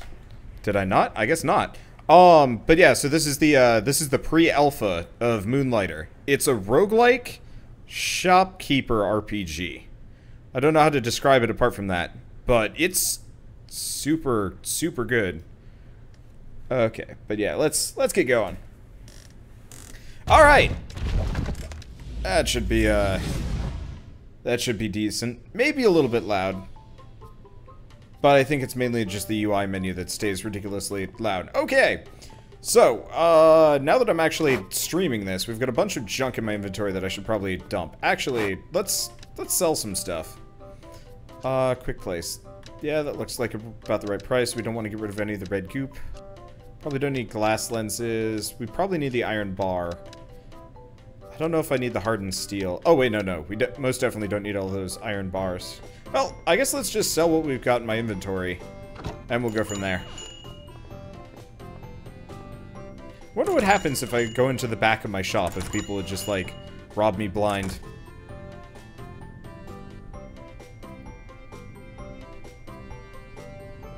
But yeah, so for those of you guys watching this live, this is kind of like Reciteer, but it's a little bit smoother of a gameplay experience. I found this game yesterday, didn't know you can play it. Technically, you can't. I have the Kickstarter pre-alpha, which I'm super happy about. These people are not interested in what I've got going on here. Oh, that's okay. Let's send over a bunch of that. 250, looks good. Well, they don't necessarily dislike what I got. They just don't like it entirely.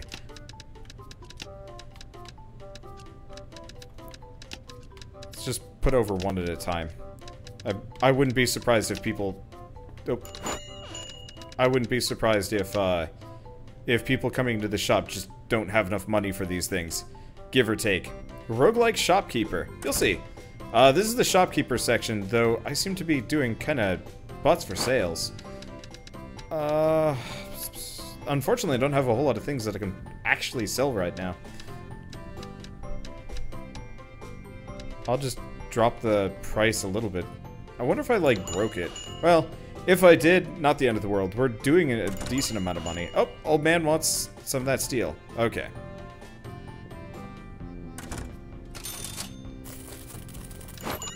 Let's see, so what else do I got? I've got these, like, kind of crappy resources, but don't want to sell them. Just gonna drop this, like, a little bit.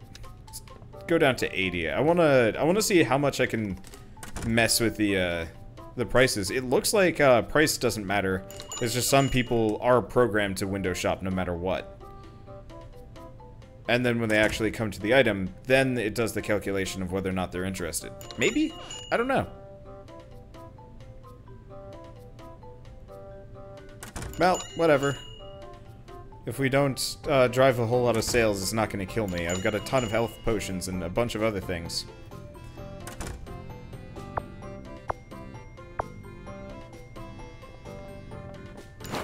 But yeah, I literally don't have anything to sell, so it doesn't really matter. Oh, this is weird. But that's okay. Yeah, the last couple times I've had stuff to sell, it's sold like hotcakes. But this time around, everybody's just like, nice shop you got here. Except for that dripping pot thing, that's a little creepy. You should probably clean that up. Alright, well, bye. And that's it. Sell things that are useful to adventurers like health potions. I don't want to! I need those health potions. I guess we could try. No, I guess I could try. Let's take this back. Do we actually know how much a health potion's worth? Because for the most part, I can't make them. Yeah, there's the... Ah, here we go. HP potion. I guess I can sell them for 75 each.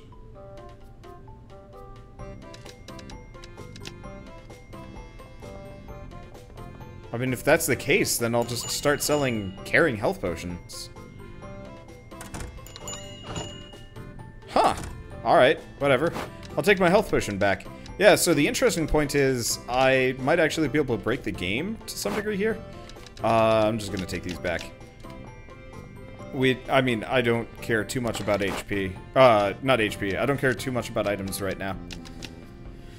Oh, it'd be so nice if there's a way to sort. Interesting, there's 2 different buttons for back. Wonder why. Okay, so I got 7 health potions. That should be enough. But yeah, if I can sell health potions for, if I can sell health potions for 75 apiece, and I can buy them for 37 apiece, that's weird. Yeah, 37 apiece. Huh. I am legitimately confused. But that's fine.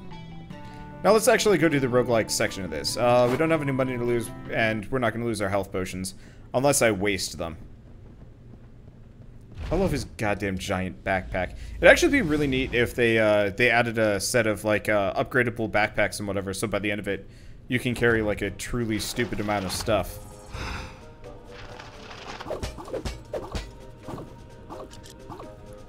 I'd appreciate that. Okay. Switch to this spear. The spear is reliable.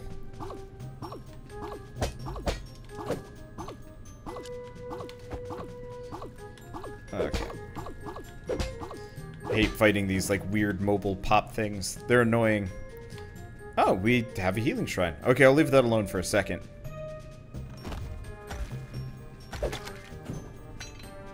Okay. Yeah, I gotta kill these helicopter jerks. They do not stay,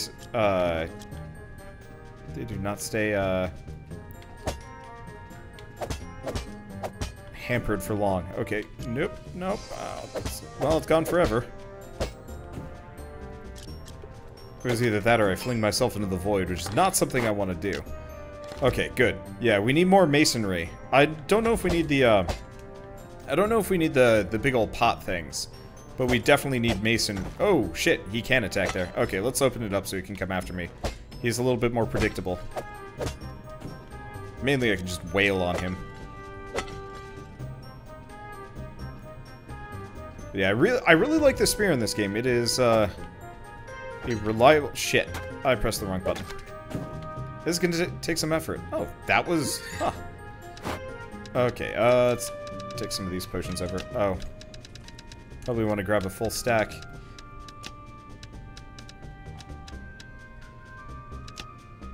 I gotta remember to, how the item duping glitch works. Seeing as I've discovered it, it would be nice if I could use and abuse it before they invariably get rid of it. Okay. Let's just do spear. It's got more knockback on it than the sword does. Which is kind of incredibly useful for what I'm doing here.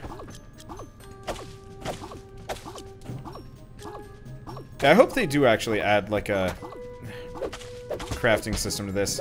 I keep mixing up the switch weapons and roll buttons. I guess I could use B to roll, but that wouldn't be better.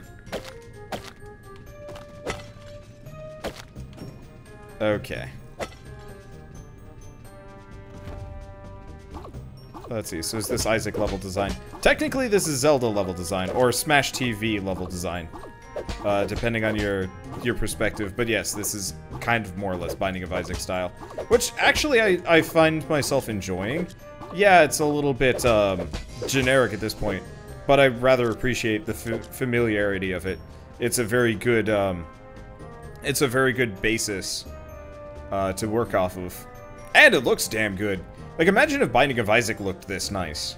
And wasn't, like, just poop and puke and whatnot.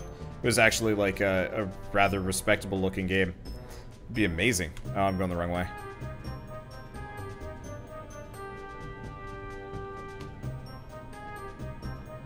Yeah, hopefully they work on the combat loop just a little bit.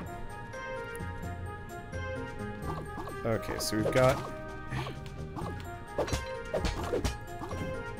Okay, I can just... Nope.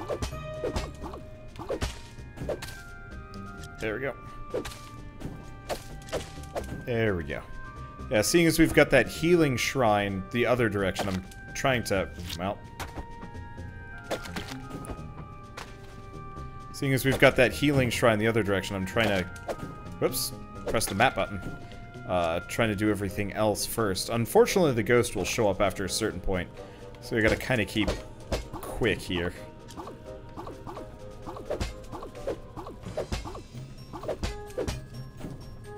Okay. I almost kind of wish those, like, helicopter things actually,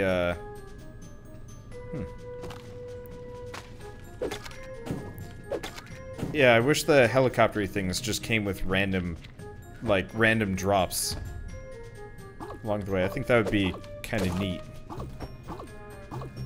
Okay. Slime's not too dangerous. The little dudes aren't a problem. No, we probably want sword and shield for this. I should probably use the block more often if I do have the shield.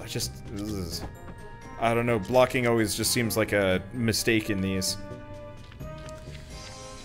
Okay, let's get out of here. It's interesting that we're white-haired shopkeeper. What am I saying? I don't know. I instantly, whenever I have like a character that has kind of like white hair and some turquoise mixed into their general outfit, I immediately think Bastion.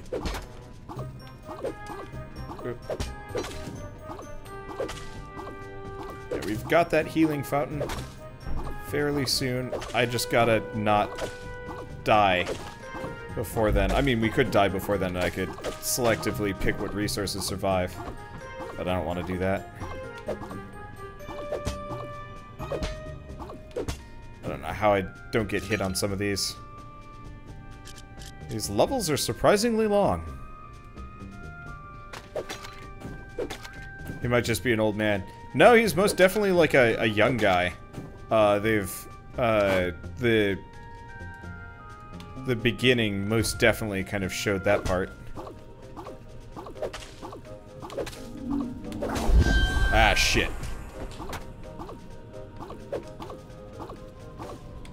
This is a bad place to be. Okay.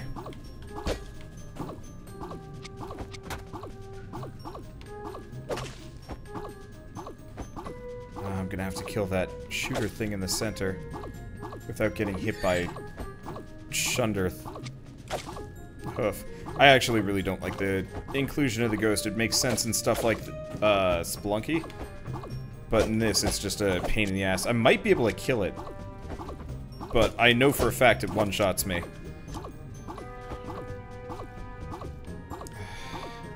I didn't bring a ranged weapon either. Okay, that's most definitely the next thing we pick up. Oh, Jesus. too financially invested in this run. I don't want to lose it. This game doesn't seem that hard, to be honest. It gets harder. Mostly it's a war of attrition. Because the goal isn't to get to the end, like most roguelikes.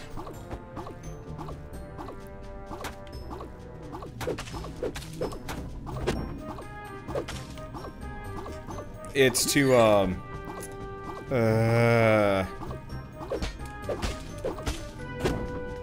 okay. Yeah, it's not to get to the end like most roguelikes. It's actually to, get as much as possible. Okay, how much am I packing? The answer is not much. This is actually kinda ass. I don't want to do it, but let's just get out of here. I mean, we got plenty of money. I just don't want to deal with it. But yeah, the big guy definitely has a smaller attack, or hitbox than attack range. But yeah, so that's the basic gameplay loop. Unfortunately, that ghost is more or less going to make it impossible for us to actually get like a ton of things. But that's okay. Let's go see if I have enough. Oh, you know what? We most definitely probably have enough. Let's take a look at this guy. So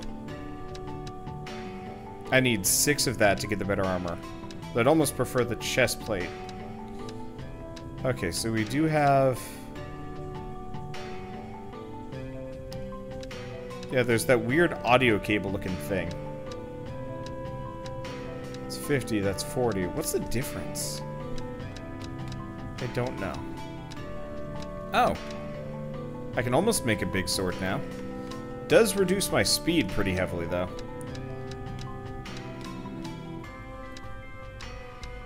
There's also the claws. I'm interested in those, but I was thinking, let's go see if I can buy some masonry. It seems like a lot like Reciteer. I think it is fairly similar, yeah. Interesting. So this guy sells... Oh, no. He does sell these things. Pricey. But if we do want to buy, like, a rune tool, we could.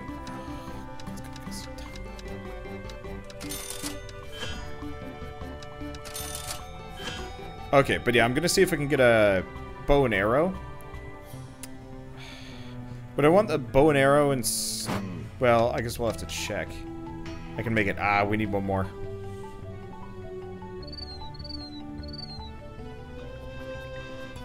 Okay, so we want to do... Buy 2 of these, too. Okay, I'm gonna be a little bit poor, but if I can get a bow and a large sword, I wouldn't mind trying those out. I like the spear a lot, but maybe the bow is gonna be a little bit better. Okay, so we get a basic bow. If I had the money for it, we could actually get a hunter bow. I don't know what the difference is between the hunter bow and the catapult bow.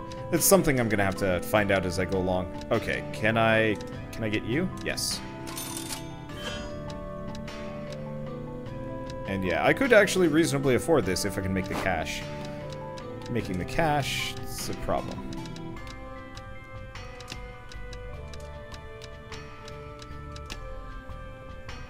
Okay.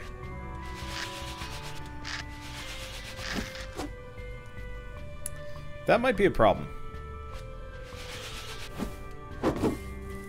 Oh, what?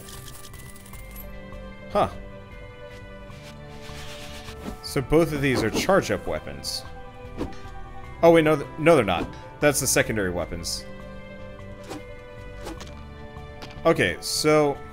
Yeah, I'll give these a go. I'll probably drop some of the other stuff off, but yeah, let's,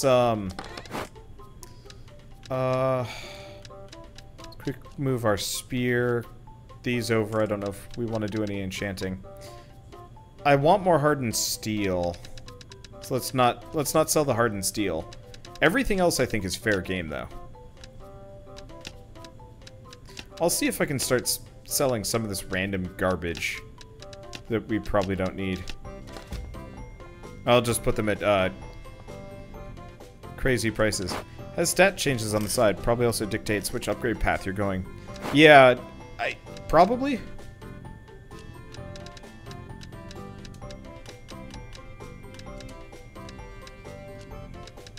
Let's see if people buy this stuff for, like, just basic amounts.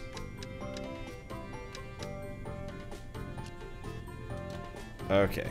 Yeah, hopefully we can start making some money back. I wonder if it was actually glitched earlier and that people just weren't buying because it couldn't quite figure it out. But yeah, one of the bows did have more damage than the other, but I bet the other one has a special effect that offsets it.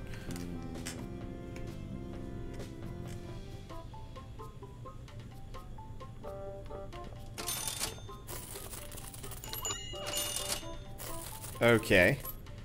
Well, we're making chump change here, which is not something I'm exactly happy about, but that's fine. Okay, so this sold for a little bit more than 10. So let's go up to like 30. Well, at least the 1,000 pieces of glass sell, which is good. How important is running the shop?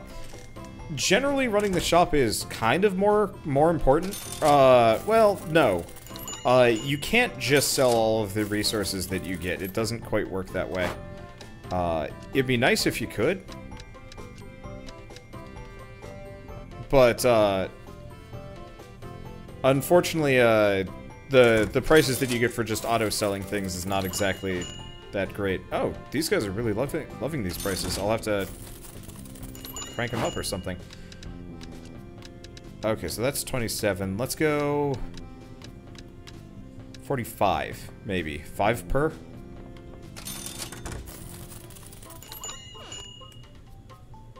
But yeah, my goal is mostly to liquidate. Okay, let's see if I can quickly grab some of the resources from here. Do we even? No, actually, doesn't look like I've got any resources that I want to sell. I want to hold on to some of the other things.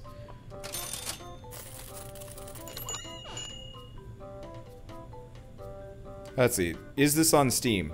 It won't be on Steam for another, Can I... Okay, hold to close the shop. There we go. It won't be on Steam for a couple of months, I believe. This is the pre-alpha.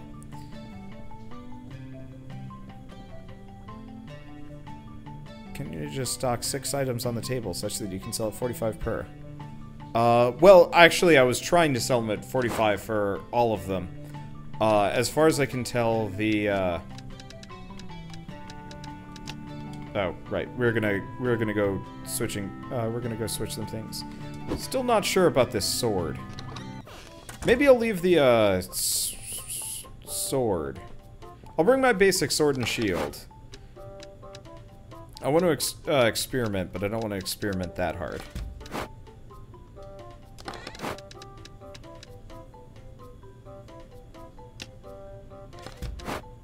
I guess the other option is we could just bring it with us as a spare. Sure, let's do that. Because I'm not going to bring as many health potions this time, for better or worse. But we'll have the big sword and the bow to try out. Not bad looking for pre-alpha. Yeah, this is amazing, actually. And yes, I know my selling price is for stack rather than individual cost. Those purple shard things are not actually worth that much. Yeah, we'll try the big sword. And no, I guess I probably should have sold potions. I guess I should probably stock up on a ton of them. Let's see, if I've not run into any bad bugs yet. The only thing I've run into, for the most part, is, you can dupe items if you're... I'm sorry?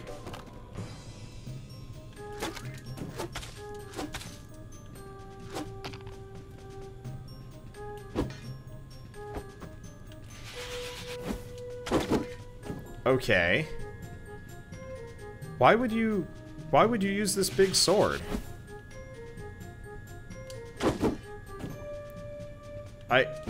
I'm actually legitimately curious.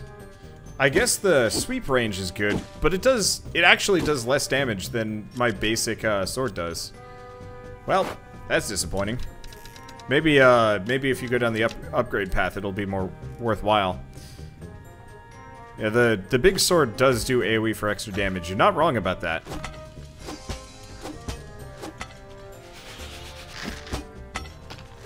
Oh, so that's just a piercing shot. The bow doesn't do as much damage as the spear does, but that range is kind of undeniably useful. Okay, let's keep going. But yeah, the big sword does, like, actually less damage than the small sword. Which kind of sucks.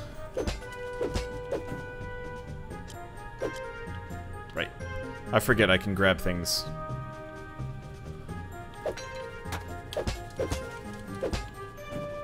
That are out there. If I want... No, give me my items back. Okay, I can at least get that one. There we go. Okay.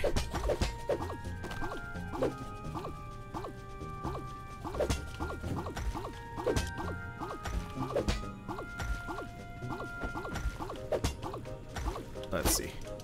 Do arrows for a bit. There's one. Okay, cool. Yeah, those golems always have decent payouts. Also, there's a chest. We need a chest, because that's how we get the masonry and the jars and stuff. Which is a comparatively rare resource, which makes me wish I hadn't just wasted them all so early on. Oh, it's okay.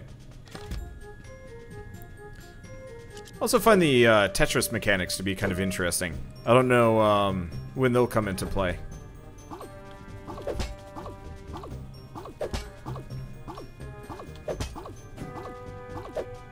Can I get it? No. Now here's the question.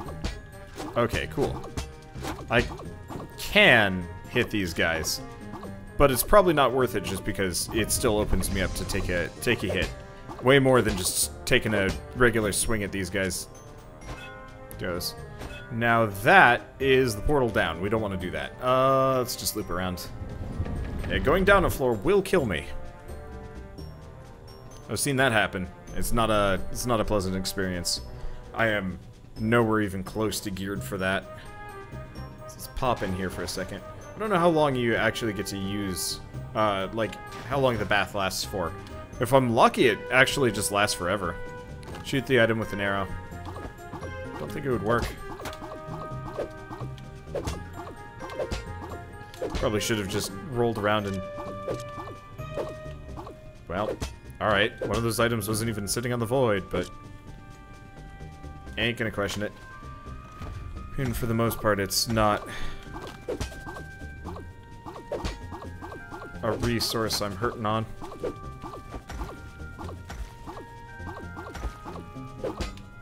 Okay, yeah, we want to take out the hella jerks.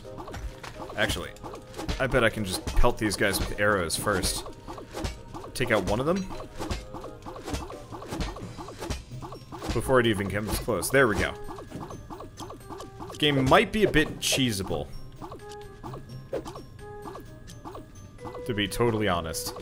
But that's mostly on this floor. It gets a lot harder if you go down. And also, you know, pre-alpha.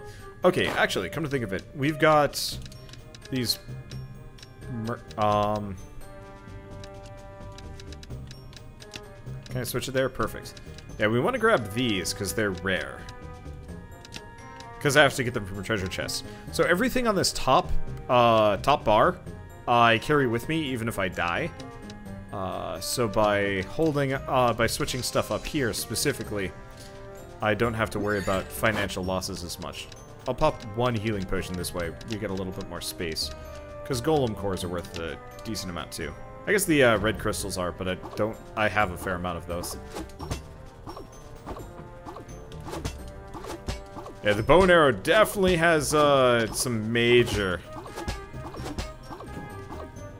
advantages. So, I like the spear, but I think I'm gonna be sword, board, and archery. At least for a while. I'll try other things, and maybe the bigger on sword is like higher upgrade path is like worth something. Okay, we want to go back down. But unless there's like any particularly amazing special effects, and I hope there are. I hope this game doesn't just have a vertical upgrade path, or yeah, where it's just like, oh, this does slightly more damage. Oh. Ah, shit biscuits.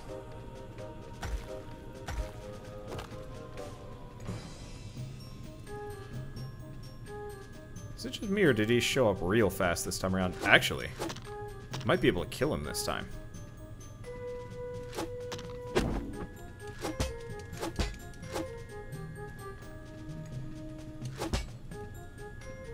I just gotta get him on the same level as me. Yeah, okay, he can be killed. He can be defeated. I just don't know how long it's gonna take. But considering we can just use kite magic to kill the thing,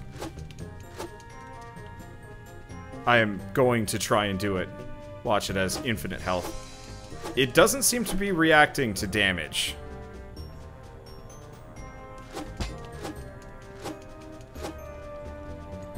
One way or another, I'd still like to kill these knights. Before we go. Oh, did one die?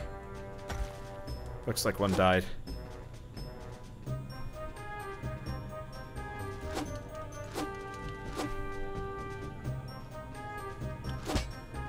Okay. But yeah, it's not flickering. So my assumption is the ghost is unkillable. Okay, fine. Let's get out of here. Can I just block out the main entrance? Because that'd be nice. Nope. That sucks. I have to pay money to get out of here. I don't want to have to, but I gotta. Yeah, I'm just gonna operate under the assumption that he's not killable for the time being. Once we get some better weapons and might be able to polish him off faster, then I'll do it. But right now, too pricey. It would just be, it's just better for me to just do short runs, go from there. But yeah, so I think for the time being here, let's go drop some things off. Specifically, this big dumb sword. Nobody needs it. I'm gonna drop off the upgrade crystals, hardened steel, and the foundry rests. Everything else is probably fair game for selling. I wonder if I could actually sell the big sword. See if I can build the big sword. I wonder if I could actually sell those for a lot of money. Okay, I guess we're gonna try. Here, let's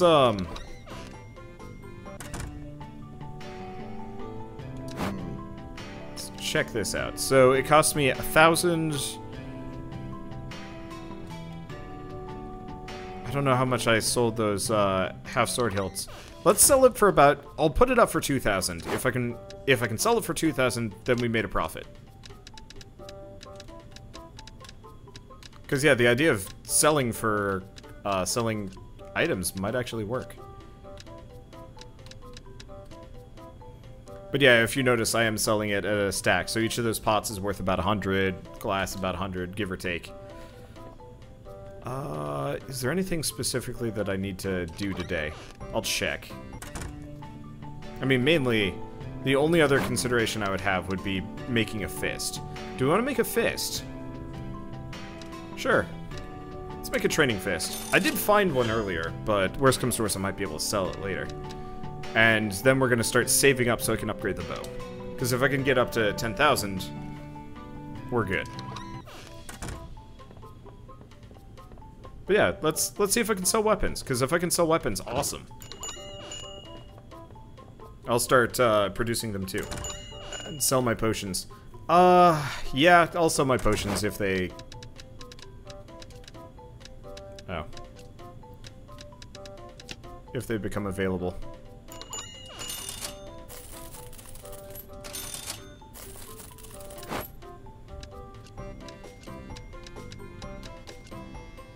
Because I can convert them over for a pretty penny.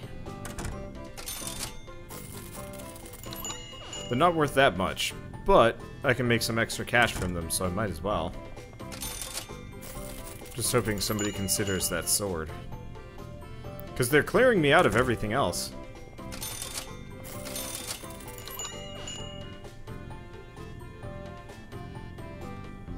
Okay, so the old man thought the sword was too expensive. Let's try 1,500. What else do I got? I got random crap.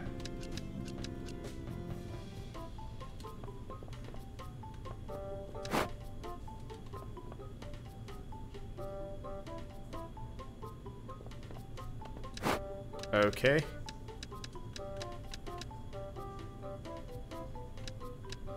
I'll just put it at 1,000. See if I can recoup my losses. Oh, she wanted that.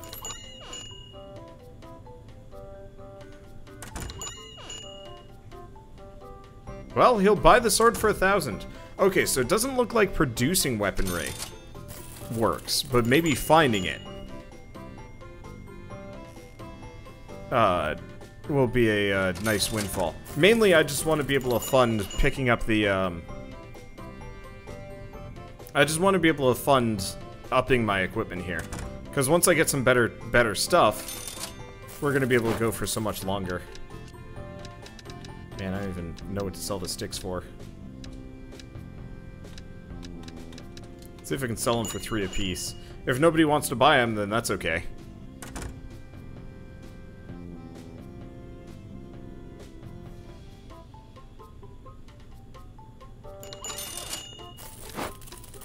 Okay, so sticks are not worth that much. I'll try 8. Not that they're really worth it. Like, it's not, at this point, it's not worth selling them. I just want to see if I can get a basic price. So yeah, they're literally worth 1 apiece. Okay. Get out of my house! But yes, I can farm gold by selling those potions. You are correct about that. The only problem is the potions, aren't like a pain in the ass. They take a little while. Okay, well, yeah, if you notice, I have to go through this kind of animation every single time I get one. I guess it's not so bad. But yeah, let's pick up a whole... Actually, let's never do that again, because we probably want to get the higher tier potion.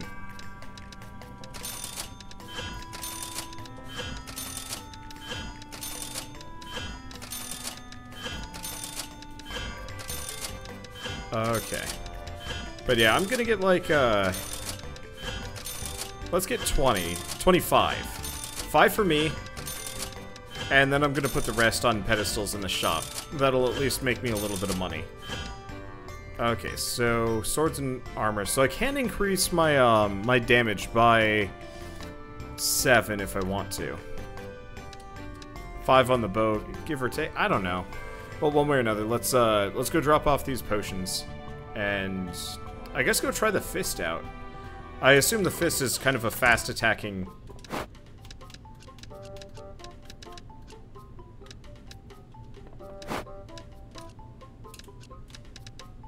Fairly fast attacking weapon. No idea if it's any good.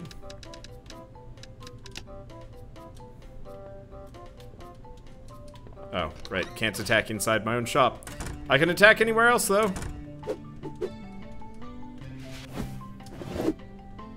So yeah, it looks like we just get punches.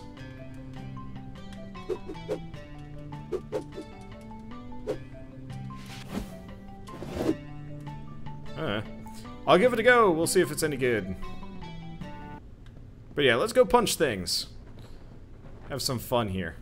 God, this game is good. Like, yeah, it's a bit rough around the edges and needs some work, but the basics are just so enjoyable. I wonder if I can actually... I can.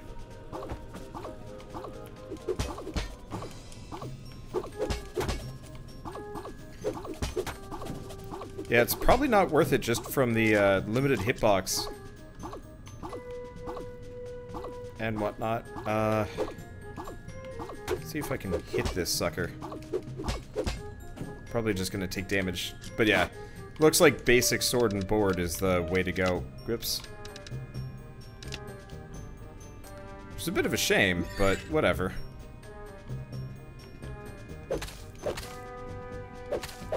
Basic sword and board is not the end of the world here. Okay, I don't know if we need the sticks. But yeah, here's the thing. We actually don't need to fight almost anything in this game. If we don't want to. What is that weird thing in the corner? Oh, it's like a spawner. Well, that's a new one. Okay, we have a trap. That's a new one. I wonder if I can break it.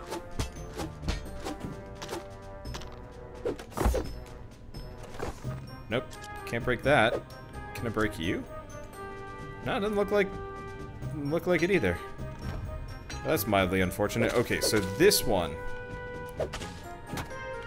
has to be completed. Unfortunately, I've started taking some damage here that I don't want to be taking. Oh well.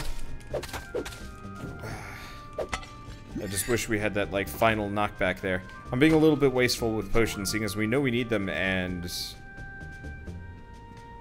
well, we know we can get them for pretty cheap, and we need speed here.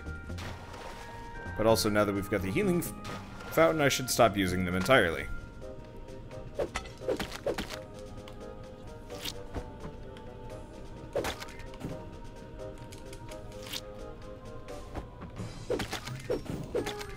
It didn't give me anything good. But yeah, we want to save up the red goop if we can, because I can turn that into higher tier potions later. Damn it.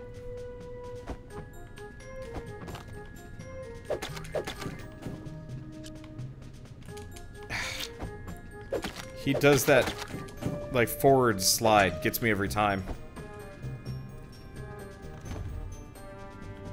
The end of the world. Just gets me every time. I was really hoping the other one would work. Well, one way or another, we're not going down a floor. I am not confident about my abilities to do so until I have a full set of equipment and T2 weapons, probably. I'm just gonna be a coward man, Mick. Hopefully never die. I don't even know if this guy is capable of hurting me. Oh, that's okay. I could actually probably start selling the enchantments. I think the spear is the better weapon. So you're correct on a sheerly, like, DPS basis. The spear is absolutely the better weapon that I have available to me right now. It's, the main reason why I don't use the spear is because it's, that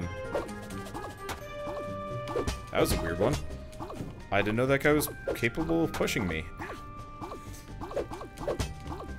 The spear has a much, thinner hitbox than, it has a much thinner hitbox than the sword. So the sword doesn't have as much reach, but what it can do is it can hit those shooty enemies and groups much better. And that's why I've got the bow and arrow for the, for more direct fights. What was that? There was like a blink there, a blinky flash. Blinky flash is scary. But yeah, we should probably start hustling.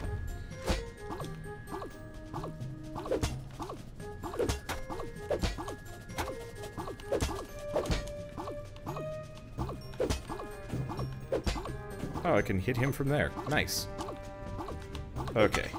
I'm just glad this guy wasn't shooting at me earlier. Okay.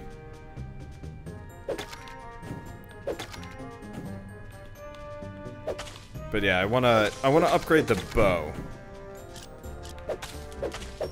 Because if I can get the bow to do spear damage, we're gonna be in a great spot. I might also like to try experimenting with higher tier spears.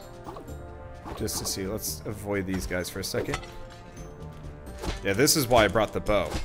A little bit slower, but not having to worry about an enemy getting close to me is exactly what I need.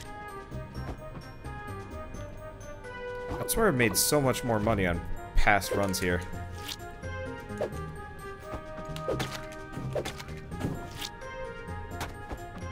Okay.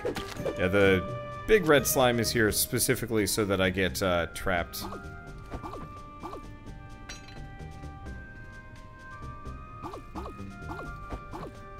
I can kill those guys. I almost feel like the, I wonder if the, big green slime comes only, based on how much loot you get. Well, in that case, I'm just gonna start auto-selling some of my junk. Nope, it's most definitely based on speed, which sucks.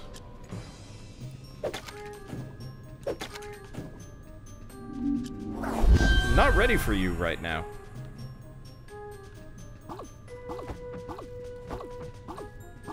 No, actually, I really have no idea why he spawns.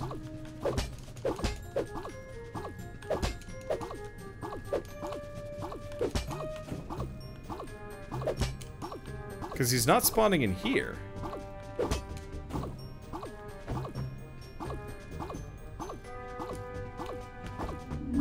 Oh, there he is.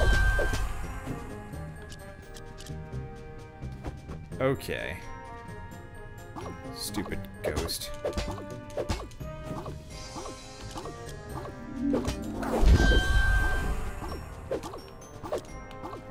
Like, I can kind of deal with him, but I can't, kind of can't. What do we want to do? Could just leave.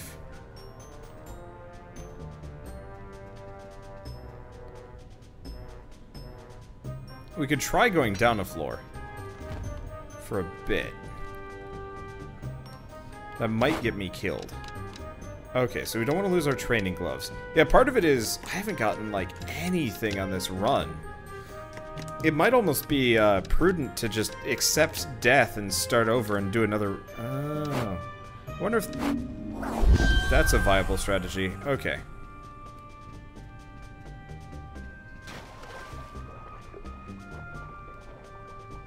So I want to head to the right. Oh, looks like we've depleted the healing shrine completely. Okay, so you can actually deplete it. But yeah, I've had much longer runs in these dungeons in the past, and I'm kind of curious exactly why Murder Dude is coming after me. Okay, go on dungeon number 2.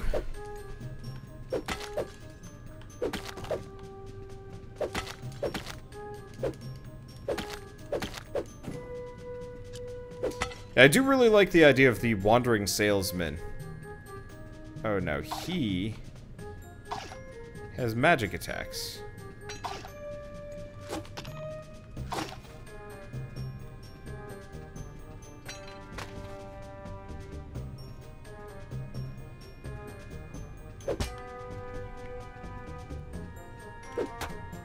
Ow. What was that? Oh. He blocks. He can block from an angle. That's interesting. Makes sense. Good to know. Okay.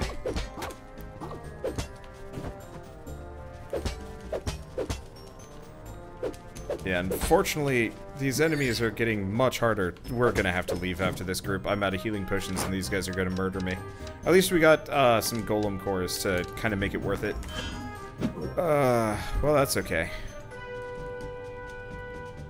Where's the healing shrine? Is safe spot? What? Whatever. But yeah, going down a floor might reset the invisible timer. You're totally correct about that. The only problem is going down a floor is also incredibly risky. Maybe I will focus on upgrading my sword board, or actually basic equipment seems almost like the better idea. Because I don't know what my basic defense is, but if I could get some basic iron armor, that might be the smartest idea. Main thing is I just don't have much money.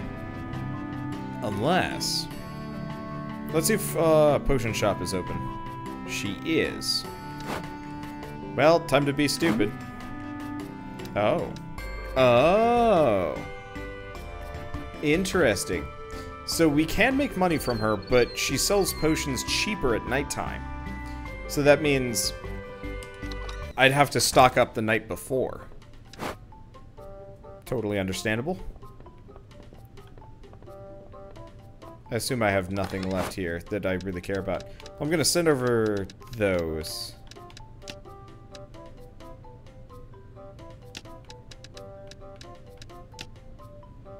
We really don't need much of anything, at least for a little while. I'll send over the ancient pot too. Yeah, so there are some like balancing issues that I'm looking at that we could definitely could definitely be addressed here, just because the initial gameplay loop is a little bit rough.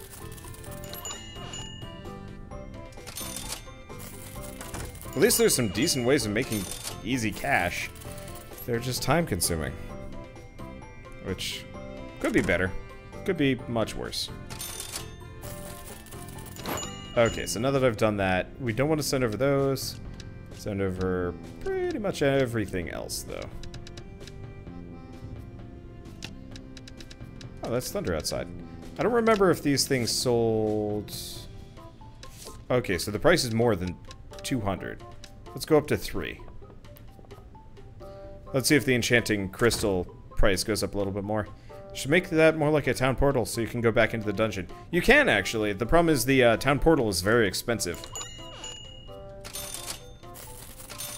Okay, so it looks like 300 is probably a good price for the enchanting crystals. I'm going to try going up to 350 just to see if I can nickel and dime. But then I'll just send the rest at the price from before.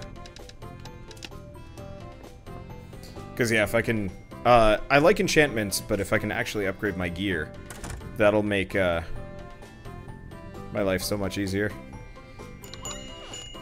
Okay, let's see if he goes for that... Okay, so he will buy these at...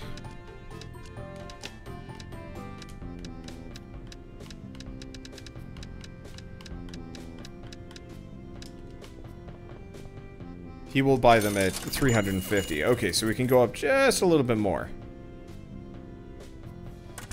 See, is there an NDA on this game? No, there's no NDA as far as I know. There's a bunch of people that have been putting videos out on it, so I think I'm safe.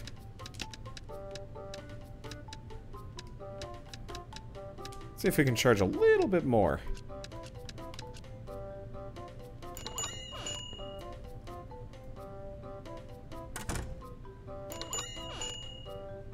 I don't know if people will accept it, but that's okay. Oh, hey you, Snake. I haven't seen you in a while. How is life?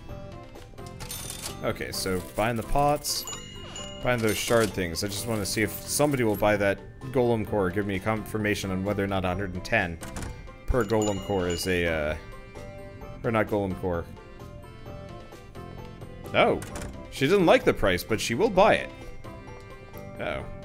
This problem again. Okay, well, I'm pretty much out of junk. Pretty much, but not completely. Come in like once a week. I'm not entirely an observant person, to be fair. Okay, well, we've got 10,000, so we should be able to pick up a,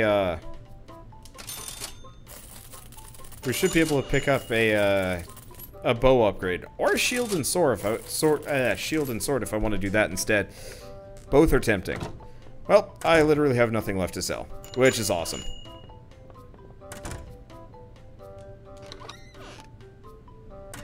I feel ripped off if a shopkeeper went over up the price of one of the items I was just looking at.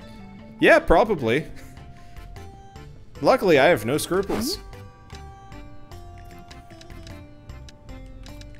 Yeah, unfortunately I can't buy these in batches. But it's nice that I could actually,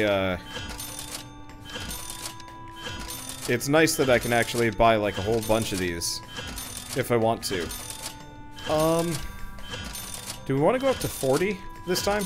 Let's go up to 40. 45. That way I can sell a bunch of stacks of them.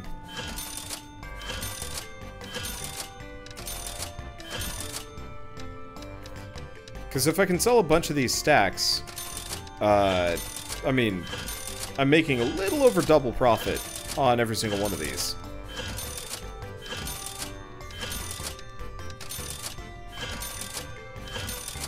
And so if I can just have a whole slew to sell, that'd be great. It'd be really nice if I could actually start automatically, like, producing some of these or something like that. Like, this game almost needs, like, a workshop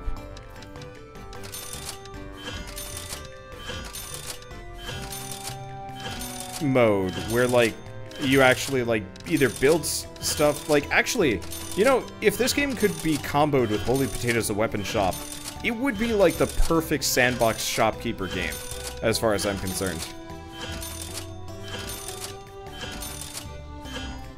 Okay, but yeah, that's the potion lady knows exactly what you're doing, is not happy about it. Shh.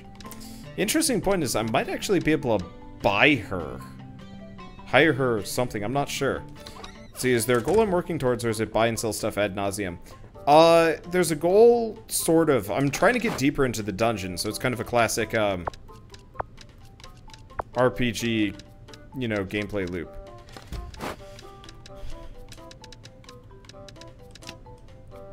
I just gotta, you know,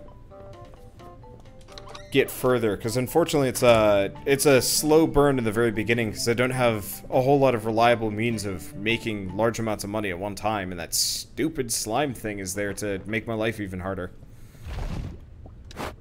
So the interesting thing is, we're gonna do something dumb here. I'm not gonna heal. Game's gonna crash. Okay, well that's a thing.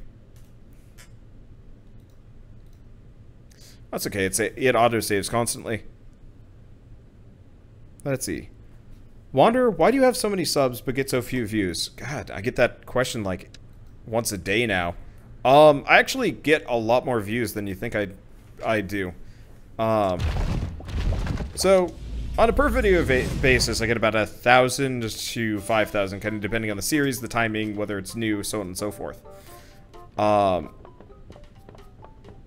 Yeah, apparently the game really did want me to heal. Okay, good. I have nothing to worry about. Yep. Okay, but I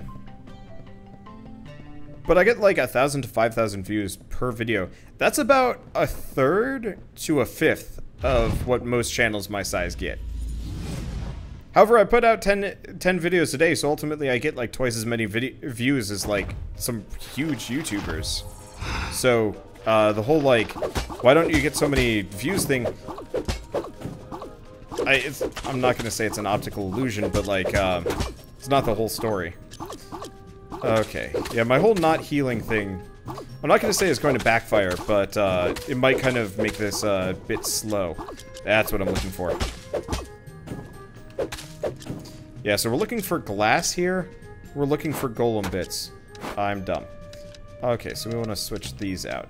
Yeah, I want to line my pockets with the most expensive stuff I could possibly get, go with.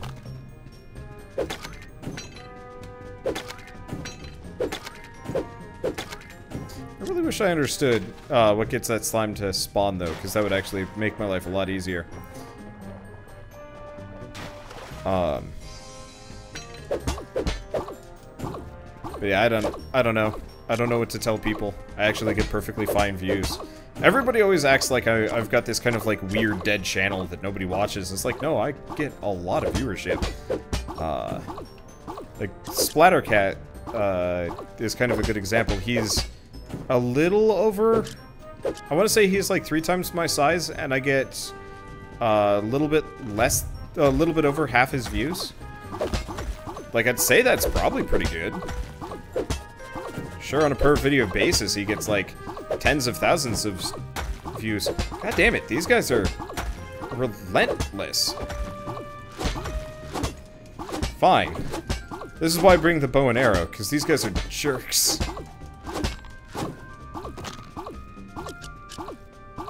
See, does the day of the week matter? Not currently. I think they're planning on adding like a lot more like Harvest Moon activities. Harvest Moon style activities, but ooh, okay. We want to quick move these over, so let's take a look at this. When going into town, this item will transform itself into an item unto himself. Okay, so we want to actually grab some of these things. Maybe I should heal. I guess it really doesn't matter too much.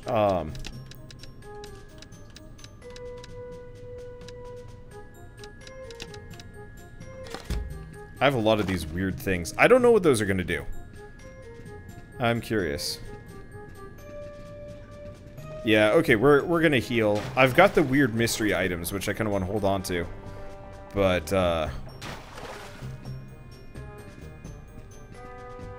I guess I'm going to be holding on to them one way or another.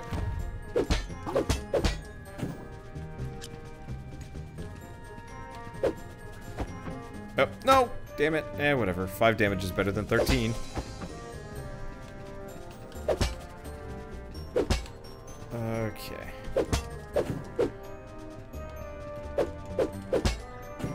The interesting point is you can actually kind of time it so that you always hit them with your third hit, which does the most amount of damage. Which actually would make the least amount of sense, sort of.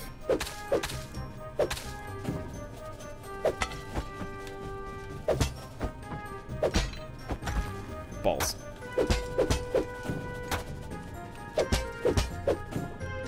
Dumb helicopter jerks. Okay, might as well kill the weird tree creature.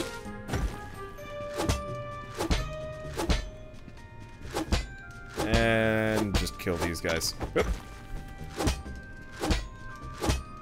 I really don't know what the ghost shows up for. Like, what would trigger his spawning. I don't know. I guess we could actually go down a level. Yeah, we were most definitely going to heal here and just do this run normally. Yeah, there's no more healing to be gotten here. Yeah, I'm just gonna speed blitz my way through this.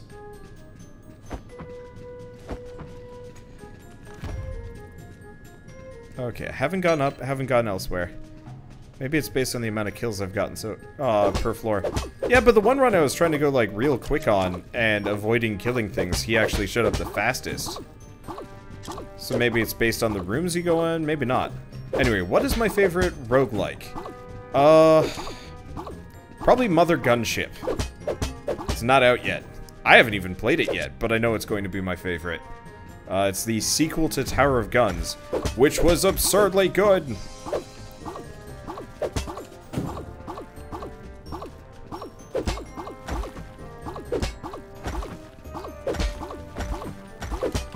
Uh-oh. They're out of sync. Nah, worked out. But yeah, Tower of Guns was amazing. Mother Gunship is not only going to be effectively Tower of Guns a second time around, but with more gun... Why am I, like, sidling over to the side there? That was really confusing. But, like, with a weird gun crafting system, which looks like it's going to be amazing. My inventory is full. That's a new one.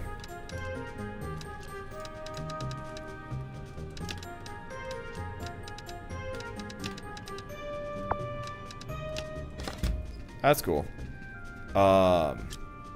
But with gun crafting and also multiplayer, which, like, freaking everything about that combination sounds amazing. As long as the multiplayer isn't bad, it's going to be completely nuts. And I also really like the developer. He was a very nice dude that was super... butts. You showed up at the worst time.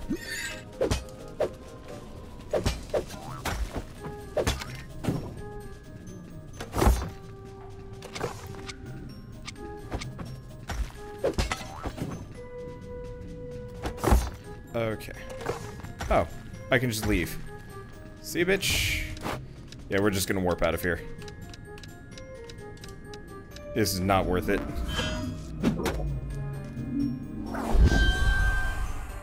Yeah, it might be based on kills. We killed 50 guys right there.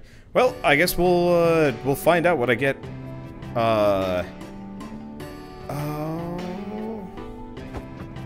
I just realized the bad thing.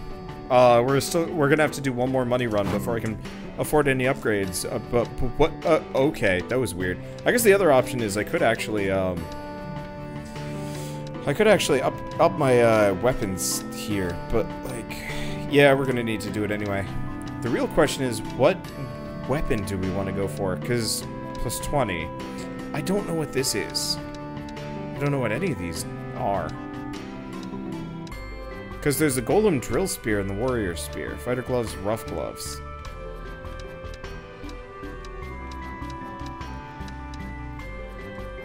I think I'm gonna go with the basic Sword and Shield.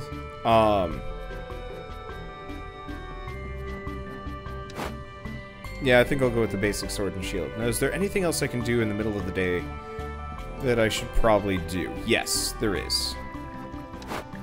We need to go clear our inventory, though. Now that I'm looking at it.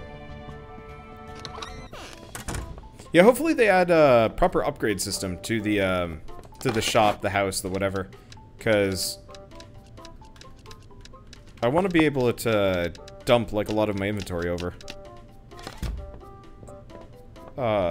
Like, I want to have more tables to sell stuff on. Okay, so there we go. We've started it. We're not going to go sell stuff yet. I want to go buy a couple of things from this guy. Yeah, it's interesting that he sells these. Though it's pretty basic stuff, so I don't really care that much. We want to buy a rune tool. Oh, it's a solder. Probably. Let's make sure we have enough to upgrade our... We'll probably upgrade... do we want... What do we want to upgrade first, guys? Bow? Or sword and shield?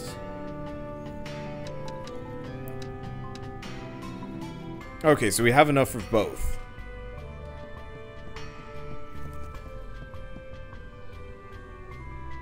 Can I check if the, healing shrine is safe from the ghost? Sure, if I remember it. I'll try. Okay, so we wanna... So I'm just gonna leave these here. Okay, I'm seeing a lot of sword. So we're gonna save the sword. Okay. I'm gonna wanna save the foundry rests at this point. Move these over, because they're not useful. Move these over. I don't even know what to do with these sticks. Actually, screw it. I'm just gonna vendor trash the sticks. They're not worth anything. But that's okay. Move this over. Move the, like, weird broken sword things over, too. Probably the fabric.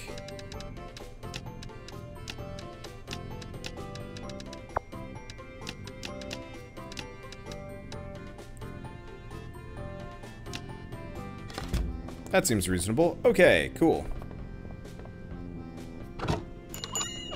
Why don't I just buy the lone sword instead of the sword and shield, since I don't even use the shield? You mean the big sword? The big sword is garbage. It's too slow.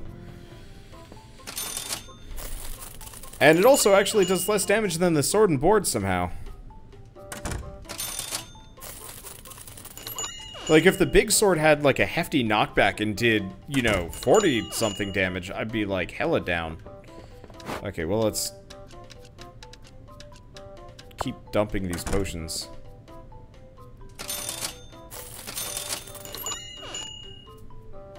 They're hella reliable. I feel kind of cheap for just selling them, but whatever. You know, I realized this lady, the lady across the street sells potions at full price during the daytime. I'm buying from her at half price. I am literally robbing this poor woman, I realize.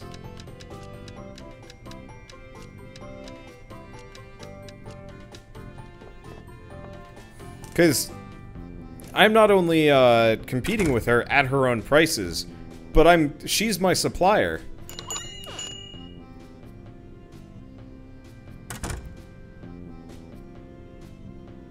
It's like Walmart buying a bunch of stuff from a mom and pop store next door and then undercutting them for lower prices to drive them out of business. Sort of. I'm not going to stop though, am I? Not unless they give me a reason to actually regret my actions as opposed to just feel like a monster. At least on a slightly, like, base level. Okay.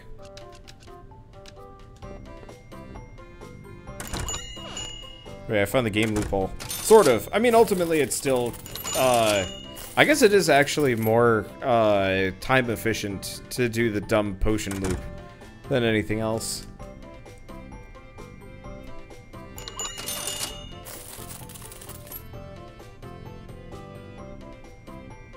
This is why capitalism is the greatest thing ever. Yep. I think once I'm done with this, I might actually consider, trying to do that series on Reciteer. Oh, right. I've got more freaking potions to sell.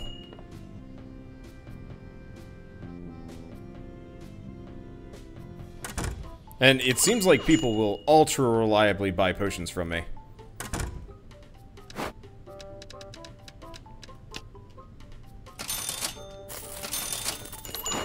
Come on, old Link.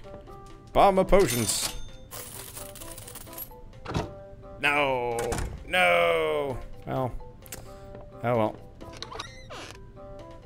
How much money do I have now? Yeah, 13K. That's good.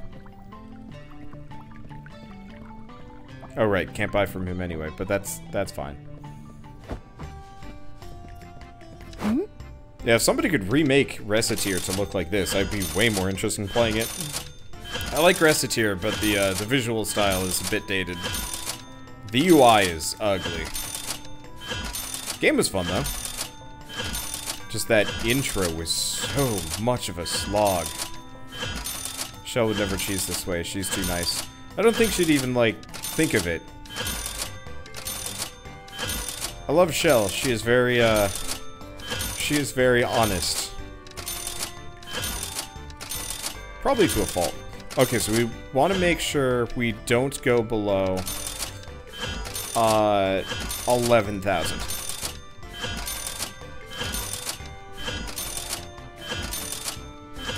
Because if I can be above 11,000, we're golden. Because then no matter what, I have enough money for it. I just gotta remember to sell half these potions. I was kind of forgetting there.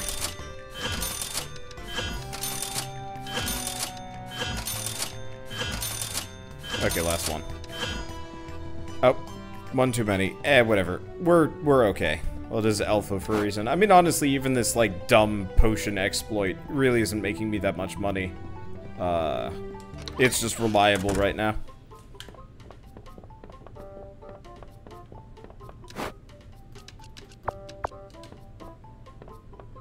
Okay, so then we want some potions for ourselves. Oh, did I end up with exactly an even set? Yeah, I did end up with an even set of 5s, more or less, here. Well, that's kind of nice. That did transfer over, right? Okay, it looks like it did. Could be wrong. Bet she gets the potions for like 5 gold. She's still winning in the end. Very possibly. Okay. Yeah, so hopefully we're gonna get the weapon upgrade, and then I'm immediately gonna go for armor. Because if I can start rating that second level, we'll be good. Because that's probably where the more expensive stuff is.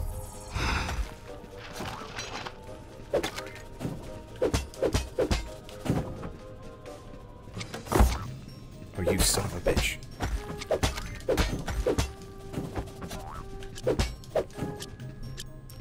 Managed to do okay, despite the fact that I went into berserk murder mode there. Oh, you can't break that. Well, that's cool. I thought it was about to take my expensive red thing there. Well, I should probably stop being so aggressive. Or, we could do that thing that I was going to do.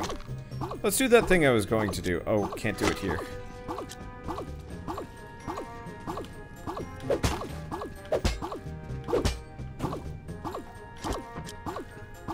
So what I wanna... That's not what I wanted to do. There we go. It's easier to approach on the, vertical. Okay, let's see if we can find the Healy Shrine. Hey, there it is. Did I just find a bow in the pot? Yep. So the nice part is... I can have the... Oh! Oh! I just duped stuff.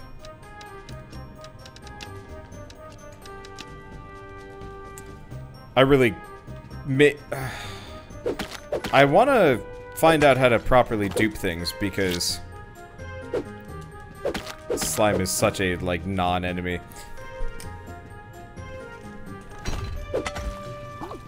I want to find out how to dupe stuff just because it would save me some hella time. Would make me feel bad, though. I don't like exploiting games, but this one... Since this one's kind of a grind fest, it's just like, well, if I can find an exploit that I can use and abuse, like, right now, maybe I should. At least until they, like, properly, until they properly adjust the game to be non-cheesable. I don't know.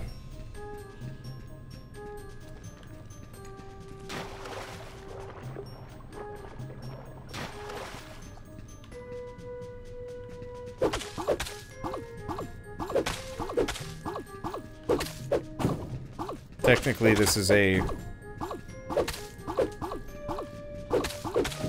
This is most definitely a room that I have, like, zero interest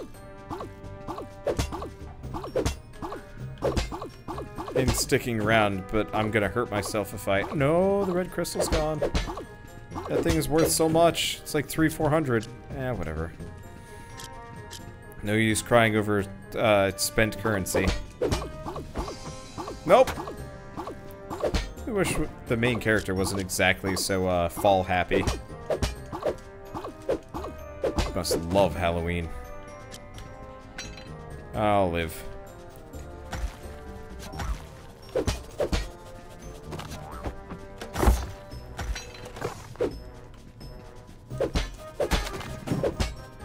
Okay.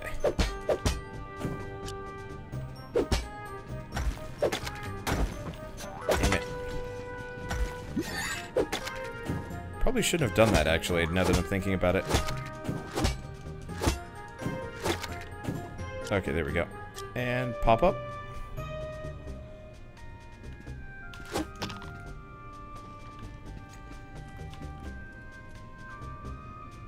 Screw it. Actually really don't care too much about that guy. I don't remember what gets him to pop up specifically.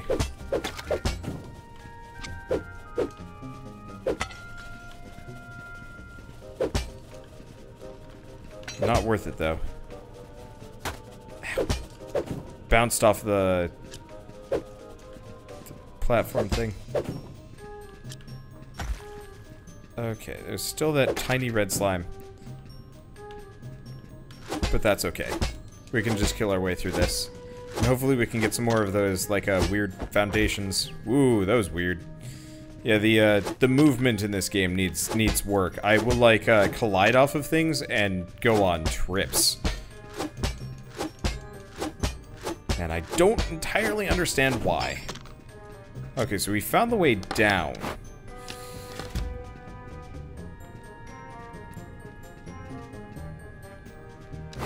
Okay, before we go anywhere, any of this stuff worth it over the other?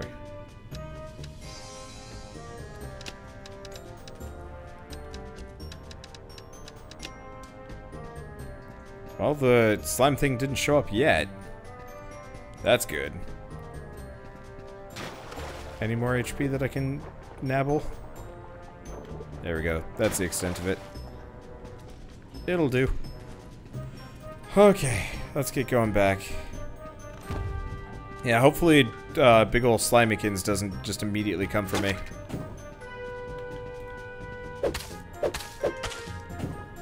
But yeah, I think I'll get the next tier of sword and enchant it. Yeah, we will have enough money for that, actually. Because, yeah, if I can enchant it, it's going to do a whole bunch of damage.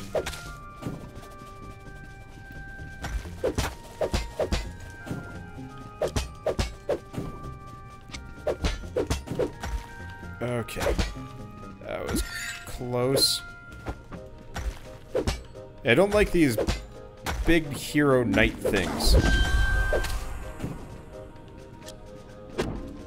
Oh, no, my chest!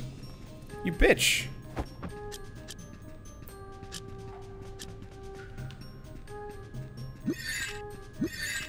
Okay, I'm gonna probably want to just blitz the knight. Oh.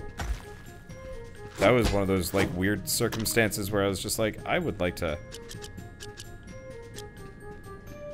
not fall here. Yeah, the hit edge whatever detection is annoying. But yeah, he broke my chest. I guess it wouldn't have made sense. It probably wouldn't have made any sense for him to do it anyway. Okay, so we're gonna hang out right here and see if Mr. Slime comes back.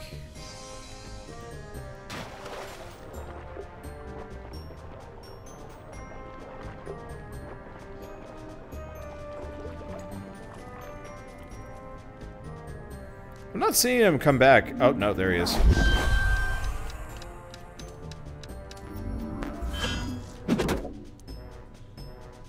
Ah! Just barely escaped death there. So apparently being in that menu Being in that menu brings you real close to death.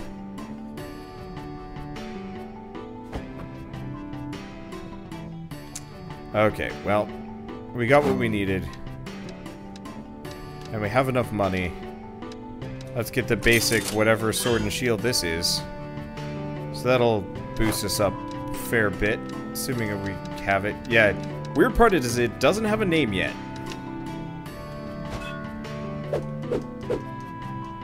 Yeah, it looks like it swings normally. I don't know. But yeah, unfortunately I don't have any cash right now, but that's fine. I'm gonna make a bunch. What do you have in my inventory? Actually. Okay, so people are still moving around down there. So I'm gonna have to be a little bit quicker on the draw on this one. Because I got a lot of stuff hiding up in my chest. But yeah, we're just gonna sell all those potions. I'm gonna make sure I sell them all first.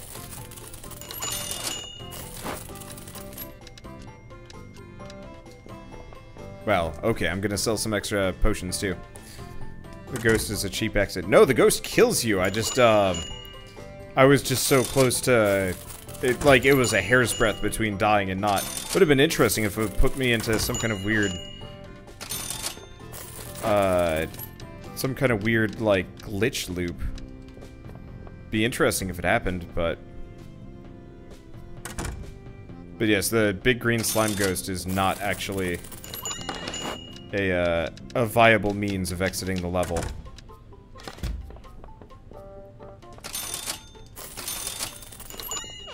Oh. Okay, more potions. More of pretty much everything. Okay, well, we're already up to a decent amount of money. That's good. Yeah, I don't know how much it costs to enchant a tier 2 piece of equipment, but my assumption is it's pricey.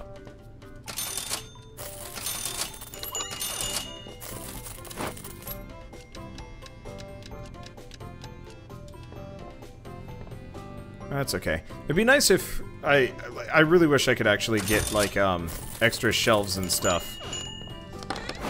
That I don't want to sell the rest of this stuff. Ah, but I do want to sell that bow.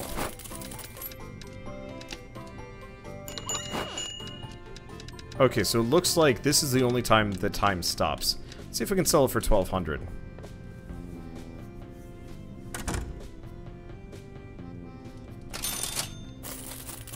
Because, yeah, if I can sell the bow for 1,200, that's, a huge windfall, honestly.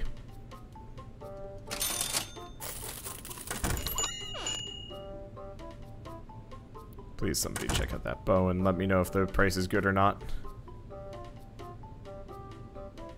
I literally have, like, nothing else to sell.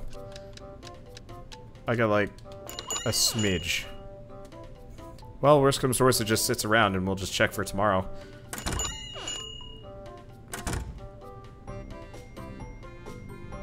And it's interesting that you can kind of watch the AI work on this one. They have very distinct patterns. Okay, so we'll sell the bow tomorrow. So let's see how much it costs to upgrade my my weapon.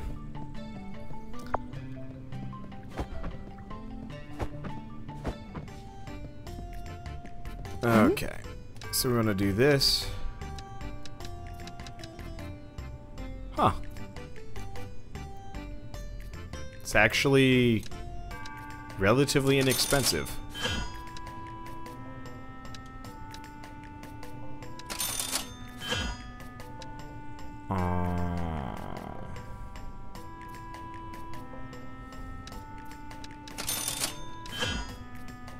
Okay. You can just upgrade them for a while. Okay, so I'm not going to be able to have as many potions as I'd like. But I can upgrade my weapons constantly. Okay, unfortunately that's the last potion because I need to have 300 so I can get out of here. Okay,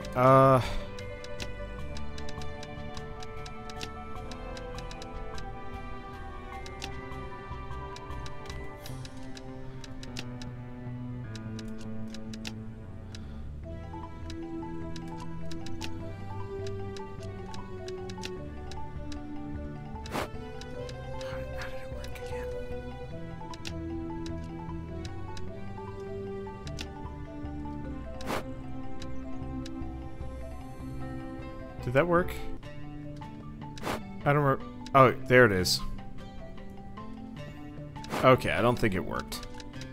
Or maybe I only duped it a little bit. I can dupe a little bit. Maybe. But also it doesn't matter that much. She's so nice, why do I take advantage of her?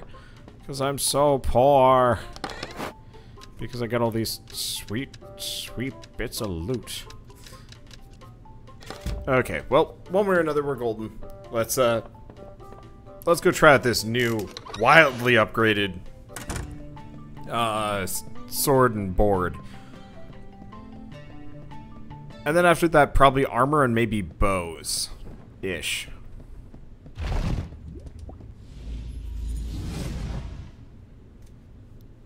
Yeah, hopefully we can, hopefully we can just start one-shotting some things.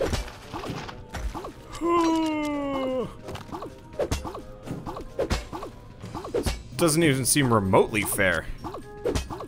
Yeah, we gotta upgrade the bow to do the same thing. Because if I can upgrade the bow, this seems really broken. Like, really broken.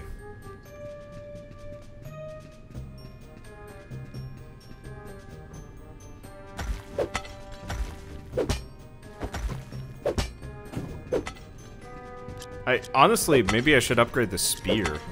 No, I should go with the sword. Yeah, so those enchanting materials are way, way worth it. Never selling another one of those again, because, oh, damn, can you do a lot of things with that. I wonder what it does to the ghost. So, I think we're gonna have to save up and, I'm not really confident in my ability to, hit the ghost without getting hit myself. But, I mean, this is gonna make runs just in general easier. It's pretty tempting to actually, oh,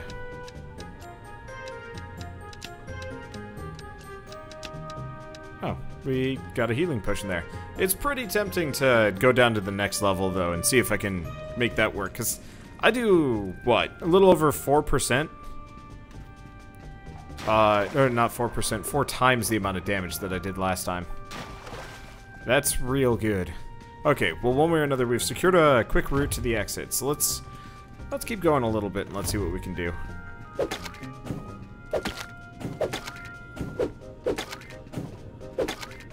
No, my upgrade crystal, I didn't even realize it was in the void. Whoops. Whoa, hi, what? Ah, shit!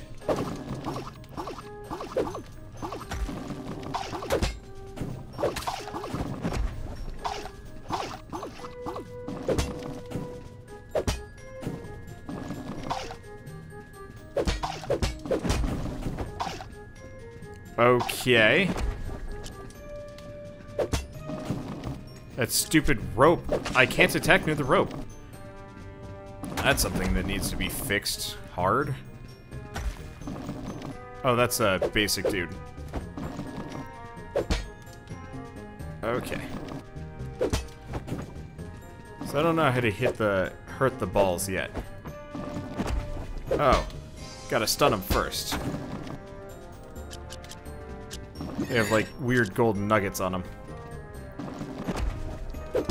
Okay, I'm so glad I've got a super sword for this.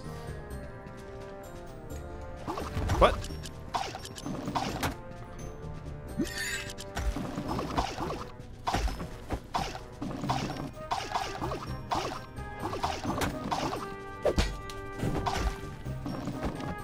Okay.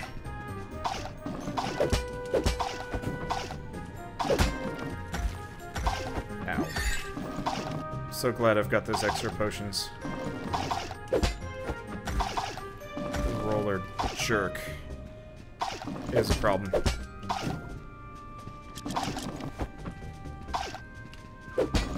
I'm curious about the,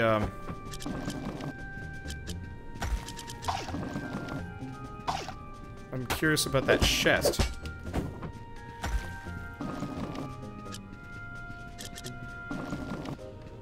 Because I wanna... I want to get that chest. Oh, there it is. Got it. Okay, please. Not open yet. Okay. So we have a crystal rock. Gonna...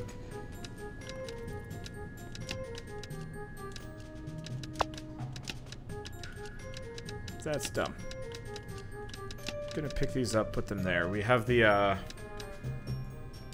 broken swords. I want to use this chest.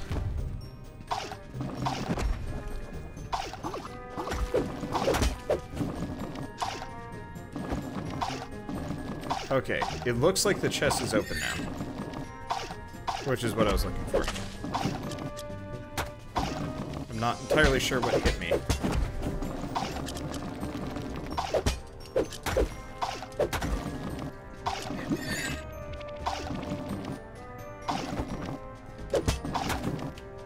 Okay, got stunned.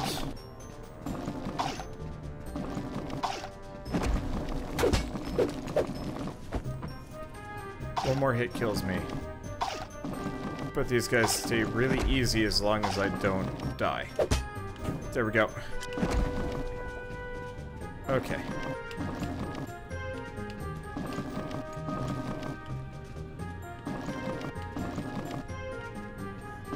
Shit. Okay.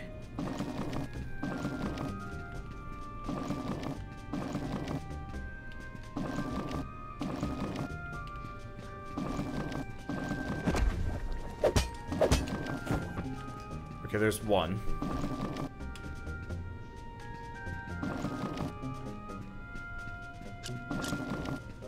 Okay, right here. Oh, you motherfucker. Nope.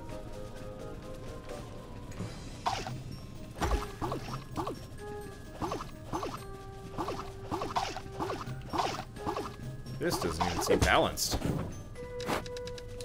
That's not what I wanted to press. I mean, at least we don't have the roller balls.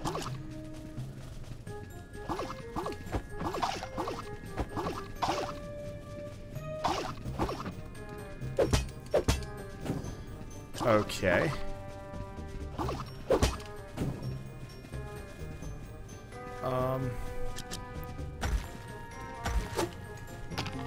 This is annoying.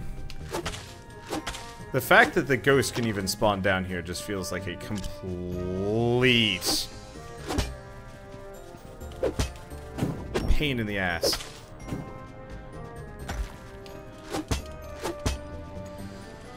It's okay. We can leave soon. My inventory is full. Well, we got what we wanted. A ton of things. Portals are gone. Okay, I'm gonna lure the ghost all the way out here. Just so he doesn't bug me while I'm doing this. We leave now. You suck.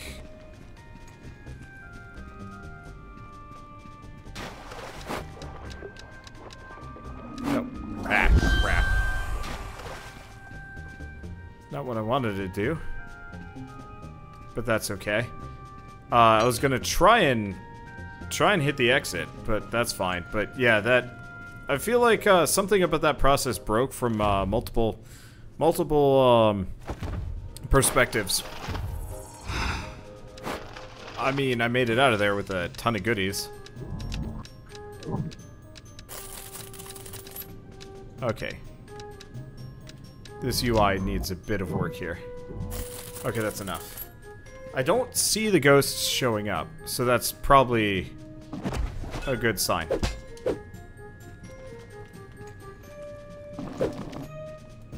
Oh.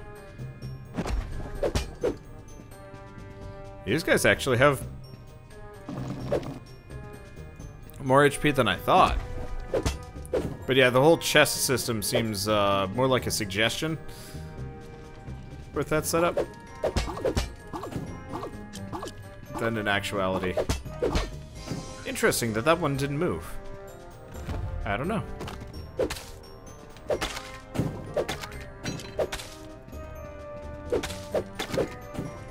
Also does not look like we're getting a whole lot here. Yeah, I wonder if the ghost actually might be more based on the amount of items that I have in my bag. Probably not, but yeah, it's probably just based on a timer of me loitering. Which makes no sense if you're stuck in a little challenge room.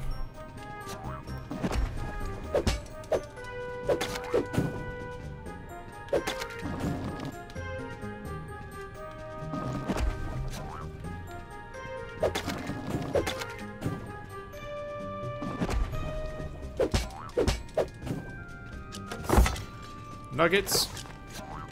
Sword.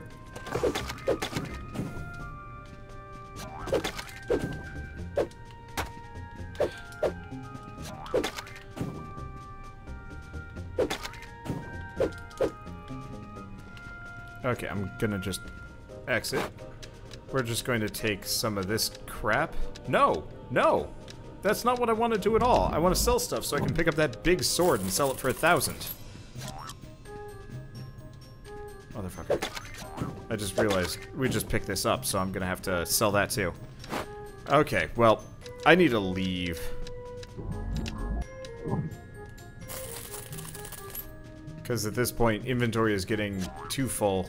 Can't do anything. And we're running into some issues. But yeah, ghost could be kill count, ghost could be a lot of things. Don't think it's based on inventory size. But yeah, my inventory is so freaking full. There's no point. I killed 84 dudes. That is cool though, the kill count thing. I think I might ping the developer and just be like, yo, I love your game. I don't know if you care to watch this or not, but I have some insights. Mainly the ghost sucks. Okay, well, I might as well toss up the sword.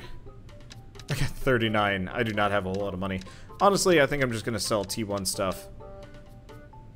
You know, I should probably double check to make sure this isn't a, like, higher tier sword. No. We know for a fact it's not a higher tier sword. It went up for the exact same price as the previous one. Okay, well, we might as well just sell everything. I'm more or less too poor to, I'm too poor for anything else.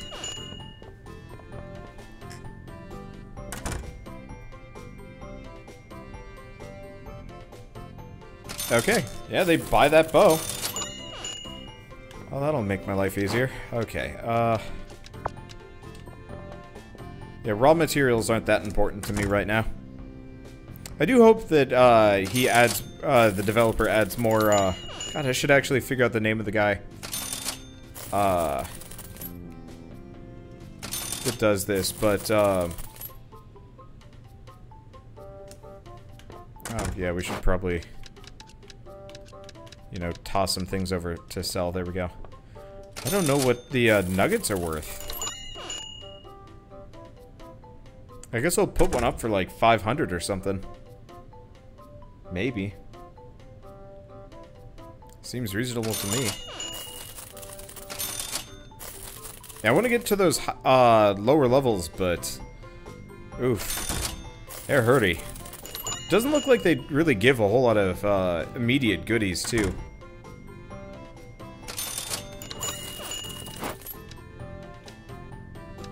Okay, so I'm gonna put one of these up for like 500 and see if anybody reacts.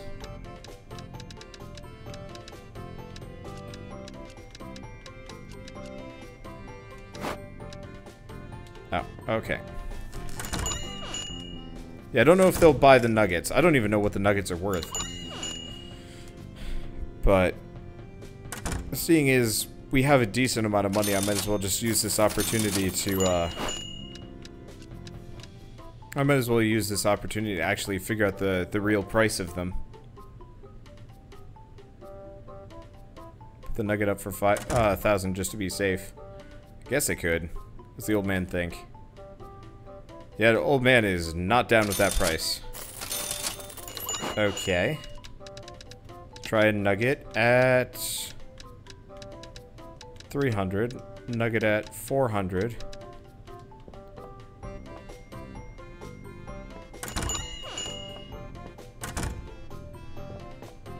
Okay, so the nuggets are worth significantly less.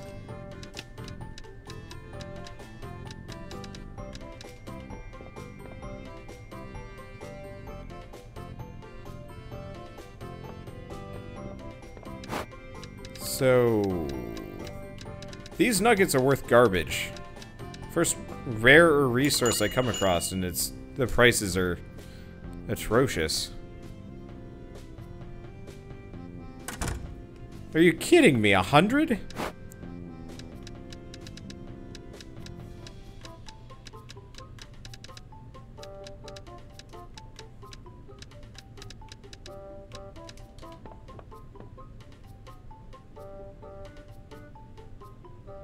Okay. So it's like 75-ish. That's weird.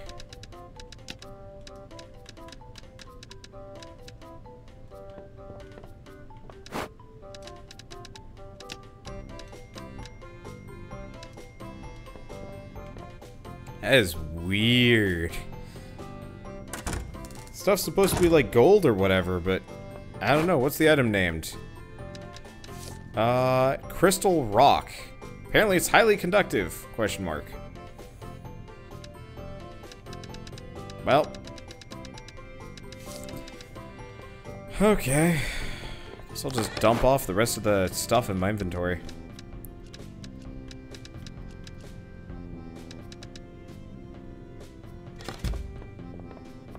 Oh, what's this? Oh.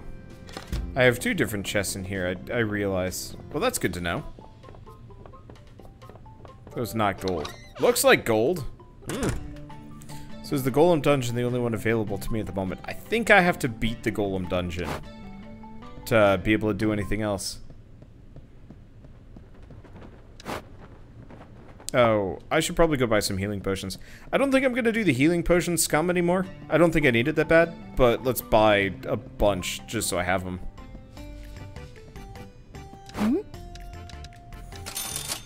Oh, apparently I own a whole bunch of these. How many do I have in my inventory? Okay. Where do I own these?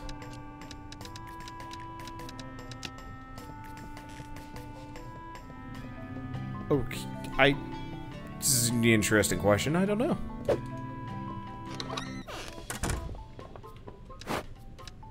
I thought I sold all of my potions. Chest. Oh, you're right. Was not paying attention. Well, I might as well load them up on the table.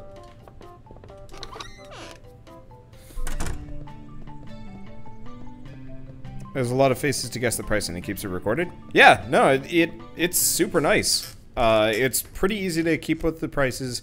It looks like eventually there's going to be a bit of a commodity system, so like things that people really like and people don't like, but currently it's just a completely static.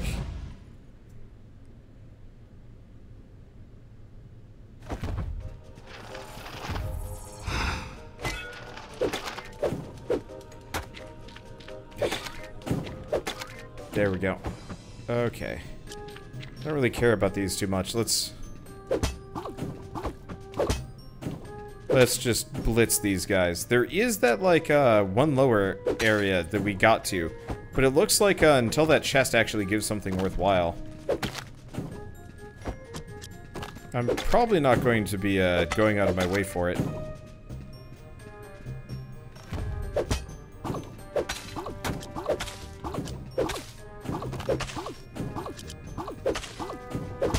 Okay. But yeah, after this, it's armor time. We are too squishy for our own good. So if I can improve myself. Oh, well, that's not the button I wanted. I switched weapons. Damn it. Love to see somebody speedrun this game. Why is there a table in here? Get out of here. That's probably not better. I'm to jump in all the pits. Arrgh.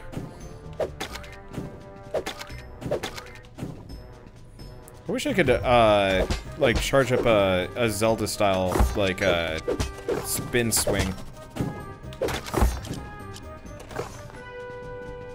I've probably taken a bit too much damage. Oh, no.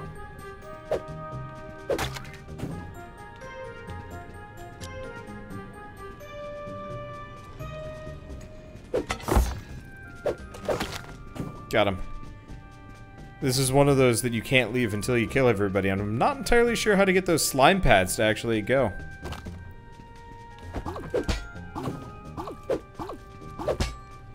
Let's see. Just skip the rooms on the first floor. So you don't lose health.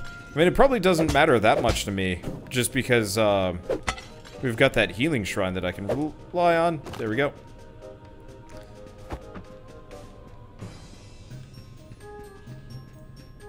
Because the healing shrine is awesome.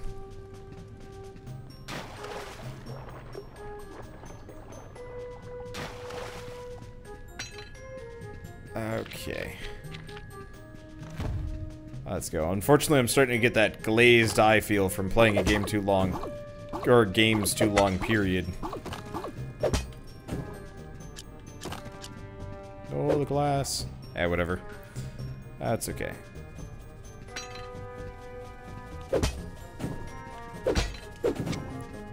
That's fine. And none of these resources are anything that I particularly care about losing.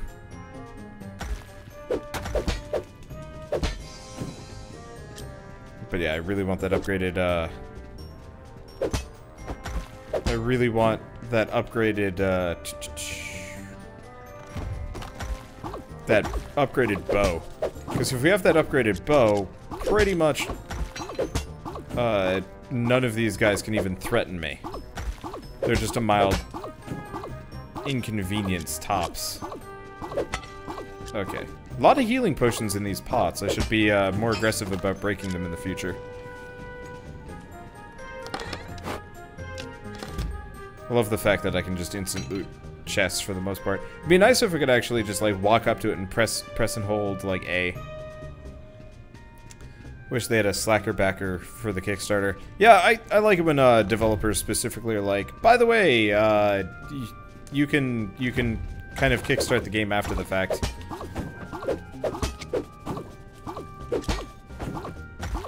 Well, when we finally put Starfalls on Kickstarter, we'll probably more or less make it available after the fact too. Probably at a slight increase in price just because.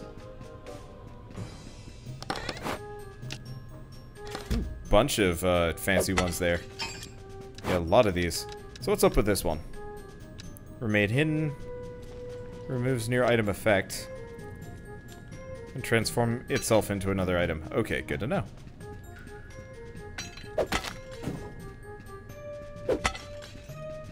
Yeah, I'm betting the, I'm betting Goo Man is a timer situation. Because at this point, like, yep. Whoa! Did not expect that I was going to clear that. At this point, I've cleared most of the level rather quickly. And he hasn't shown back up, which is good. I don't like it that kicks the people that donated, or that kickstarted in the time frame. See, that's why I was thinking, like, it would be an increased price. If you were to do the, like, Kickstarter thing. I don't know. Honestly, there's no way to handle it exactly. Personally, maybe it would be one of those where you would be ineligible for exclusive rewards. Like, say if you're a Kickstarter. Oh.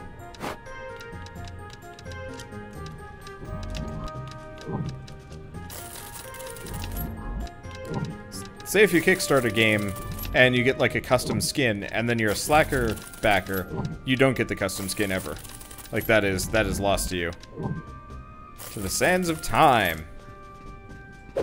I think that would probably be the best way to handle it, because then everybody gets it, but anybody that actually kickstarted it gets the goodies. But yeah, unfortunately, as with most Kickstarters, the main issue is just most people don't even know about them.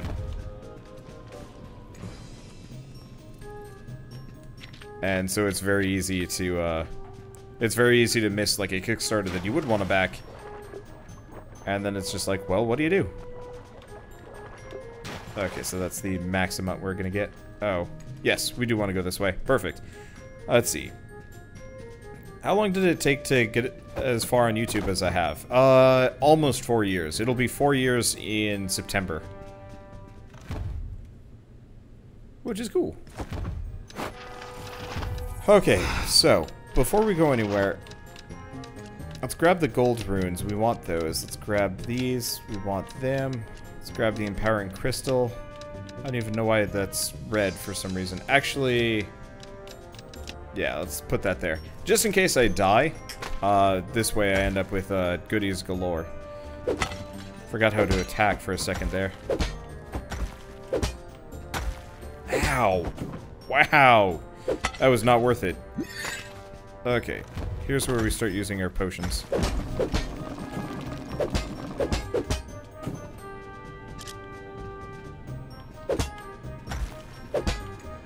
Nice part is I can just kind of walk away from these guys. Yep. Here's hoping the, what was that? Why was there, like, a red flash? I don't think I took damage from anything, did I?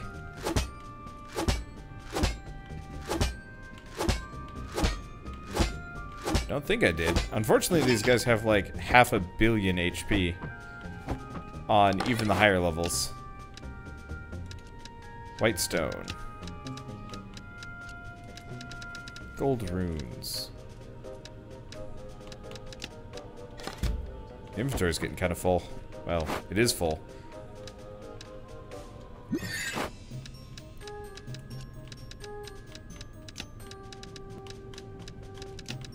I guess we can start selling these.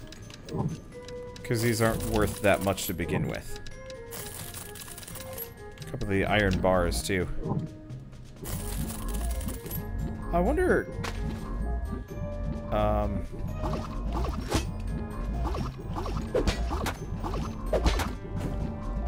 That hurt.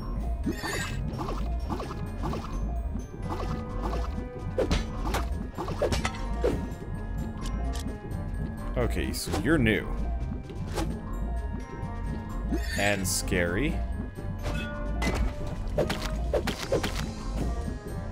And very killable. Oh, it's just a giant slime thing.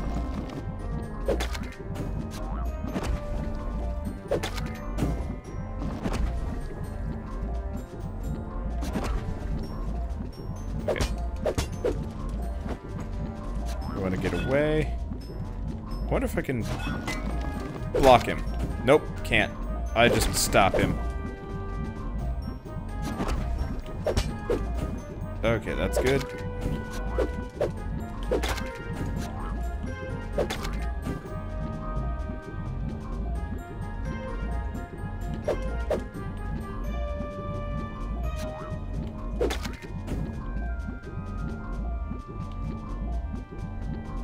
Okay.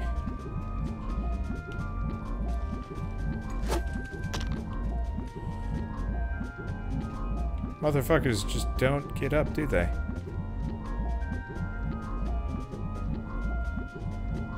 If the green slime shows up and kills me while I'm doing this, I'm gonna be kind of pissed.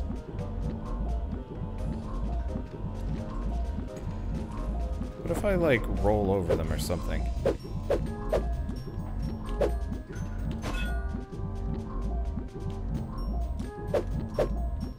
What is that noise?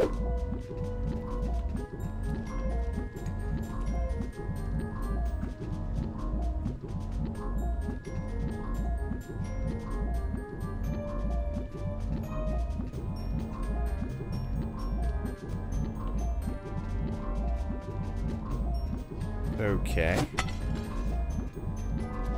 Gonna see if I can get rid of the pots at the very least. Maybe you need to bow them when they pop up. Probably not.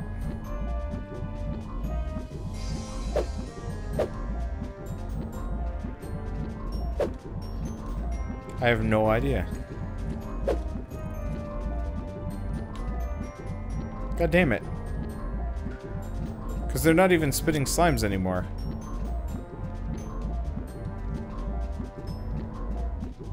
Let's stand in the corner for a while. Yeah, I guess it will. I think we've bugged them out.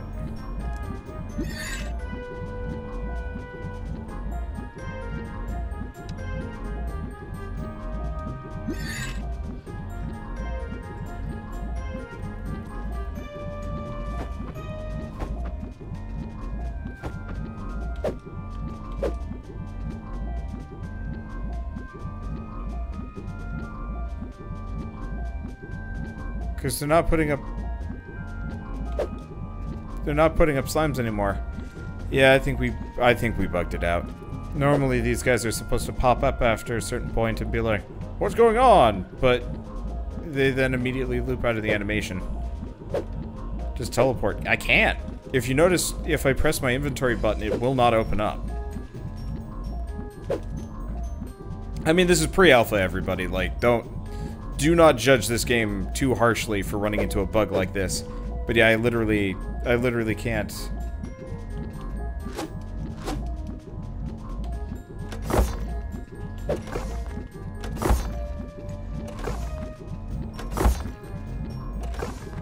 Well, I could die.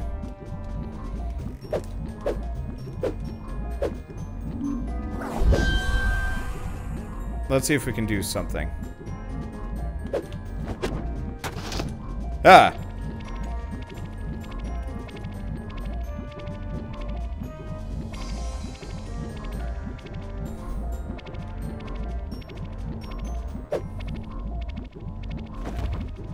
Well, I tried to fight the ghost and instead I just bumped into it.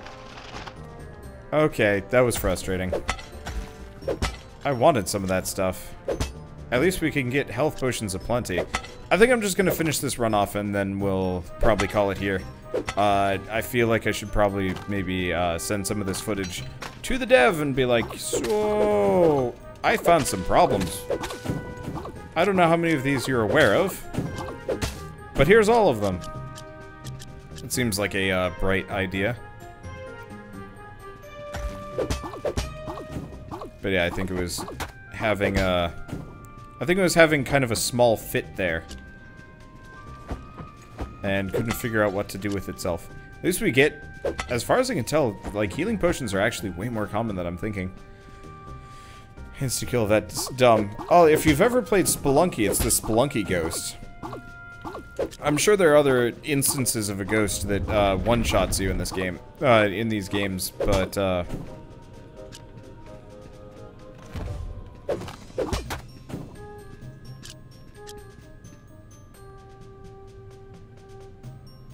yeah, I thought so.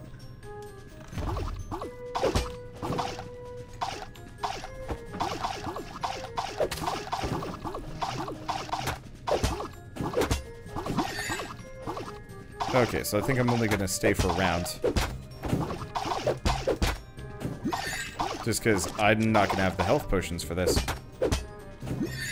Do these enemies do contact damage? That's like my least favorite thing. I do not like contact damage at all. I think it's such a lame design. Oh, let's get out of here.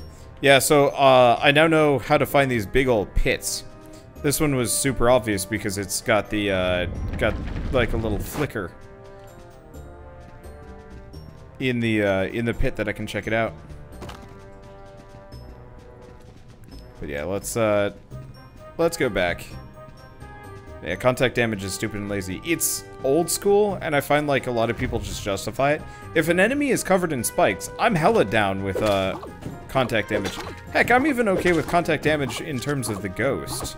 Just because the ghost is this like goopy thing that like I can kind of understand why there would be contact damage with it. Like, you touch that, it's like touching acid or fire or whatever. The moment you touch that, you take damage. That I can work with. Other stuff, though, maybe a little bit less so. Like the Stone Knights, who have kind of smooth exteriors. Not as convinced on the necessity of of contact damage on those, but that's okay. All right, I think we're already done. I'm gonna peek my head into this one.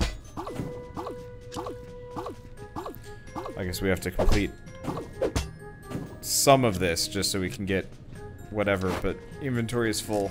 I could make it work a little bit longer, but honestly, eh.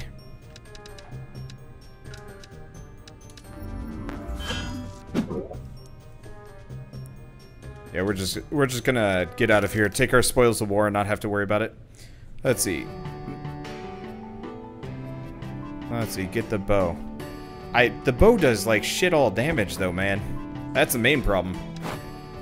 I like the idea of the bow, but just so little damage. Oh. Well. Might as well buy the Iron Helmet 4. Yeah, it looks like we're gonna need some much rare armor if we want to pick that up. Oh, that'll be okay. I can equip it, yeah?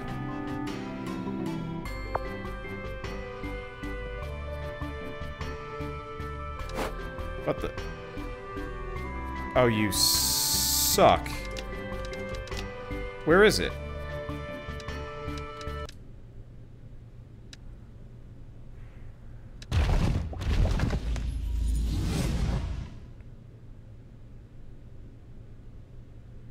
Because my inventory is full, I don't think I get the helmet. Also, game menu broke. Well, pre-alpha. Alright, let's check this again.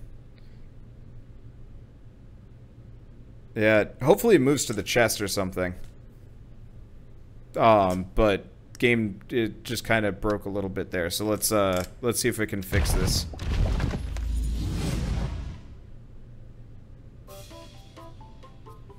Sometimes quitting out actually reloads it too. Okay, I still have my money. This is kind of what I was looking for. Okay, so I need to start saving these up. I'm gonna save up these like weird golden runes. Got a couple other things that we can do.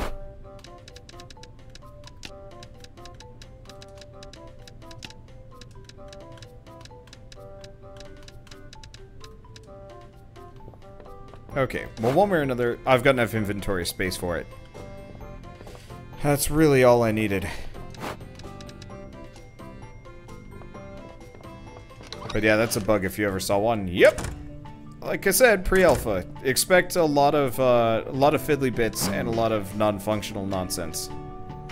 But that's okay.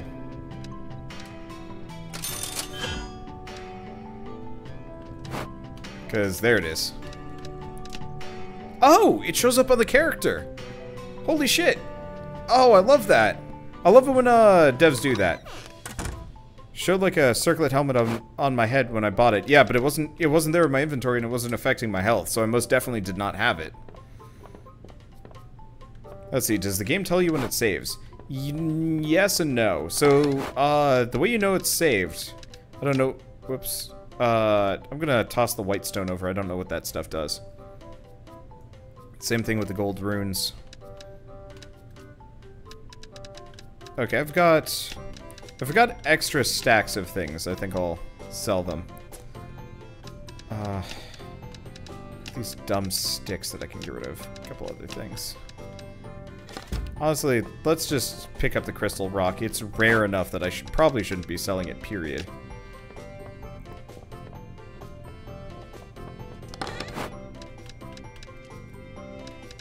Okay, so we've got a stick, we've got most of these basic things.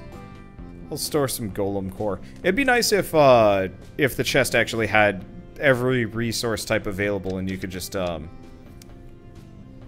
pick and choose from what you want. Toss that over. Yeah, I think this will be good. The rest are pretty common resources, so I can always get them back if I do need them. So let's open the shop up, liquidate what I can. Hopefully we'll just get some more armor as we go along.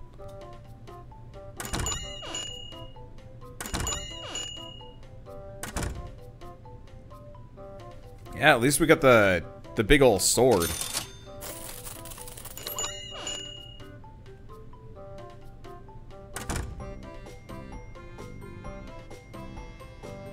That bit was a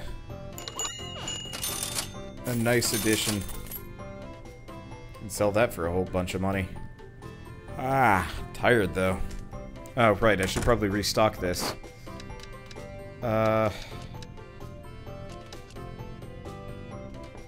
There we go. Yeah, so we'll keep grinding away at this game for quite some time, but I'm just happy that we're starting to progress. We can mostly just roll the first level. and we can start making progress on the second. Hopefully they smooth that out a little bit, just because, you know, the less time it wasted per level, the better. Like, it'd be really nice if almost the dungeons were completable even at level 1. I don't know. Hard to say on that one, actually. I don't exactly like the vertical upgrade system, because that more or less just inherently means grind. It'd be cool if the swords just did different things, but generally did about the same amount of damage.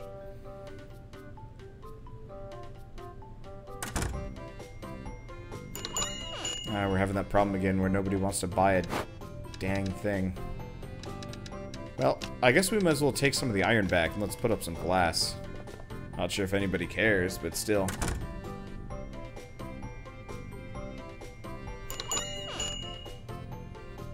I've noticed this happens every once in a while, where all of the NPCs are just like, "What do you mean buy things? No, we're here to just hang out."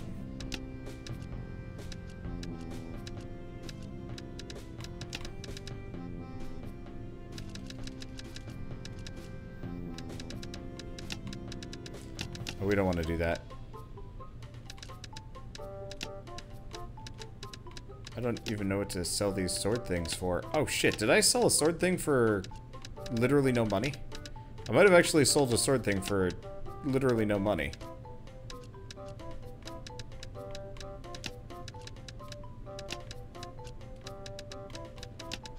But yeah, let's see if I can kickstart them by lowering the prices. Maybe they'll be more likely to check something out here. But yeah, one of the things I like about D&D is it vertically scales most things, but like, generally, like, the difference between a +1 weapon and just a regular weapon isn't that drastic, and so on and so forth. Yeah, no, I think the AI just breaks every once in a while, and they're like, "What's shopping? Ooh, this is a nice stove. I like this corner. That dripping pot, though, you really should clean that up. Like, Jesus Christ, dude." Yep. Buyer's fatigue. Might be a thing. I really have no way of knowing. I'm just gonna queue them up for next time. Not that it really matters. I'm not actually sure any of this, like, pseudo progress is gonna be saved. No, actually, now that I'm thinking about it, I don't think I sold a single one of those, like, broken swords. And that's okay.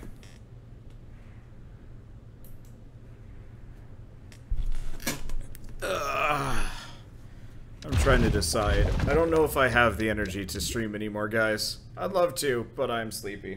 Check the notebook for popularity. As far as I can tell, it doesn't really change yet. I don't think they've implemented the popularity system. At least not as far as I know. One way or another, I think I'm gonna have to probably call it here, guys. I'd like to keep going, but I'm just too tired. I might be in Warframe for a little bit before I go to bed. I'd like to do the sortie, but I think that's gonna be it. So good night, guys. See you tomorrow. Reboot Rainworld. Jesus Christ, no thanks. If you want to watch Rainworld, go watch freaking The End Is Nigh. That game is brutal. Like, my hand still hurts from The End Is Nigh.